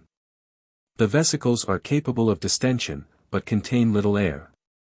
The tissue is friable, deep red or brownish in color, and floats upon water. The symptoms of this condition are sometimes obscure, usually they consist in a sensation of constriction of the thorax, more or less dyspnea, mucus expectoration, sometimes streaked with blood, and lividity of the countenance and fingertips. The chief physical signs are impaired percussion resonance in mucus, subcrepitant, and occasionally a few scattered crepitant rales. Pulmonary apoplexy. When the congestion is extreme, blood may escape into the parenchyma of the lung with laceration of its substance. This lesion is more frequent in intense acute alcoholism than in the chronic form. Pneumonia. Habitual alcohol drinkers are far more liable to pneumonia than others. It has even been asserted that alcohol is of itself capable of acting as an efficient exciting cause. Whilst it is indisputable that the action of this agent upon the pulmonary blood vessels and in favoring pulmonary congestion constitutes a powerful predisposing influence, it cannot be admitted. Regard being had to the fact that it is largely eliminated by the lungs, that alcohol can, in the absence of a specific cause, ever produce a specific acute febrile disease, such as Krupp's pneumonia. The pneumonia of alcoholic subjects, like that of aged persons and that occurring in the convalescence from acute diseases, is apt to be latent. The exudation is often of limited extent. The symptoms are insidious, and the striking clinical features of the ordinary frank form of the affection are not rarely absent altogether.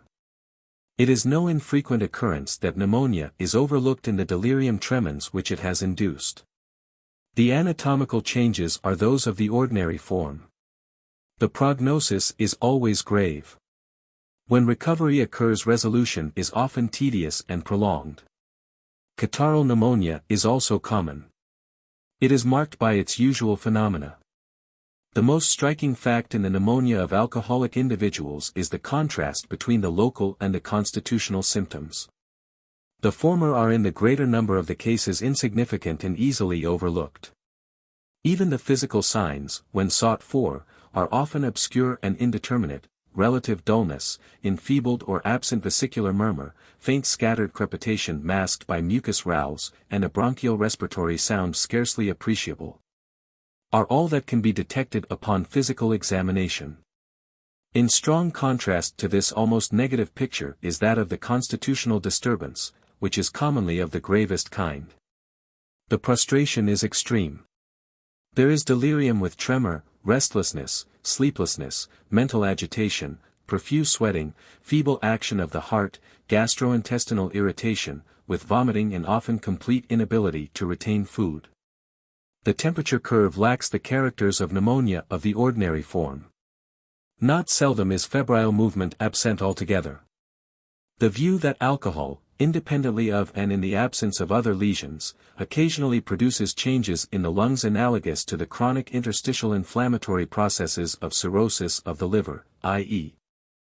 fibroid phthisis, is not borne out by clinical or pathological investigation, and appears to be wholly without foundation in fact.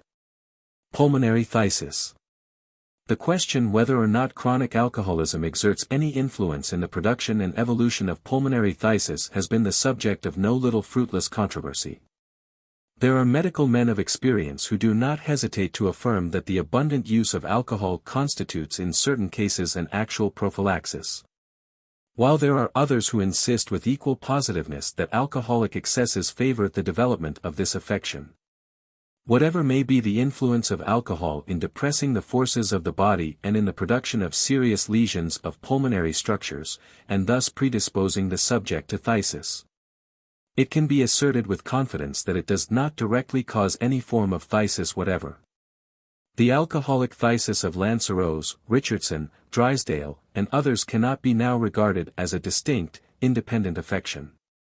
The process of exclusion by which alcohol was made to seem the real cause of the disease in 36 of 2,000 of the cases examined by Richardson was not sufficiently rigid to meet the requirements of our present knowledge.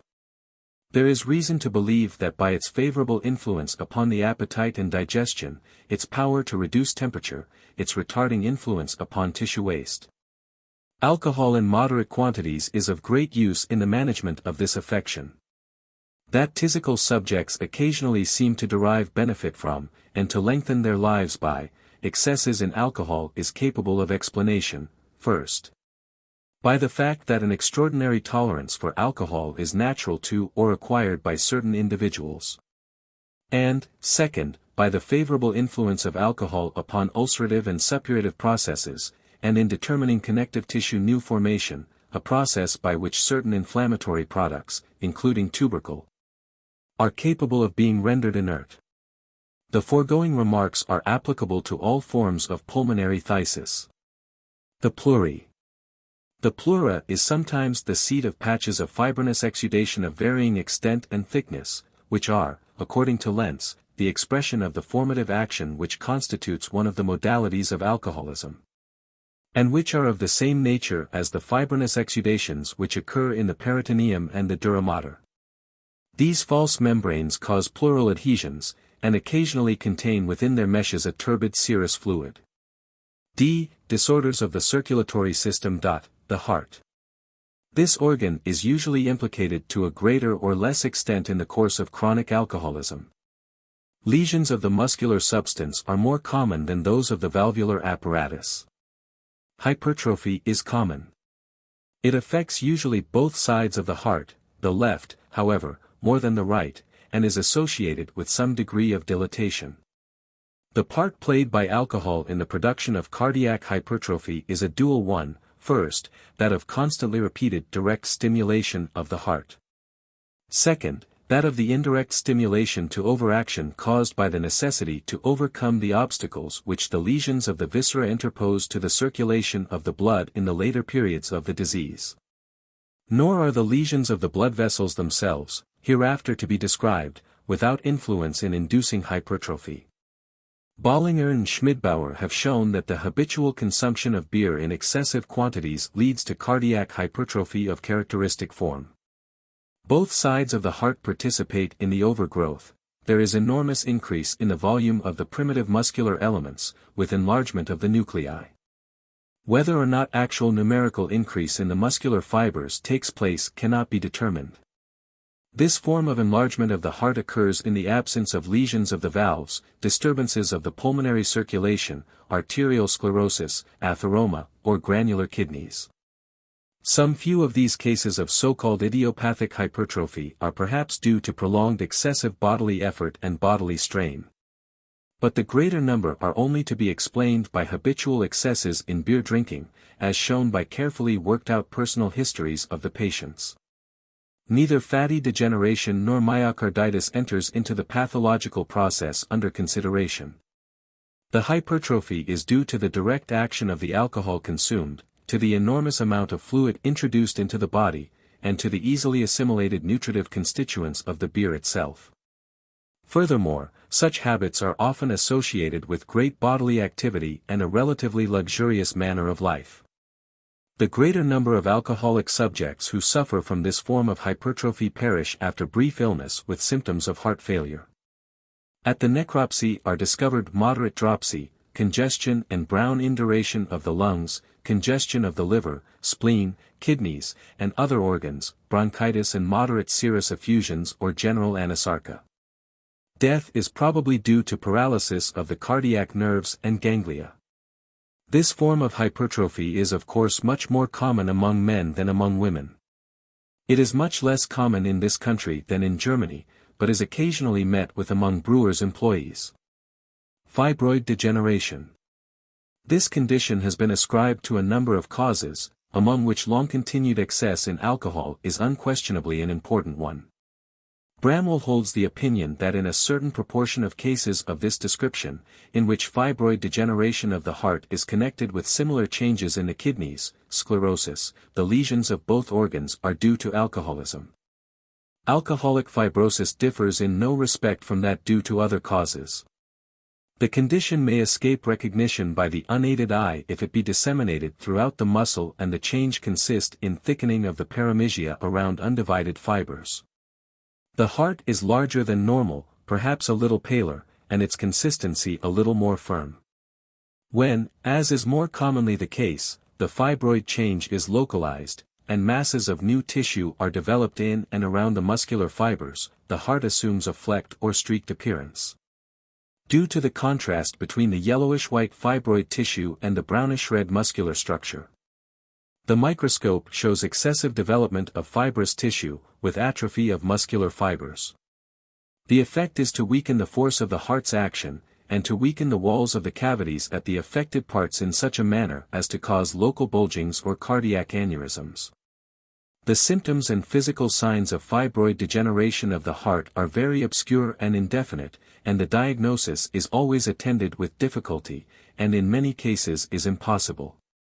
Jubal-Renoui, however, regards the diagnosis as having already attained some clinical exactitude, and regards as important the association of the following diagnostic data: first, feebleness of the systole and the pulse, with augmentation of the frequency without irregularity. Second, moderate enlargement, varying within considerable limits, and third, absence of murmurs in the greater number of the cases. Death is apt to occur suddenly. Welch, upon investigation of the clinical histories of cases in which fibroid degeneration of the heart was found after death, concluded that they might be clinically grouped as follows: first, cases in which there is no symptom of heart disease. Second, cases of sudden death without previous heart symptoms. Third, sudden death preceded by one or more attacks of angina pectoris. Fourth, after cardiac insufficiency of a few days standing. And fifth, in cases of old heart disease. Fatty heart. Under the term fatty heart, two distinct pathological conditions are comprised. Of these, the first is fatty infiltration, which consists in an excessive development of the normal subpericardial fat, with a deposition of fat cells in considerable number between the muscular fibers of the myocardium. This condition occurs chiefly in individuals suffering from general obesity, and is particularly apt to occur in alcoholic obesity. Large masses of fat fill the grooves and furrows of the organ, the surface of which is covered with a thick layer of yellowish fat. The right heart is first and most affected, but in advanced cases the whole heart may be encased in a thick fatty layer. When the fat cells infiltrate the intermuscular spaces, they exert pressure which may produce atrophy and degeneration of the muscular elements. This condition may exist to a certain extent without symptoms, but it is, however, apt to be manifested by a certain amount of cardiac dyspnea and inability to endure excessive strain or acute illness. In cases in which the fatty infiltration attains a high grade, inducing by mechanical pressure degenerative changes in the muscular substance of the heart, there are signs of embarrassment of the circulation. The precise diagnosis is usually difficult, often impossible. The second form of fatty heart is known as fatty degeneration, and consists in changes in the muscular fibers by which the albuminoid constituents are broken up and replaced by microscopic particles of fat. After a time the transverse striae disappear, and the functional activity of those muscular fibers which are affected is completely lost. All conditions which interfere with the supply of oxygen to the muscular tissue or which seriously derange its nutrition are capable of producing fatty degeneration. Among these are alcoholic excesses. The color of the heart is paler than normal, usually fawn or pale buff. It has been described as the faded leaf color. The consistence is softer than normal, the wall of the heart in many instances being readily broken down by the pressure of the finger. The left ventricle is the part most likely to be affected, the papillary muscles being often profoundly altered. Next in order the right ventricle is involved, then the left auricle, and finally the right auricle. When this form of degeneration is due to disease of the coronary arteries, the lesion is usually localized, sometimes limited to the distribution of the branch of the artery which is affected. Upon microscopical examination the affected muscular fibers are found to contain minute molecules of fat, often of a uniform size, sometimes arranged in rows, but commonly distributed irregularly throughout the substance of the fiber. The transverse striae are indistinct, and sometimes wholly absent. The functional activity of the affected fibers is seriously interfered with or wholly lost, and as a result the force of the circulation is greatly weakened. These two forms of fatty change are occasionally associated. Among the more common symptoms are shortness of breath upon exertion, with dry hacking cough. In advanced cases the dyspnea may become constant. The fatal issue is sometimes preceded by the Cheyne-Stokes respiration. Other symptoms are due to cerebral anemia.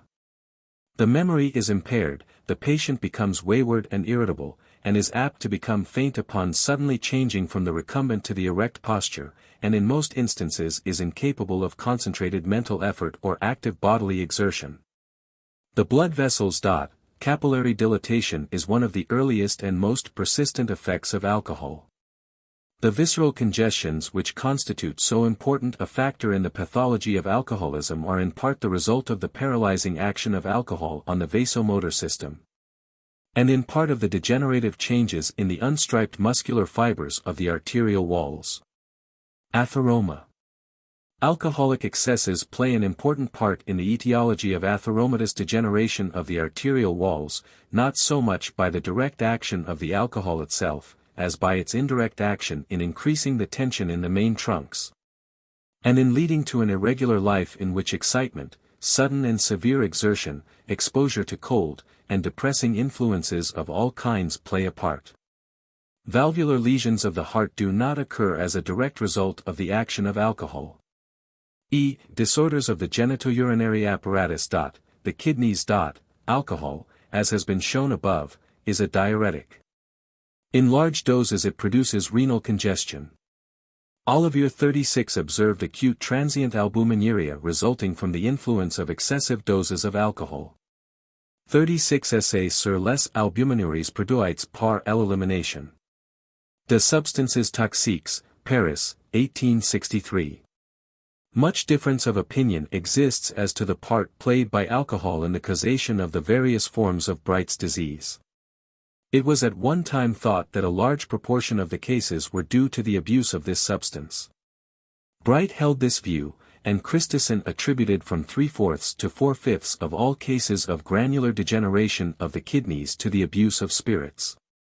The latter considered that not alone in notorious drunkards was this result likely to occur, but even in those accustomed to the moderate daily consumption of spirits with only occasional excesses. This opinion for a long time largely prevailed among English writers.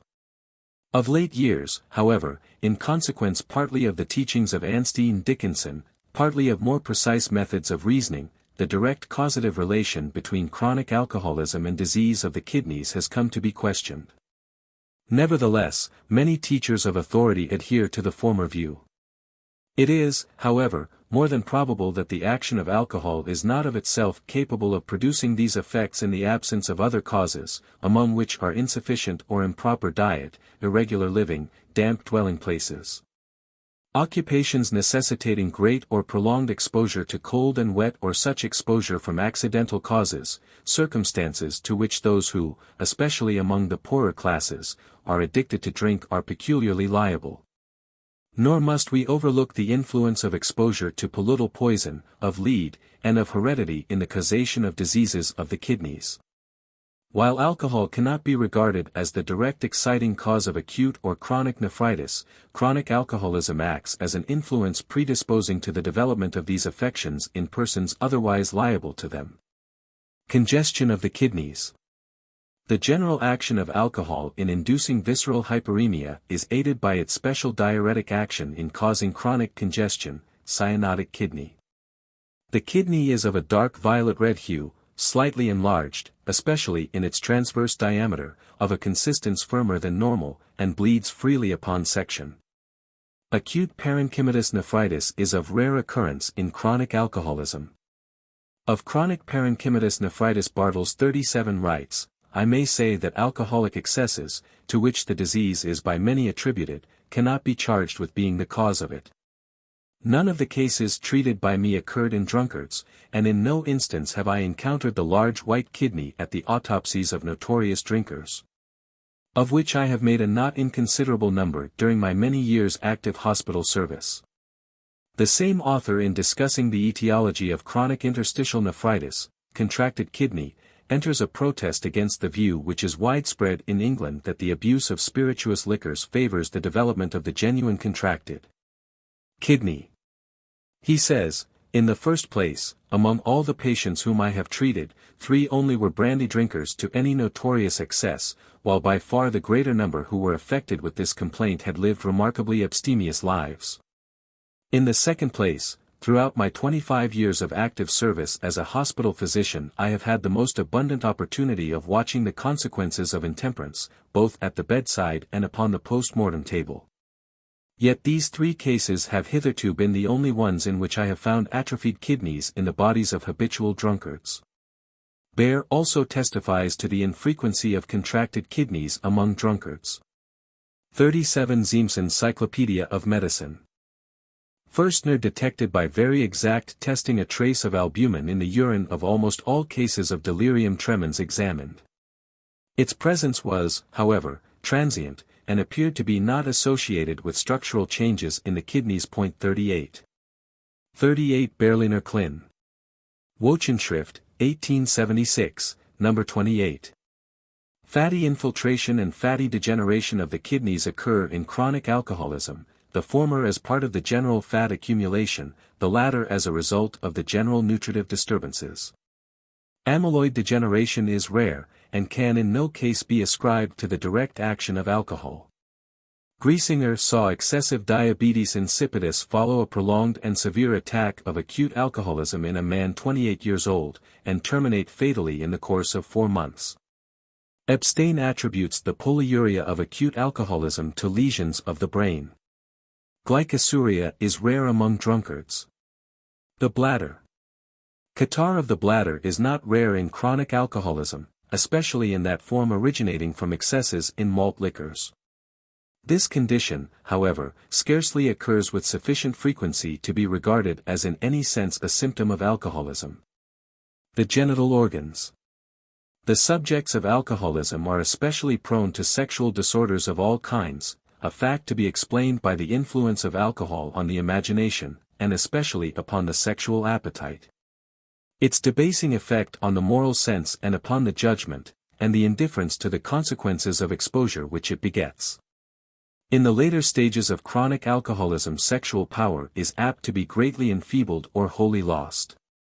This condition, which is usually attended also by loss of sexual desire, is to be attributed to the action of alcohol upon the nervous system rather than upon the sexual organs themselves. It has nevertheless been established that long-continued alcoholic excesses are apt to be followed by atrophy of the testicles. Lanceros has described a condition of these organs resembling in all respects senile atrophy.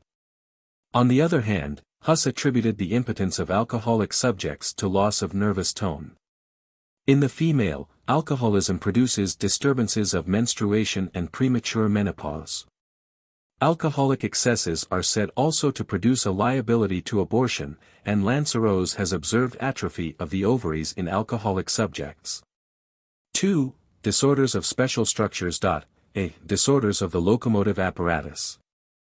The muscles at large, like the heart, are liable to fatty infiltration and degeneration.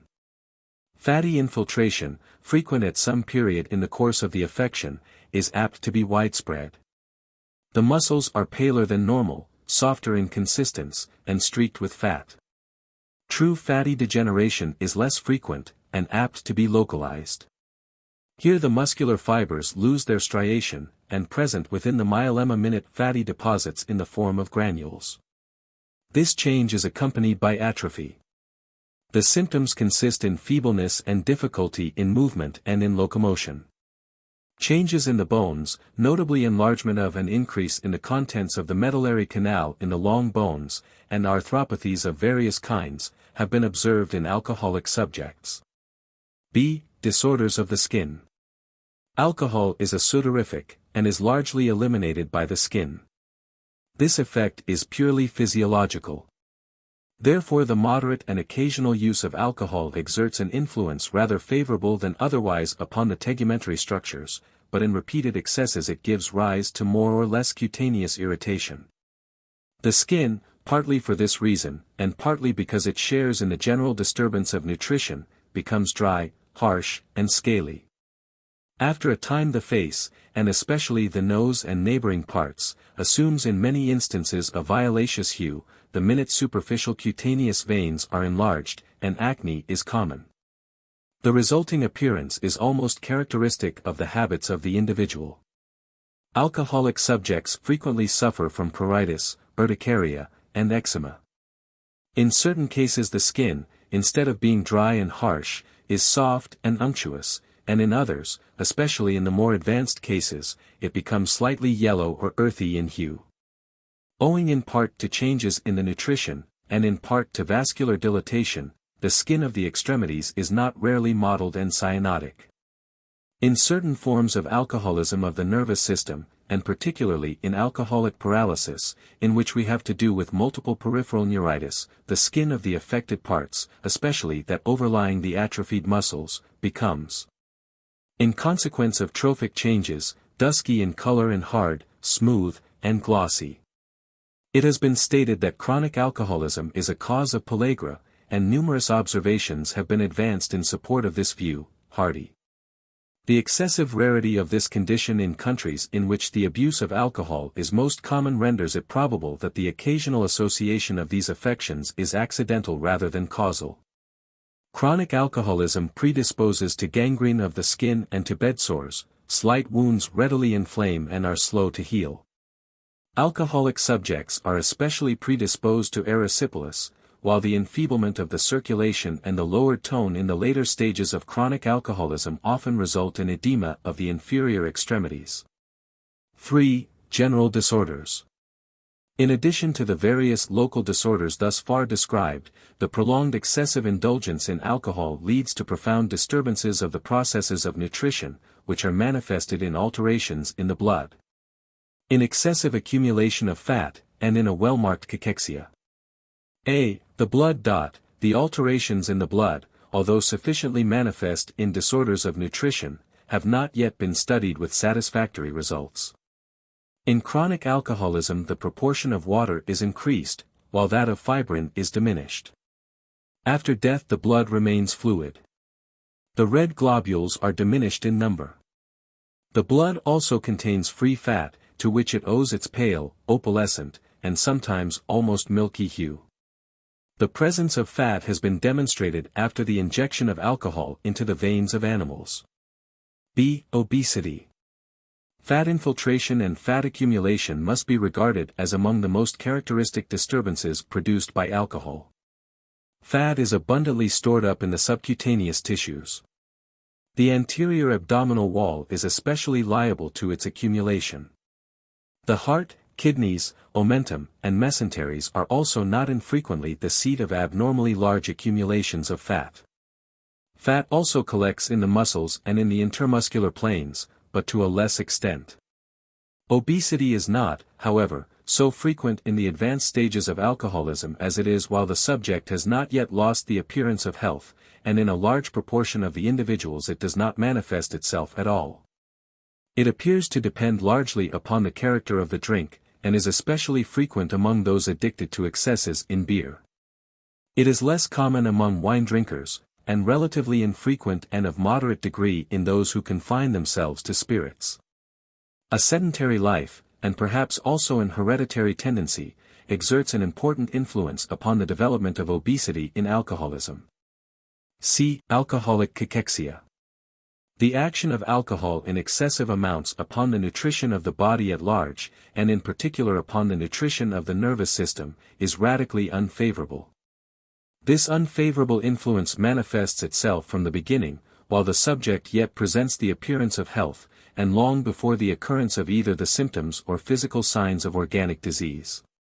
The powers of resistance to unfavorable influences of all kinds are diminished, the ability to endure hardships, privations, and fatigue is lessened, sickness and injuries are badly borne, complications are frequent and grave. And convalescence is apt to be tardy and insecure. It is among the more striking peculiarities of the alcoholic subject that blood losses are badly borne and slowly repaired. It is this want of tone, often latent for a long time under ordinary circumstances, which unfits those addicted to alcohol for Arctic and exploring expeditions and for military and scientific enterprises involving prolonged hardship and exposure. In the course of time disorders of the digestion, of hematosis, of circulation, increase the difficulty and render it more apparent. The fat now rapidly diminishes, anemia develops.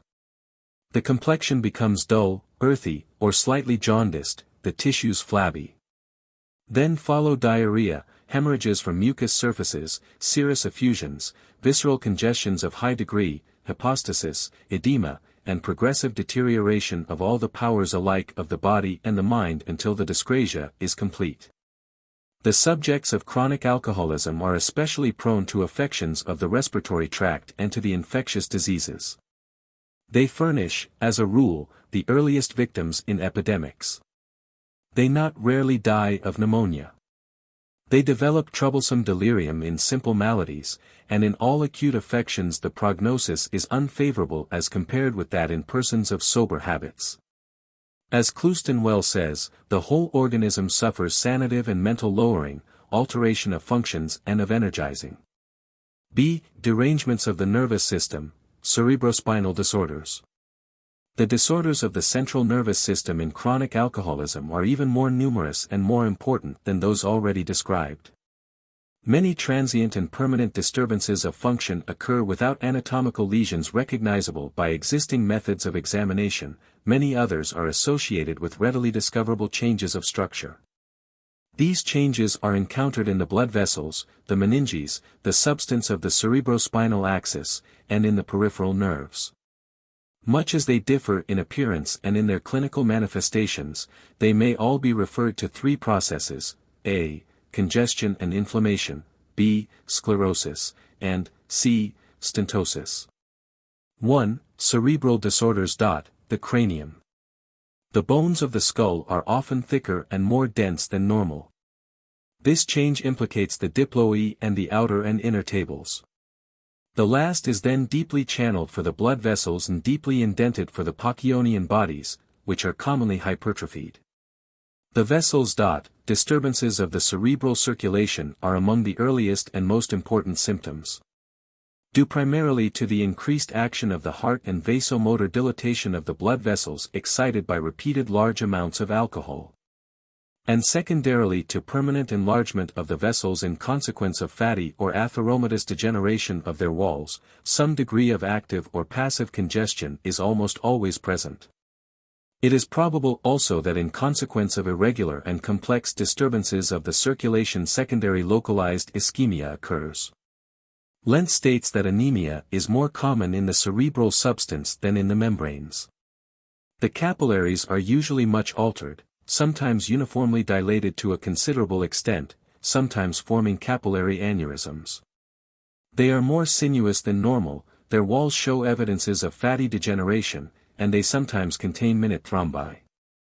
Extravasated blood, in the form of circumscribed collections, of diffuse layers, or finally of capillary hemorrhages, also occurs. These collections are sometimes free, sometimes encysted. The meninges dot, the dura mater is congested. Occasionally it shows more or less extensive areas of inflammation with exudation of lymph. Purulent exudation in the absence of traumatism is rare. The lymph may be deposited in the form of patches of varying extent, or it may form more or less extensive false membranes. These accumulations are of variable, often considerable, thickness, and constitute the condition described as pachymeningitis hemorrhagica interna, or, from the large amount of blood which they contain, hematoma of the cerebral meninges. They occupy the convexity of the brain, and are developed upon the inner surface of the dura. They are usually nearly symmetrical in outline, but of different thickness upon the two sides. They consist of superimposed layers of lymph, between which, or within the substance of which, are more or less extensive blood extravasations, either fluid, coagulated, or undergoing resorption. More frequently the exudation consists of mere shreds of lymph within the cavity of the arachnoid. The arachnoid is almost invariably altered. Upon the convex surface of the hemispheres, especially along the median fissure, it is thickened and opaque. This condition may be uniform or distributed in patches, and is apt to follow the line of the blood vessels. The pia mater is congested, often edematous, not rarely the seat of blood effusions of greater or less extent.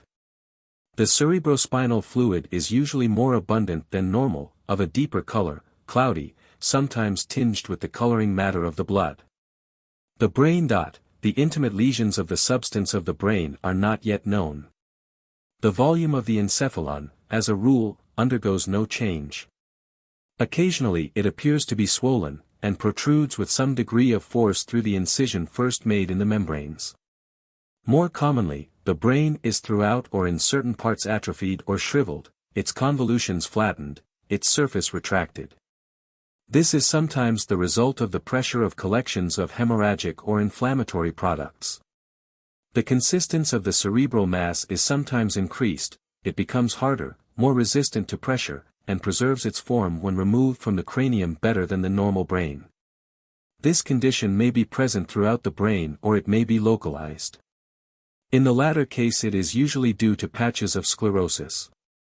Softening in more or less extensive areas may occur in the advanced stages of the more severe forms of chronic alcoholism. It is found chiefly in the gray substance, where the vessels are more numerous, especially in the cortex and central ganglia. In this as in other affections cerebral softening is the result of obstruction of the circulation in consequence of atheroma, thrombosis, or other change in the arteries. It varies from simple diminution in consistency to diffluence. The nervous substance of the brain doubtless undergoes changes proportionate to the degree and duration of its exposure to an alcohol-charged blood. What these changes are has not yet been fully determined. The nerve cells of the cortex have been found rounded and contracted, so that instead of being surrounded by a small lymph space they seem to be lying in large cavities, and so granular that the nucleus can hardly be made out. Slight increase in the number of the small round cells in the cortex and in the adjoining parts of the white matter has also been observed, Hun. These changes are not, however, constant. Not only has the microscopical morbid anatomy of the lesions of nerve substance peculiar to chronic alcoholism not yet been worked out, but even macroscopic changes adequate to account for symptoms that were during life serious, persistent, and apparently referable to well-defined lesions, are sometimes absent altogether. It is important to distinguish the disorders due to the direct action of alcohol, which are often functional or dependent upon lesions too subtle for recognition, from those which are secondary and dependent for the most part upon coarser changes of structure. In consequence of hyperemia of the brain and its membranes there not infrequently occur a sense of confusion or dullness, increasing to headache, which may become almost unbearable, mental disturbances of the most varied character. Disorders of movement and sensation, and disorders of the special senses. Cerebral hemorrhage, to which the subjects of chronic alcoholism are, in consequence of the vascular lesions already described, peculiarly prone, manifests itself by the usual primary and secondary phenomena. Meningeal hemorrhage, save in the form of hematoma, is rare except in the advanced stages of paretic dementia. The blood in alcoholic dyscrasia undergoes changes which favor its transitation through the walls of the vessels. Hence a tendency to edema and to accumulations in serous sacs. This tendency implicates the structures of the nervous system in common with the organism at large. The ventricles of the brain become distended with fluid, and the brain substance itself and the meninges not rarely become edematous in the last stage of chronic alcoholism. In consequence of grave disturbances of the circulation or as complications of affections of the lungs, heart, or kidneys. These conditions are attended by mental obscuration, somnolence alternating with sleeplessness, delirium, maniacal paroxysms, impairment of muscular power, of general and special sensibility, impaired reflexes, inability to speak, deepening stupor, and death. 2. Spinal disorders. Lesions of the spinal cord or its membranes have been rarely discovered. When present they have been invariably associated with similar or corresponding lesions of the brain or its envelopes.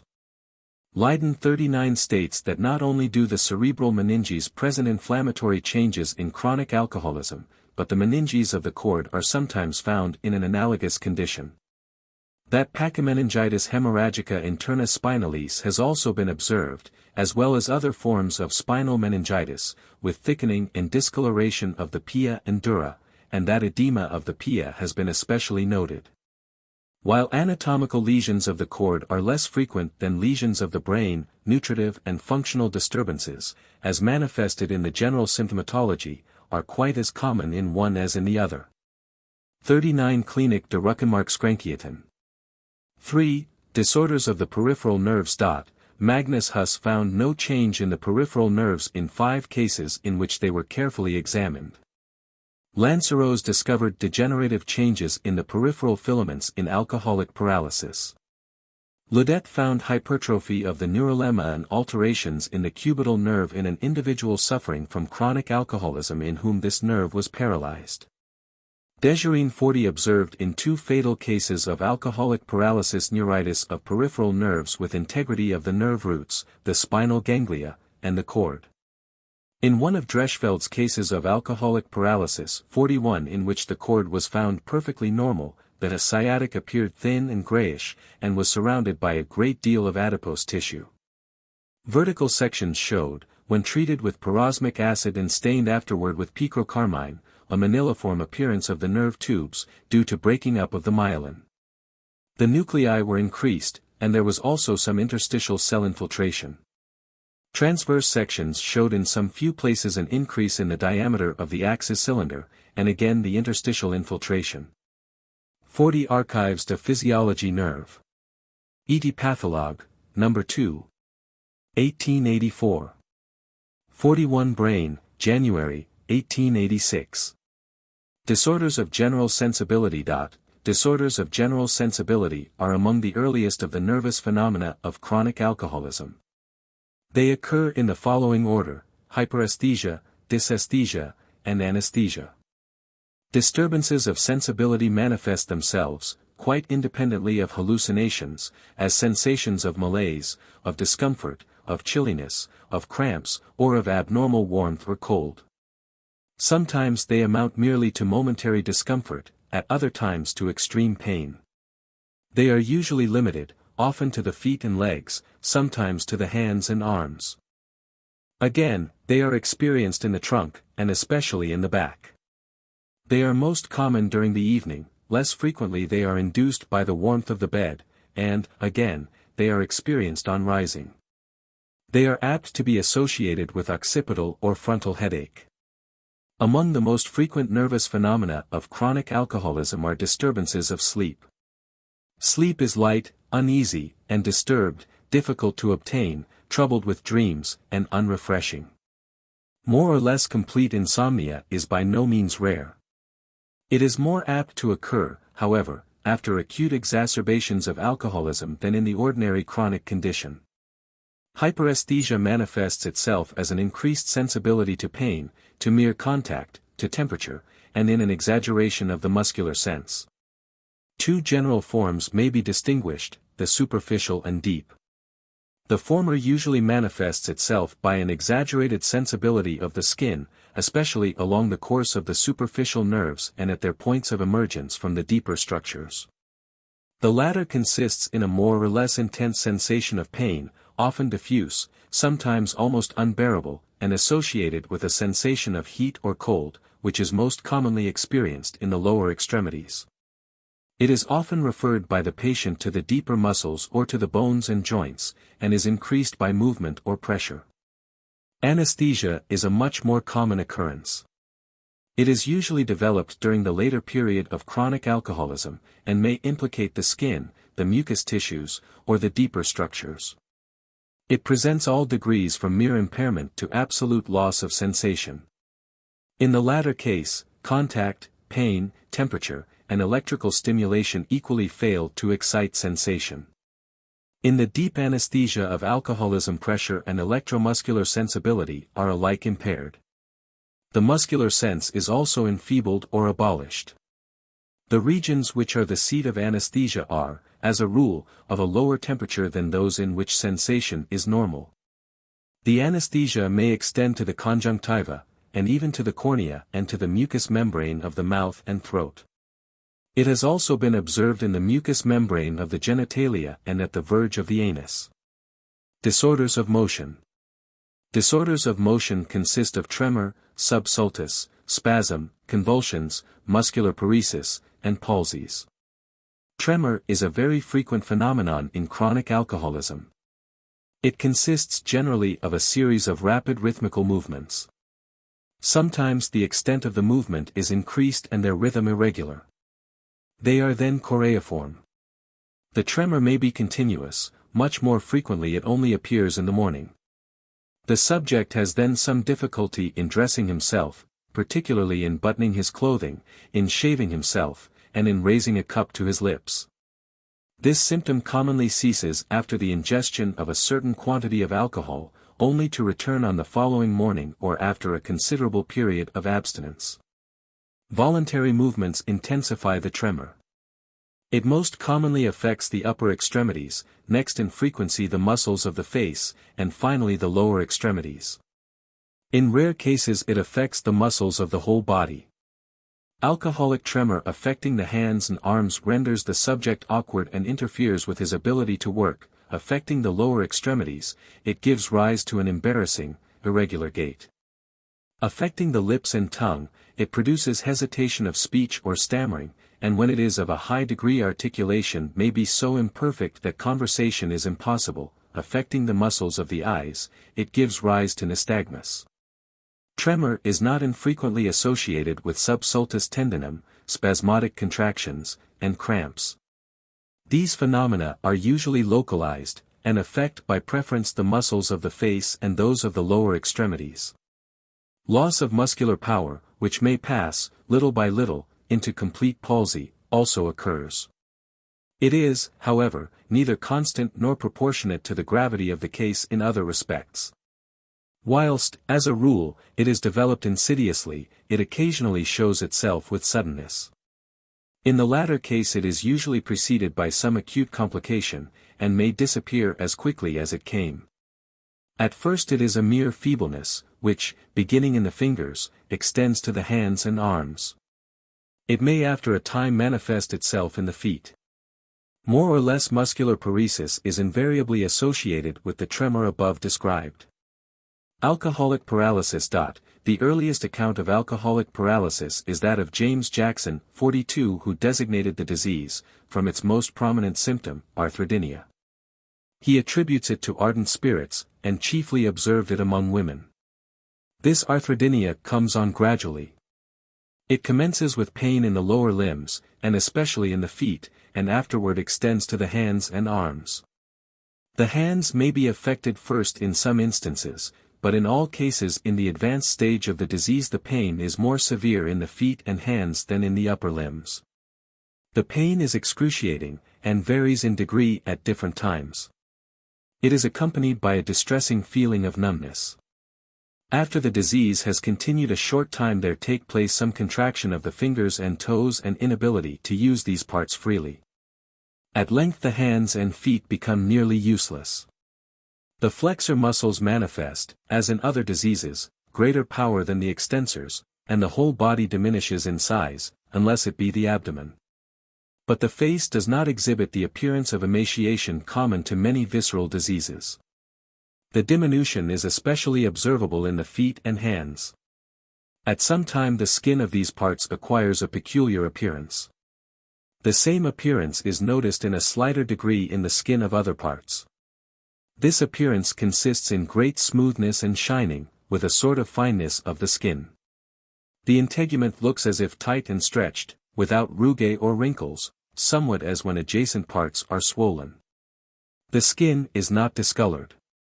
In this disease there is not any effusion under the skin, and the character which it assumes arises from some change in the organ itself. 42 New England Journal of Medicine and Surgery, Volume 11. 1822, on a peculiar disease resulting from the use of ardent spirits. Since Jackson's day, Huss, Lanceros, Laudet, and others have described various forms of paralysis due to alcohol. Wilkes 43 under the term alcoholic paraplegia described a form of alcoholic paralysis of which he had seen numerous cases, especially in women addicted to alcoholic excesses. The symptoms are severe pain in the limbs, especially the lower ones, with wasting, numbness, anesthesia, only slight power of movement or total inability to stand. The symptoms are not unlike those of ataxia. Wilkes regarded the disease as due to degeneration of the cord and thickening of the membranes.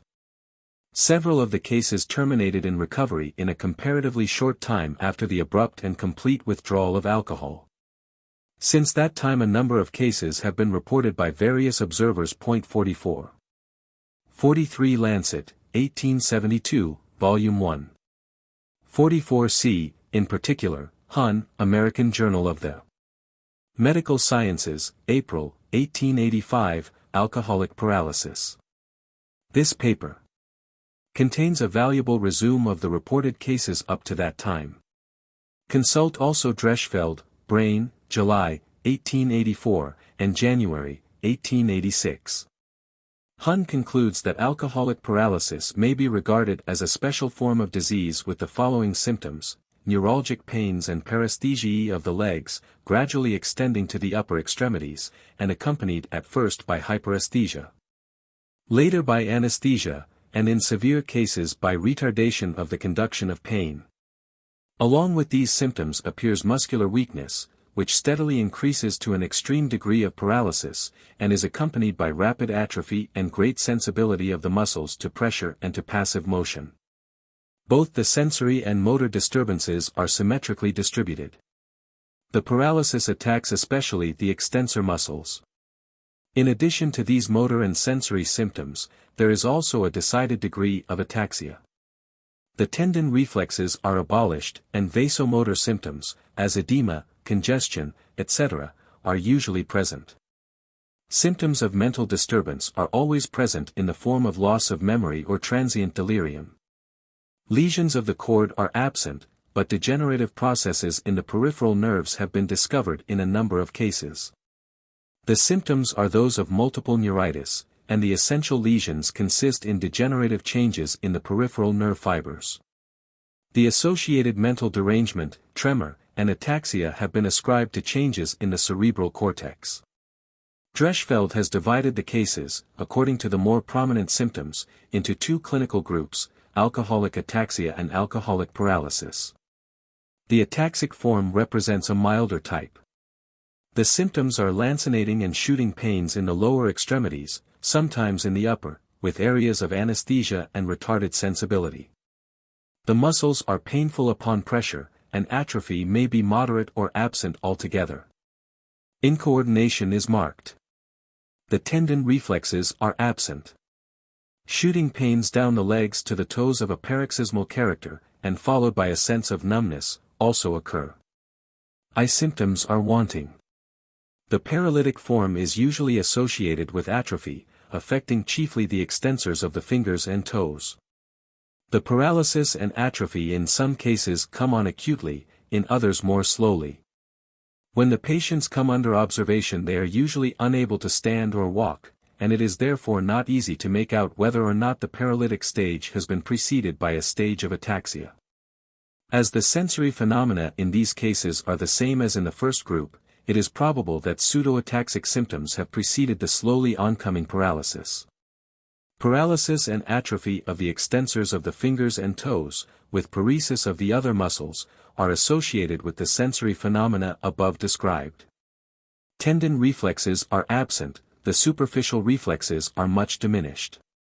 Recovery takes place in a considerable proportion of the cases upon the withdrawal of alcohol. The atrophy and paralysis pass away altogether, the tendon reflexes are restored, and the disturbances of sensation disappear. In the greater number of these cases persistent delusions are present. Lanceros 45 describes alcoholic paralysis as symmetrical, affecting either the upper or lower extremities and gradually extending toward the trunk. The lower extremities are invariably more affected than the upper, and the extensor than the flexor muscles. There is diminished reaction to electricity, and anesthesia is present. The brain and spinal cord are normal, but the peripheral nerves show extensive degenerative changes. 45 Gazette de Hôpitaux, No. 46, 1883. 4. Disorders of the special senses. A. The sight. Disorders of vision are among the most frequent and the earliest symptoms of chronic alcoholism. Phosphenes, scintillations, sensations of dazzling, muscae volitantes, and streams of light are often complained of. These phenomena may be constant or transient. Diplopia and other visual disturbances of the most irregular and annoying character also occur. Sometimes there is dyschromatopsia. The colors are confounded, red appears brown or black, and green appears gray, etc. In the more advanced stages amblyopia may occur. The acuity of vision rapidly diminishes, sometimes to the point that the patient with difficulty distinguishes the largest print. Objects appear as seen through a fog, and their outlines are distinguished only after repeated and close effort. Again, blindness almost absolute occurs for the course of some minutes, passes away rapidly, only to return again at intervals. Not infrequently the sight is better in the morning and evening than during the day. Achromatopsia, characterized by enfeeblement, and not infrequently by the momentary loss of the power to recognize colors, and particularly the secondary tints, also occurs. Cases of daltonism occasionally seem to depend, to some extent at least, upon alcoholic disturbances of vision. Impairment of the power to distinguish colors must not, however, be confounded with the difficulty experienced by many alcoholic subjects in recognizing different colors successively presented to the eye with some degree of rapidity. Such individuals are able to distinguish colors when sufficient time is permitted them. Their difficulty depends upon tardiness of perception, such as is often experienced by neurasthenic subjects in recognizing faces in a crowd, rather than upon any failure in the power of recognizing colors. As a rule, the disorders of vision are not permanent, at least in the beginning. Later, they are of longer duration, and alcoholic amblyopia occasionally degenerates into irremediable amaurosis. Ophthalmoscopic examination reveals at first no appreciable lesion, and the disturbance of circulation, venous stasis, and peripapillary infiltration thus observed appear to be inadequate to explain the visual disturbance. Atrophy of the optic nerve occasionally occurs as a direct result of alcoholism. Nystagmus has been frequently observed. The state of the pupils is variable and without constant relation to the acuity of vision. The pupils are not infrequently uniformly dilated, contracting slowly under the influence of light. More rarely they are permanently contracted, occasionally they are unequal. These modifications are often without demonstrable relation to anatomical lesions. 46. 46 Vide this System of Medicine, Volume 4. B. The hearing. The disturbances of hearing encountered in chronic alcoholism are in many respects analogous to those of sight.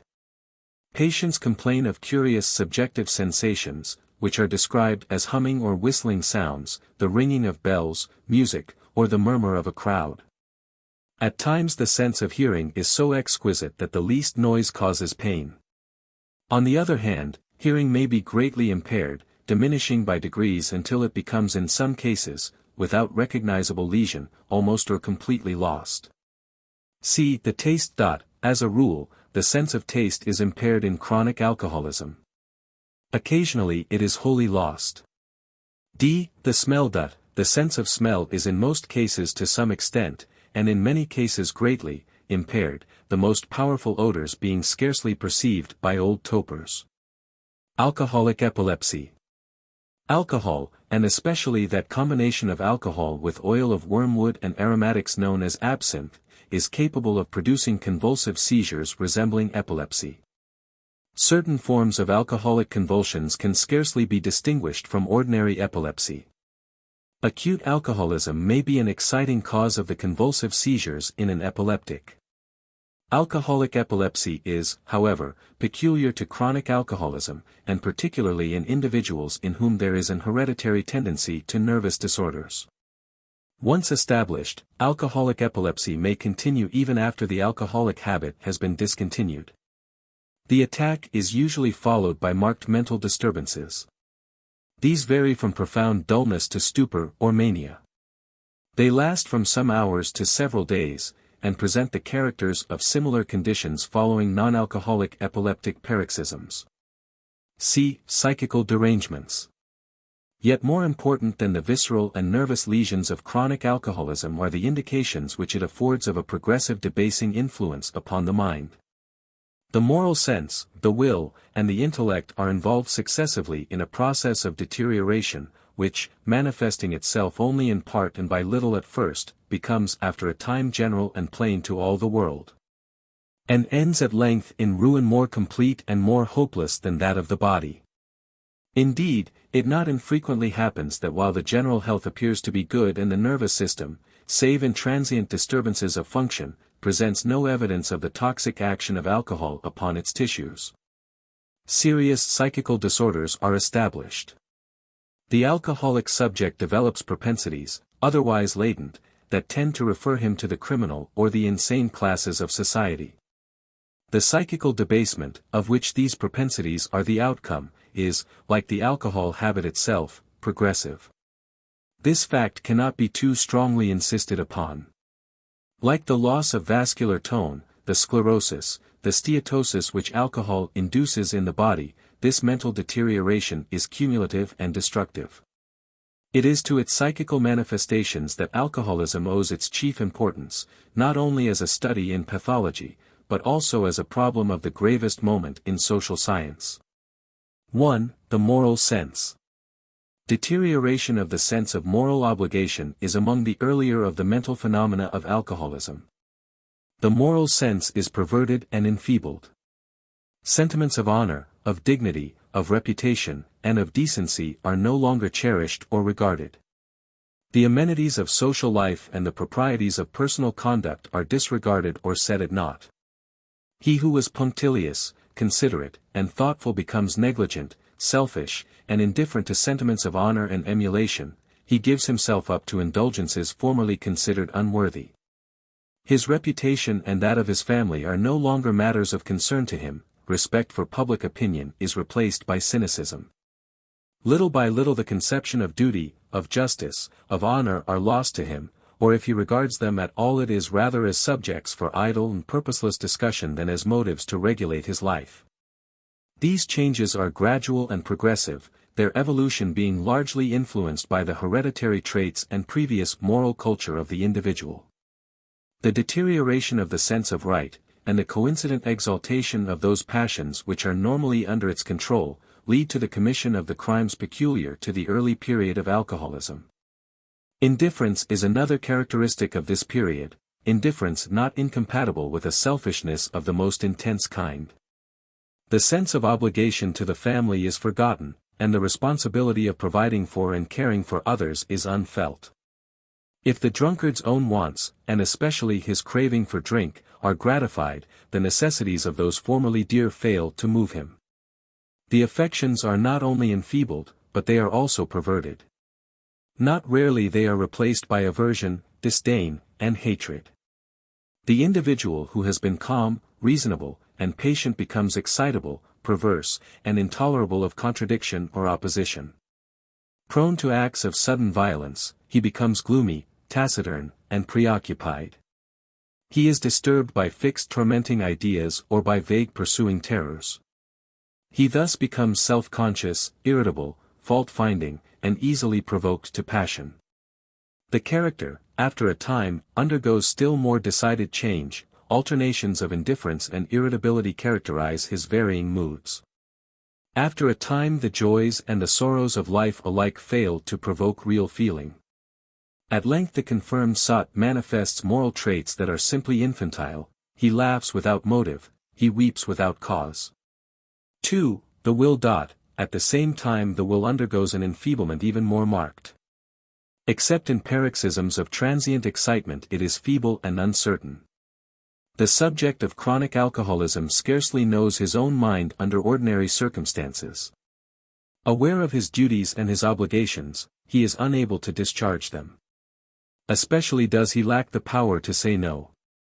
Vacillation, indecision, and dependence upon others become characteristic traits. This loss of moral energy, combined with the loss of physical power brought about by continued and repeated excesses, begets at once a distaste for the ordinary occupations of life and an inability to perform them. 3. The intellect. Loss of intellectual power comes last. In some cases it shows itself only after the most prolonged excesses, when the body itself is becoming thoroughly broken down. Exceptionally, fitful intellectual power is curiously sustained to the last. The first evidence of intellectual failure consists in diminution of vivacity and readiness. The intellectual state is marked by apathy, obtuseness, and indifference. Mental processes are performed slowly and with difficulty. This is perhaps one of the causes of the mental indolence characteristic of alcoholism. After a time the drunkard becomes timid, loses confidence in himself, and is unwilling to engage in enterprises demanding mental effort. Some tardiness of appreciation then shows itself, conversation becomes difficult, ideas are not spontaneous, but must be sought for, replies are not made with the usual promptness, it is difficult to arouse and fix the attention. The sense of self-respect is now lost, and it is almost impossible to make the subject comprehend his degradation. The intellectual deterioration becomes more and more marked. The memory fails little by little and becomes treacherous. Names and dates are recalled with difficulty. The conversation is interrupted by an inability to choose the proper words with precision, hence hesitancy, interruptions, and various forms of circumlocution. The power of argument and of reasoning is now much impaired, the judgment is uncertain, the association of ideas is inexact, and at length the intellectual degradation attains a degree that unfits the subject for the ordinary relations of life. The above-described derangements of the viscera, of the nervous system, and of the mind are the morbid phenomena induced by long-continued excesses in alcohol. Whether merely functional or dependent upon recognizable anatomical lesions, they indicate pathological changes in the organism which are radical, and which under the influence of the continuously acting cause are progressive. Taken together, they constitute the condition known as chronic alcoholism. In view of the familiar experiences of everyday life, it is hardly necessary to repeat that these derangements are manifested in all degrees of intensity and in the most variable and complex combinations. The specific nature of chronic alcoholism is, in truth, due not to the derangements themselves, the greater number of which are such as we may encounter in morbid states not occasioned by alcoholic excesses, but to the combinations in which they occur in consequence of the action of the specific cause upon the organism as a whole. The prominence of particular symptoms or groups of symptoms in any given case is to be accounted for largely, if not wholly, by individual peculiarities. Chronic alcoholism, however latent it may be, however sedulously concealed, warps the life of the individual in all its relations. In its advanced degrees it amounts to mental and physical dyscrasia. Between these extremes is every grade of incapacity and degradation. It is beyond the scope of this article to discuss the moral, social, or medico-legal bearings of this condition. Its purely medical relations are sufficiently obvious from what has gone before. It has been the writer's aim to make clear the existence and nature of the continuing condition. It remains to describe certain other psychical disturbances which occur in chronic alcoholism, and which require separate consideration for the reason that they are accidental rather than essential. Many cases running their course without their manifestation. For alcoholic delirium in general. True alcoholic delirium, presenting the traits about to be described, is never the result of the direct primary action of alcohol upon the nervous system. Transient excesses produce acute alcoholism, drunkenness, which, varied as its manifestations are, differs essentially from that peculiar delirium which occurs only in individuals in whom the nervous system has undergone those nutritive changes that are brought about by prolonged alcoholic saturation. The most striking peculiarity of this delirium relates to the hallucinations which attend it. These are almost invariably visual, occasionally they are also auditory.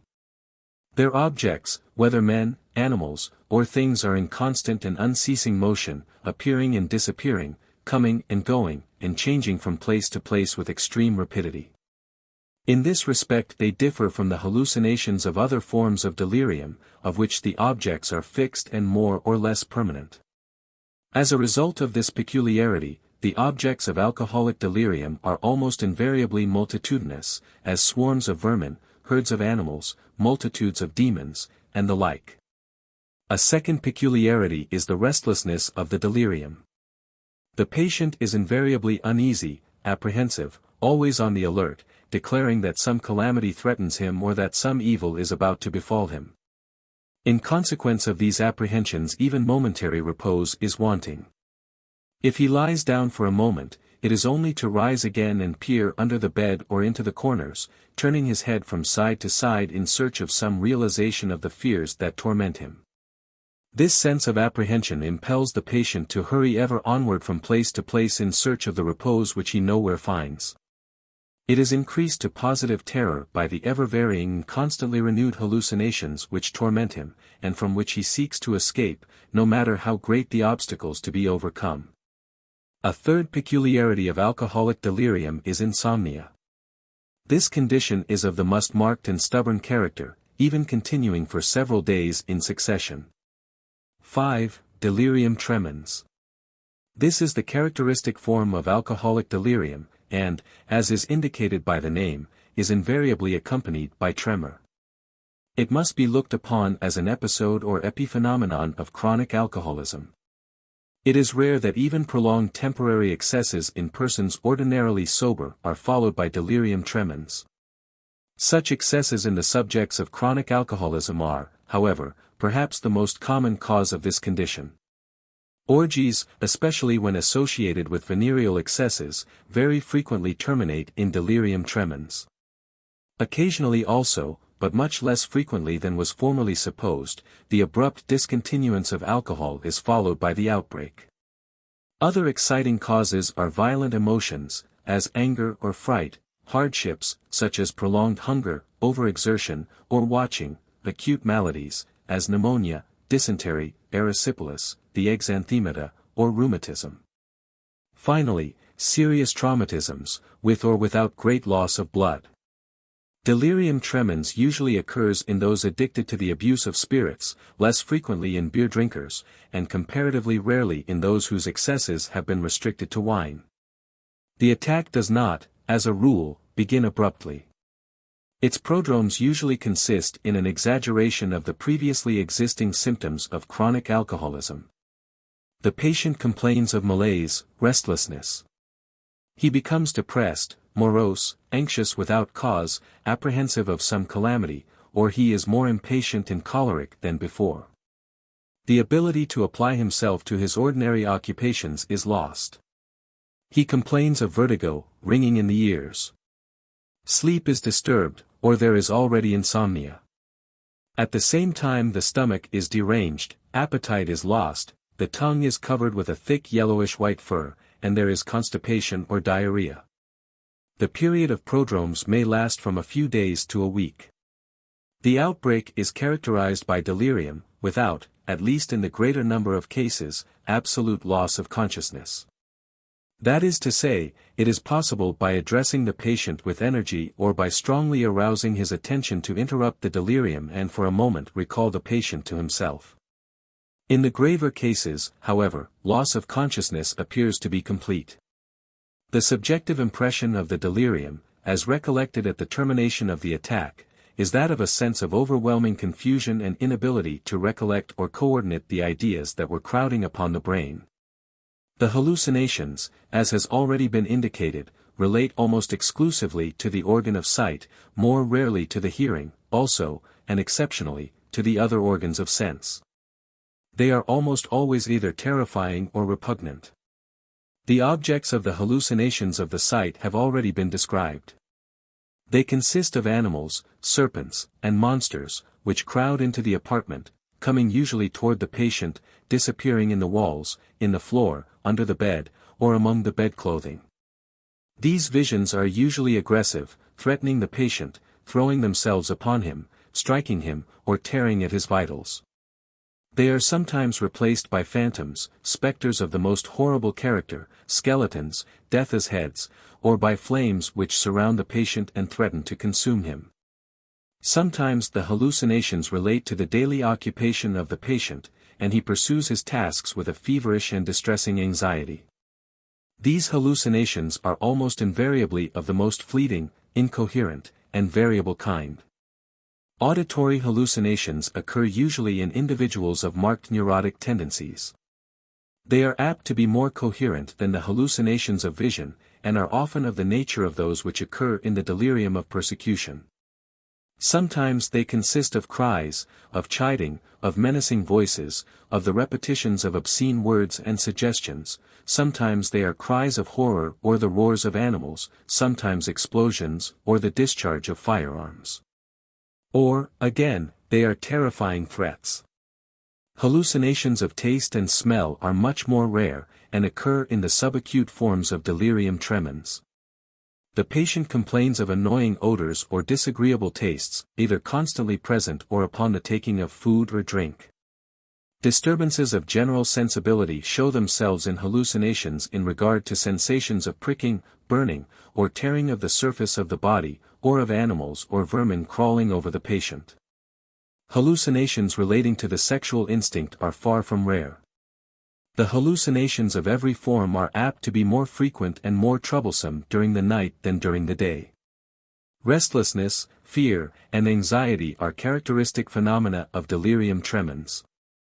The patient is not only terrified by the imaginary objects which surround him, but often in their temporary absence he experiences an equal degree of fear for which he can assign no cause. It is to this condition of apprehension that is due the desire to escape from his present surroundings which is so characteristic of the delirium in question. Under its influence the patient occasionally commits acts of violence of the most serious kind. Sometimes the delirium is more quiet, the patient converses with individuals whom he supposes to surround him. He busies himself with his familiar occupations, giving orders, directing work, dictating letters, and arranging his affairs. At other times the delirium takes the form of apprehension of poisoning, and food and medicine are alike stubbornly refused. The countenance, as a rule, is animated, the eyes brilliant and injected, the look fixed or peering, but always eager, or the expression may be haggard and agitated. The physiognomy, although largely influenced by the character of the delirium, may be said to be in most cases characteristic. Sensation is usually impaired, especially is this true of sensibility to pain. Tremor, although occasionally slight, may be said to be never wholly absent. Sometimes it affects the muscles of all parts of the body, more commonly it is limited to the hands, arms, tongue, and lips. Less frequently it manifests itself in the lower extremities. Slight tremor may be increased by causing the patient to hold his hands extended with the fingers separated. The movements of the hands consist of rapid rhythmical oscillations of nearly equal extent and duration. The tongue is protruded with a rapid jerking movement, and withdrawn with equal suddenness. It shows fibrillar trembling. The trembling is increased by voluntary movement, and is ordinarily associated with some loss of motor power. The gait is often hesitating and awkward. Movements of the upper extremities are executed with difficulty, and speech is irregular and interrupted. The motor disturbances are occasionally associated with choreiform movements or actual epileptic convulsions. Insomnia is a constant condition. It usually persists throughout the attack, and occasionally proves troublesome for several weeks after convalescence is in other respects complete. In the absence of pulmonary complications, the respiration is not disturbed, save as a result of the restlessness and physical effort which sometimes quicken it. The same statement is true of the pulse. The action of the heart is usually enfeebled, and the first sound weak. The temperature is normal. The skin is frequently bathed in copious perspiration. There is complete loss of appetite, and in most cases inability to retain food. Thirst is constant, often tormenting. The tongue is sometimes moist, and coated with thick white or yellow fur, sometimes hard and dry, sometimes red. The urine is scanty, dark-colored, and sedimentary. It occasionally shows traces of albumin. Constipation is the rule. The duration of delirium tremens is from 3 to 7, or even 10 or 12, days. The course of the attack is paroxysmal or remittent. The symptoms usually undergo some improvement during the day, only to become more urgent at night. The periods of remission are occasionally marked by transient slumber, the recovery by prolonged and deep sleep. But this is by no means the rule. Several varieties of delirium tremens have been described by writers upon the subject. These are, the grave form, characterized by violence of the motor disturbances, aggravated delirium, and gravity of the general condition. The febrile form, in which after the third or fourth day the temperature, without pulmonary or other discernible complications, suddenly rises to 104 degrees Fahrenheit or beyond that point, with great aggravation of the general symptoms. The adynamic form, marked by failing heart power, feeble or imperceptible pulse, profuse sweats, collapse, stupor, which deepens into coma and ends in death, and finally, the subacute form. Here the patient is quiet but restless. The delirium scarcely passes beyond the limits of occasional wandering, and relates chiefly to matters connected with the daily interests and occupations of the patient. Tremor is more or less marked, and sleeplessness is stubborn. The termination of delirium tremens is in 1. Recovery, 2. In death, 3. In the chronic form, and 4. In other forms of insanity. 1. Recovery. Except in the grave forms, recovery may be said to be the rule. Occasionally ushered in by a prolonged, almost critical, sleep, more frequently it takes place by gradual improvement. In the latter case the remissions are more and more prolonged, and attended by increasing repose alike of body and of mind, and by tendency to sleep. The hallucinations become feebler and less tormenting, at length recurring only in the evening or at night, and especially as the patient is about falling asleep. The anxiety and restlessness grow less urgent, consciousness becomes more secure, the trembling diminishes, and recovery is slowly established. The tremor is apt to persist some days into convalescence. 2. Death. This mode of termination is not very common in the ordinary forms of delirium tremens. In the grave forms it is usual, sometimes occurring suddenly, sometimes gradually from intensification of the symptoms and failure of nervous power. Or it may occur in consequence of pulmonary, cerebral, or renal complications. Finally, the fatal termination is often due to the acute disease or the traumatism by which the delirium tremens has been excited, and of which it is, in fact, a complication. 3. Chronic delirium tremens. This mode of termination, described by Lentz, is rare. The acute phenomena subside, the restlessness and the mental agitation diminish. Insomnia gives place to sleep, which is light and disturbed by dreams and nightmare. Most of the hallucinations lose their activity and frequency, and finally disappear. The changing delirium settles into a fixed delirium of persecution, the tremor, while it becomes fainter, persists, and the condition is permanent. 4. Other forms of insanity. This mode of termination has been studied especially by Magnan, who has classified the cases of delirium tremens into 3 different groups, according to their tendency to recover or to the development of mental alienation. The first group includes those cases which run a favorable course and terminate in complete convalescence. The second group, those cases in which the convalescence is prolonged and characterized by repeated relapses. The third group is composed of cases which likewise show a strong tendency to relapse, but in which the delirium continues after the other active symptoms have subsided. This form shows itself most frequently among the subjects of hereditary alcoholism. After repeated attacks, the delirium becomes chronic. Morbid mental phenomena replace or accompany symptoms more directly referable to organic disturbances of the nervous system. Tremor gradually diminishes and disappears, the gastric symptoms subside, insomnia passes away, even hallucinations disappear, or at all events become infrequent. But the delirium which developed coincidentally with these symptoms continues, and finally becomes chronic, losing to a great extent its original characteristics and constituting a form of insanity. Finally, dementia constitutes an occasional mode of termination in delirium tremens. It does not often develop immediately, although cases of this kind have been recorded. More commonly, the alcoholic subject, losing little by little his mental activity after each attack of delirium tremens, subsides by degrees into absolute and irremediable dementia. Paretic dementia may also develop after prolonged alcoholic excesses characterized by repeated attacks of delirium tremens. The anatomical lesions after death from delirium tremens shed no light on the pathogenesis of the condition.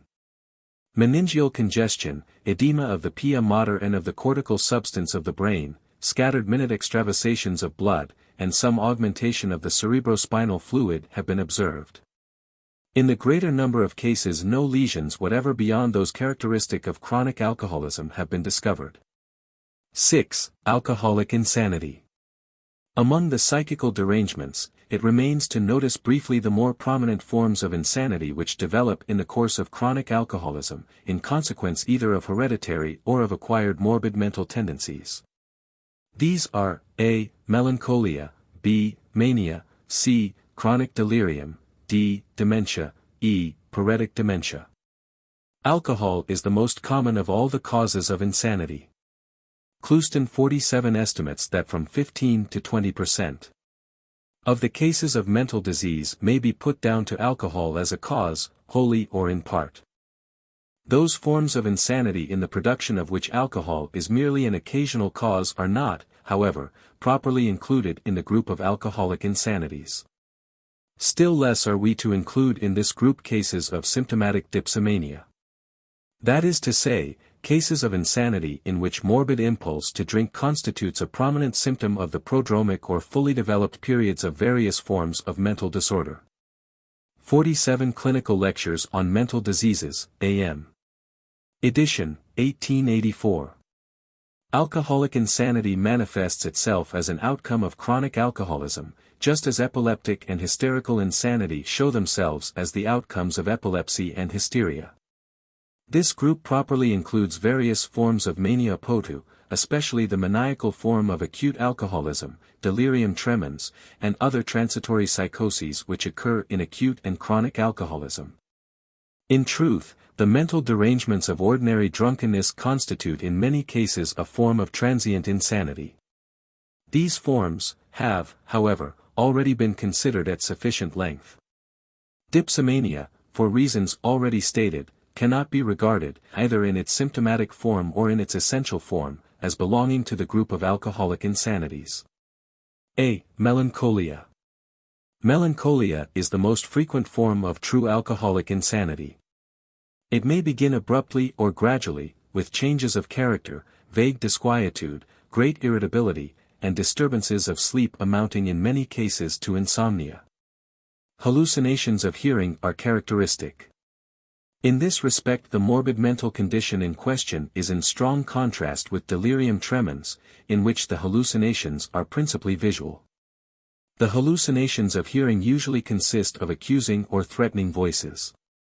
These voices inform the patient that he is to be poisoned, assassinated, murdered, or that outrages of all kinds are to be committed upon him. They accuse him of murder, of robbery, of rape, and of other shameful crimes. Precordial distress is also apt to be present. In consequence of these hallucinations of hearing, the patient falls into a profound melancholia, often characterized by suicidal impulses which are sometimes the direct outcome of hallucination, at other times blind and unreasoning. There is apt to be cephalalgia and insomnia. Trembling is not usually a marked symptom. Local anesthesia and hyperesthesia, if they occur, are transient. The ordinary duration of this form of alcoholic melancholia is much longer than that of delirium tremens, sometimes extending throughout several months. The termination usually is in recovery, less frequently in chronic delirium. B. Mania. This form of alcoholic insanity is characterized by various hallucinations which present peculiar characters. Thus, the hallucinations of vision commonly relate to supernatural apparitions, attended with luminous phenomena of various kinds. These visions may be occasional or they may be frequently repeated, or the hallucinations may consist of images of emperors, kings, princes, and potentates, or of military chieftains, in the midst of whom the patient passes his existence.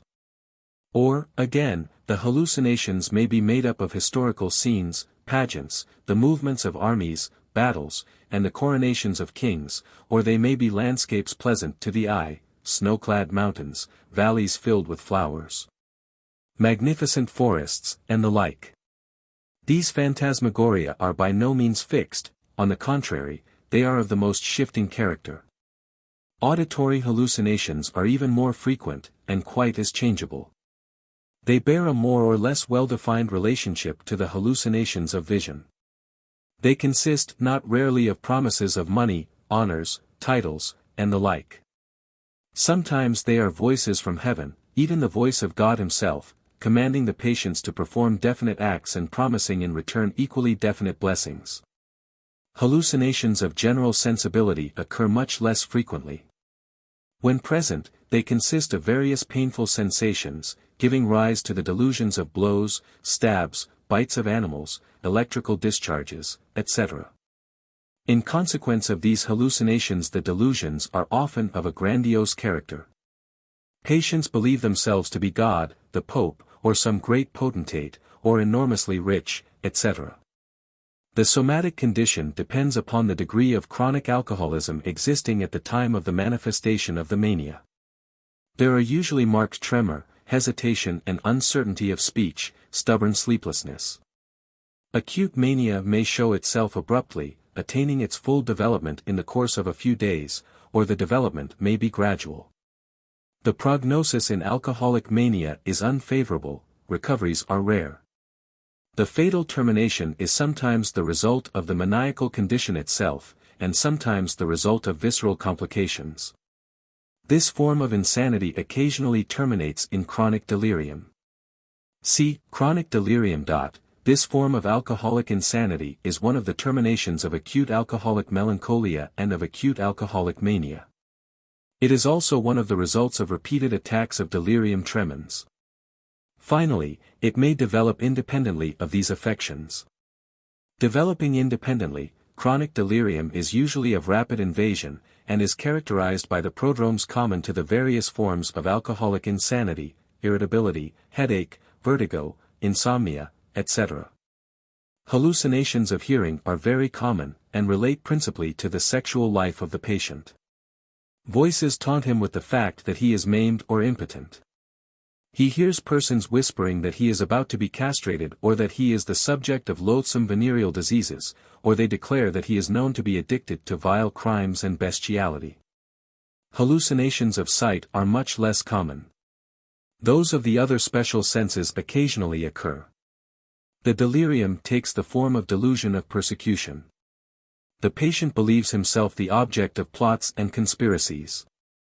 His enemies are seeking to ruin his good name, to tarnish his reputation, to poison him. They put filth in his food or charge him with electricity, they steal away his vital force or his sexual power, they taunt him, they mock him. They beat him and rob him. A delusion so frequent as to be almost characteristic of chronic alcoholic delirium relates to marital infidelity. 48 The patients cherish unjust and often absurd suspicions of the virtue of their wives. These delusions arise independently of hallucinations either of sight or hearing, and are of the greatest importance, because they supply logical motives for the most appalling and brutal crimes. 48 The combination of a delusion of mutilation of the sexual organs with the delusion that the patient's food is poisoned, and that his wife is unfaithful to him, may be considered to as nearly demonstrate the existence of alcoholic insanity as any one group of symptoms in mental pathology can prove anything. Spitzka, Insanity. N. Y. 1883. Alcoholic delirium differs in the transitory and incoherent character of its delusions from ordinary chronic delirium, in which the delusions are much more apt to be fixed and permanent. D. Dementia. This is a common terminal condition of alcoholism. It may develop, without the intervention of other forms of mental disease, in the course of chronic alcoholism as a mere intensification of the intellectual and moral degradation of that condition. This is especially liable to occur in hereditary alcoholism. Dementia also closes the scene in a considerable proportion of cases characterized by repeated attacks of delirium tremens. It likewise constitutes the terminal condition in other forms of alcoholic insanity. The symptoms are sometimes so slight as to escape ordinary observation. More commonly they are fully developed. As compared with ordinary dementia, they present but little that is characteristic. Alcoholic dements are perhaps more filthy and more difficult to manage, duller and more mischievous, than others. Their somatic disorders are more marked. In them hyperesthesias are replaced by anesthesias, sleep is apt to be irregular and disturbed, the hallucinations characteristic of the antecedent alcoholic psychosis now and then reappear. Slowly developing failure of intellect, forgetfulness, stupor, end in more or less complete loss of mental power. Nevertheless, a small proportion of the milder cases are capable of arrest under treatment. E. Paretic dementia. Alcoholism is an important etiological factor in the production of this condition. The intellectual disorders and motor disturbances which characterize it, varied as they are associated with cerebral lesions, and especially with lesions of the cortex equally varied, lesions which are common in chronic alcoholism. These lesions vary from meningeal congestion and inflammation to profound inflammatory and degenerative alterations in the cerebral substance. Paretic dementia may develop after long-continued excesses without previous appreciable mental or cerebral symptoms. In such cases it presents no specific indications of its alcoholic origin. The difficulty of determining the influence of alcohol in its causation is increased by the fact that alcoholic excesses, symptomatic dipsomania, are frequent in the prodromic and early stages of this form of mental disease. Paretic dementia may also develop after repeated attacks of delirium tremens. Here the early attacks end in recovery apparently complete. Later, the convalescence is unsatisfactory and prolonged, leaving some indications of intellectual enfeeblement, which, after renewed attacks, increases, and is accompanied by delusions of grandeur, embarrassment of speech, unequal dilatation of the pupils, and general paresis. The prognosis is practically hopeless. 3. Hereditary alcoholism. This term has been used in a somewhat vague manner to designate the morbid tendencies and pathological conditions directly transmitted by alcoholic subjects to their offspring. Chronic alcoholism on the part of one or both parents may be followed by morbid manifestations in the child. The hereditary transmission of the effects of alcoholism has been recognized from remote antiquity.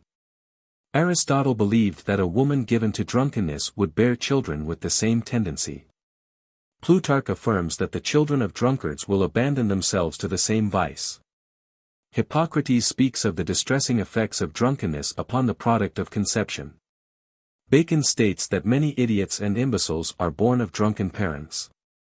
In more recent times the fact has been generally recognized that many maladies caused by the abuse of alcohol are liable to be transmitted to succeeding generations, and that alcoholism may in this way, in the course of 2 or 3 generations, lead to the complete extinction of families. Alcoholism on the part of the parents certainly exerts an unfavorable influence upon the health of their children, who are especially disposed to cerebral congestion, hypochondriasis, intellectual feebleness, and insanity. 2 forms of hereditary alcoholism have been recognized: first, that in which the disease or defect of the parent is transmitted to the offspring. And second, that in which the disease or defect is not directly transmitted to the offspring, but a morbid tendency which manifests itself in diseases or defects of a different kind. 49. 49.1. Heredite de similitude, alcoolisme hereditaire. Homotype. 2. Heredite de transformation, alcoolisme hereditaire. Heterotype.